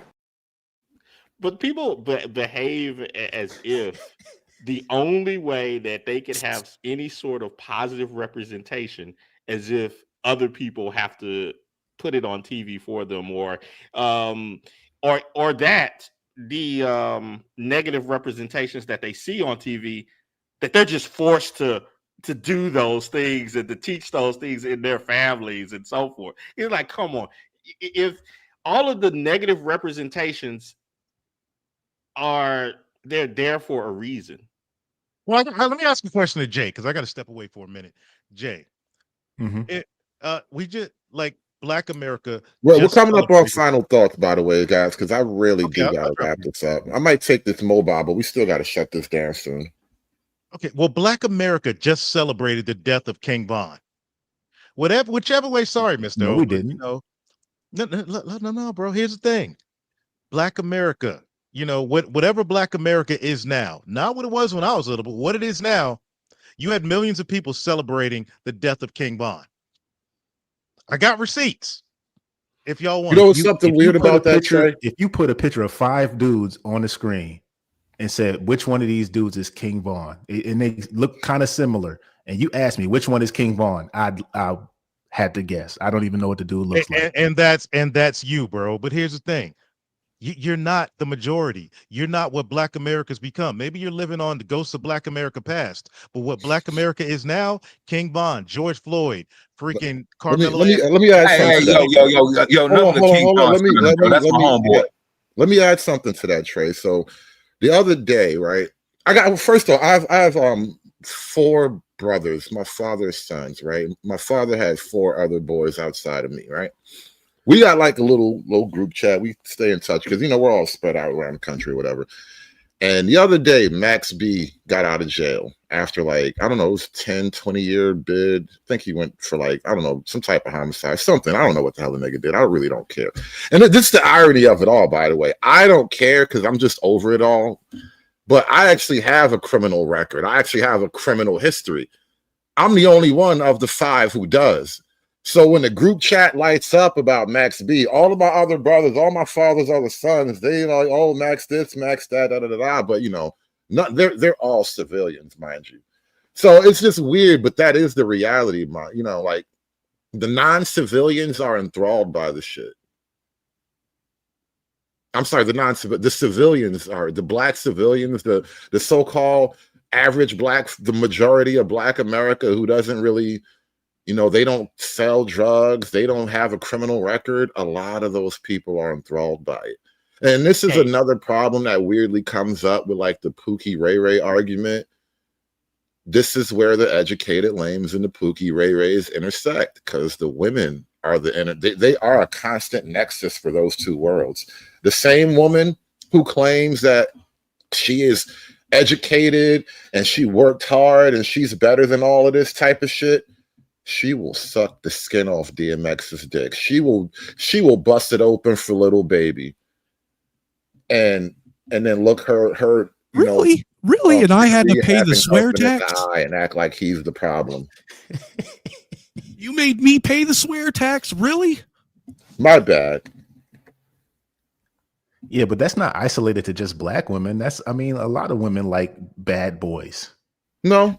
And that was the whole beginning of the dispute that Pearl kind of kicked off. And that is what Pearl brought up initially was that, women are inclined for the bad boy type, for the guys that are going to be out there, doing the more questionable stuff. They want the excitement from it.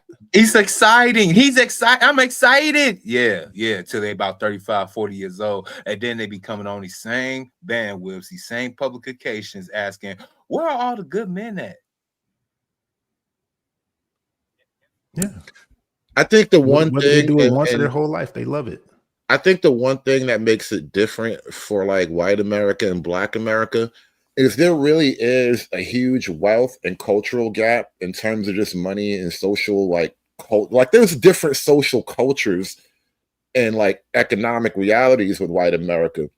Black America not as much, right? And so I think it's just it's a very different scheme. There's a whole bunch of white women who might like the bad boy, but they're not as they don't overlap as heavily with the bad boy. Whereas if you're a Black woman, even if you make decent money, if your world is very Black, you're probably going to encounter some nigga at the gas station or something like that. You're going to go to a family function, like Pearl was saying. You're going to go to a family function and there's going to be some niggas there, I'm still going to push back on that and say that white girls like the bad boys just as much. No, it's not a matter of what. It's not a matter of that I'm talking about. It's proximity and shots on goal.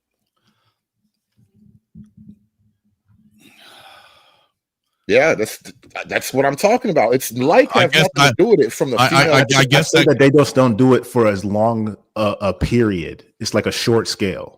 They get in, have their fun, and then they get out of it and get serious. Whereas the other side kind of prolongs it and stays in that gap. You know what I'm saying? Yeah, I think they do it later into the later years of their life. Whereas they should have done it like the other women. They do it early and get it over with. And okay, this is not for me, so they kind of get out. But at a certain point, they all do it. I'll say, me, I went to a Catholic school, and most of the girls that me and my friends were interested in, because we were all the nerdy comic book kids. They were always into, the more I guess exciting, out there guys that were always, in the streets getting into stuff. The guys that you would that you would like the guys that you would see going out starting fights and stuff at football games. That's who they were into. That too, Snowman. But I had both foots in the street and so-called square world. This is what it was. They got with a dude that had the best drugs. If they smoked good bud, they were always that's how I used to get some of my chicks. I was the bud man. And sure enough, a lot of dudes be jealous, so I had to fight a lot of niggas too. So that came with that what's the aspect too. But I was also a comic book and computer nerd at the same time. I know I'm a crazy enigma, gun tone nerd ass nigga, Steve Urkel with a blicky, but it is what it is. It worked for me, and it is what it is. Okay, but there's levels to it. There's levels, and I'll put it to you this way. Ty City put something in the chat. He said, you guys aren't outside. And I've heard that from different people, but I think a more accurate statement could be everybody's outside isn't the same. That too. And so the people that you engage with are going to have a significant effect upon what you get into and your hobbies and all of those things. So Mr. O, and I a long time ago, I used to go back and forth with people about this with the Pookie and Ray and the lame guys conversation. But what I've come to realize is that I was wrong. I do think that there were a lot of guys that, they were out in the streets and then they went and got into what they would classify as nerd things and so forth and, gaming and blah, blah, blah. But I think what they don't understand is that there are levels to it. And there's certain amount of time that's invested in different hobbies and worlds that it would be impossible for a person to have done both at certain levels. Like it would be kind of like stating a person is a master chess player and a gangbanger. It's like that's probably extremely rare. I doubt that you were got ranked in the world of chess while gangbanging. Touche. Now, could a person have gangbang and they know how to play chess and they were able to beat chess on to the people that they were engaged with and so forth? Yeah. And to them, they think that they probably are good until, they actually go and try to play some people who are world ranked and, like Bobby Fischer, RIP. Yeah, like so Bobby that's Fischer, what I mean RIP. So I just think that the type of people that people, when people say things like some people are not outside and all of that stuff, they're talking about outside from their perspective and the things that they get involved in and the things that they believe that the majority of people are doing. But human beings are so complex that, I'm pretty sure that all of us to a certain degree could name some things that the rest of us probably don't even know anything about. That would be a quote unquote outside. I get what you're saying, SKC. My outside might not compare to an outside down like let's say like Athens, Georgia, or like probably like one of them hick towns in Mississippi. My outside is literally the South Side of Chicago. You know what I'm saying?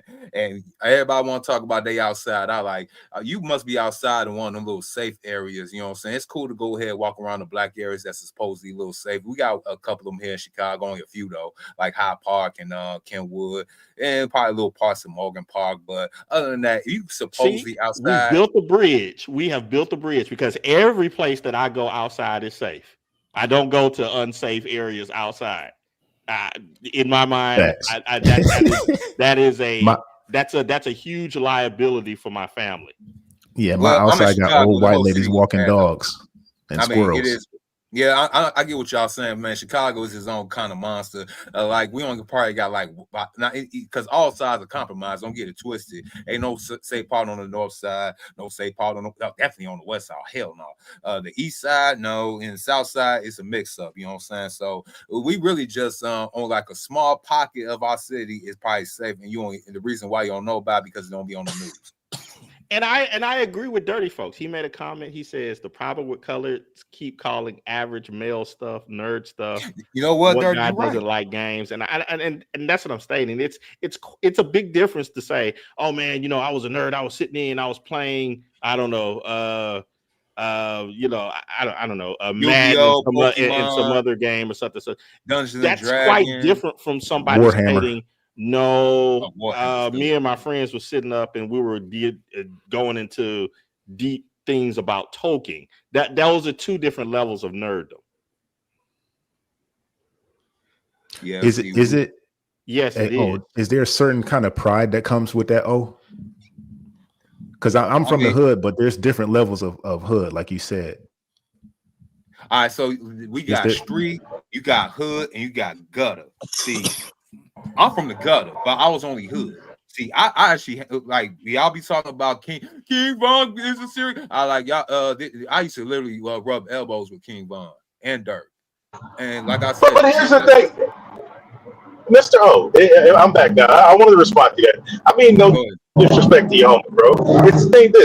I grew up with the same types of dudes, ran with them. But the thing is, when I go back to PA, man, I don't go around them. I go to the nice areas. I wish them the best on Facebook, but I ain't trying to be around them and pick up them because I knew how they came up.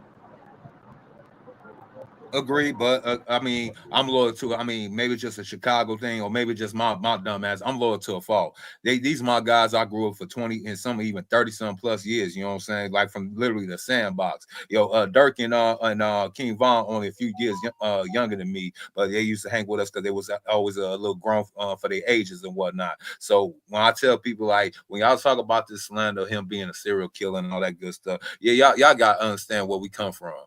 It ain't like, I mean, I ain't trying, say he was a Boy Scout or anything, he did what he did, but again, you gotta understand where we come from. Yeah, and I don't think that there's any fault in that.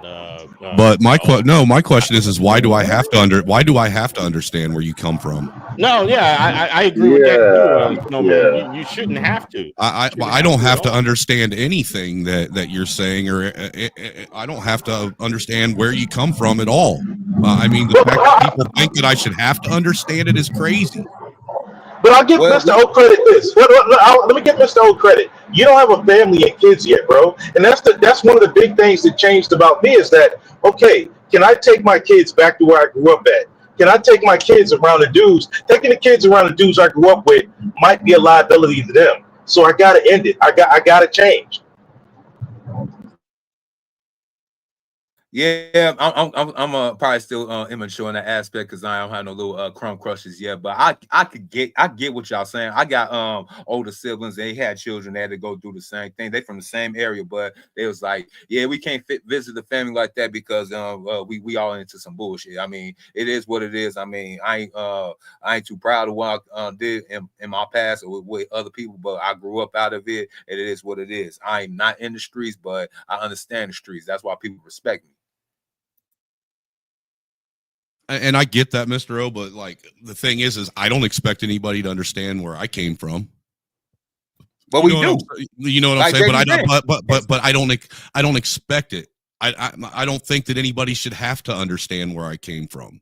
The only thing that you should have to understand really is your own reality and what you make of it.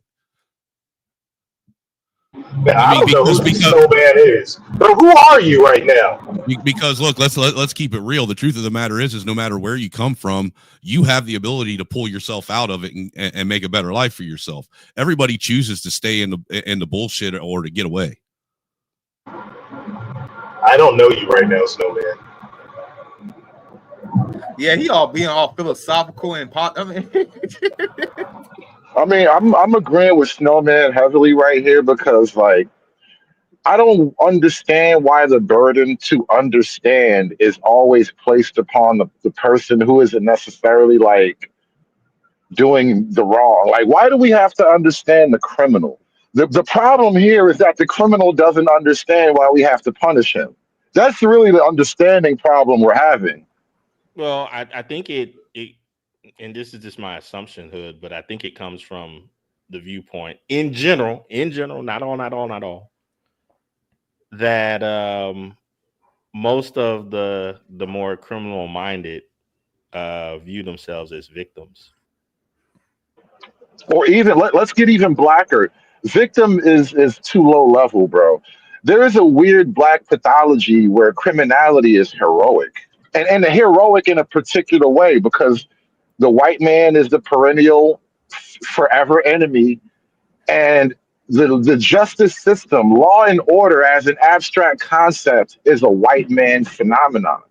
Correct. And so when you're a rebel against the law, you're a hero.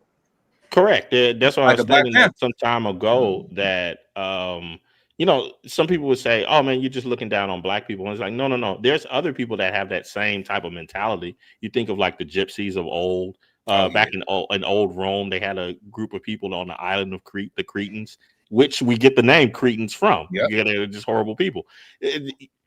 The culture within the subculture within Black America skews against society.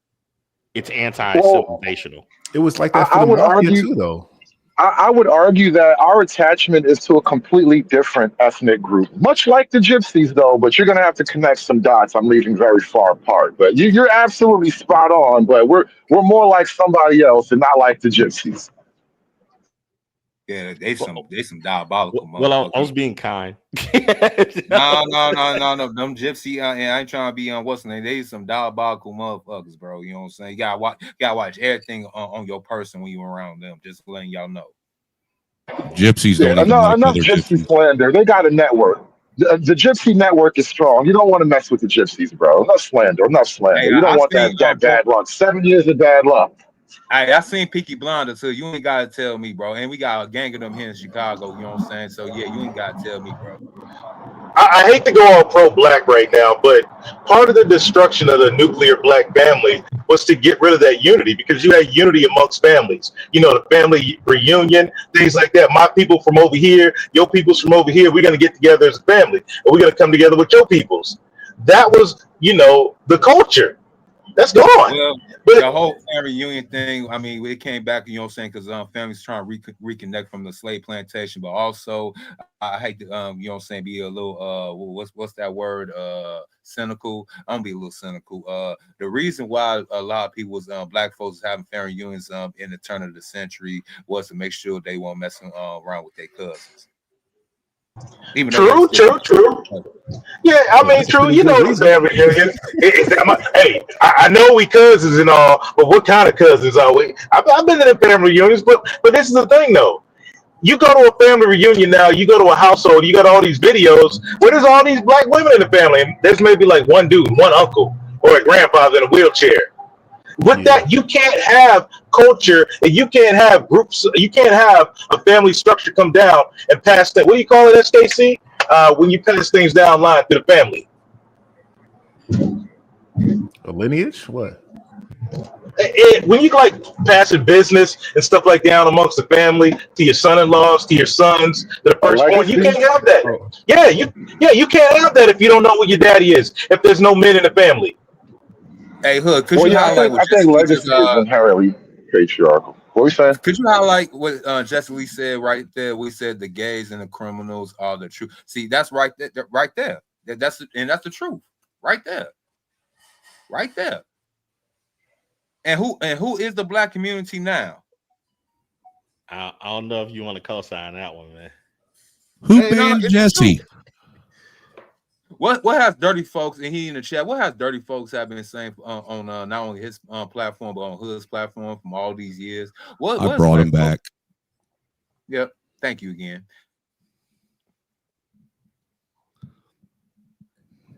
I would say there was a comment that I gotta get Jesse a wrench. Y'all abusing Jesse. I brought him back. Hood, I brought him back. That was a comment that Free Zone said. He said mainstream white America reveres criminals too. So he believes that that's an American thing. The counter that I have to that is that, but white America also reveres law and order, and you can see it within mass media and just different, like entertainment and shows and so forth. For every You don't. There is no as a wire earth. There is no black analog for cops. Well, I will listen, SKC, I'm gonna remind you, even when there is, it tends to be the white boogeyman. Like one of my first favorite action heroes, rest in peace, Carl Weathers, man. Action freaking Jackson, bro. He is an unsung 80s action hero. And Carl Weathers, big bad guy, Craig T. Nelson. And so even when they do give that to you, there's always a subliminal nod to the man. Right, but even in that, it wasn't revered.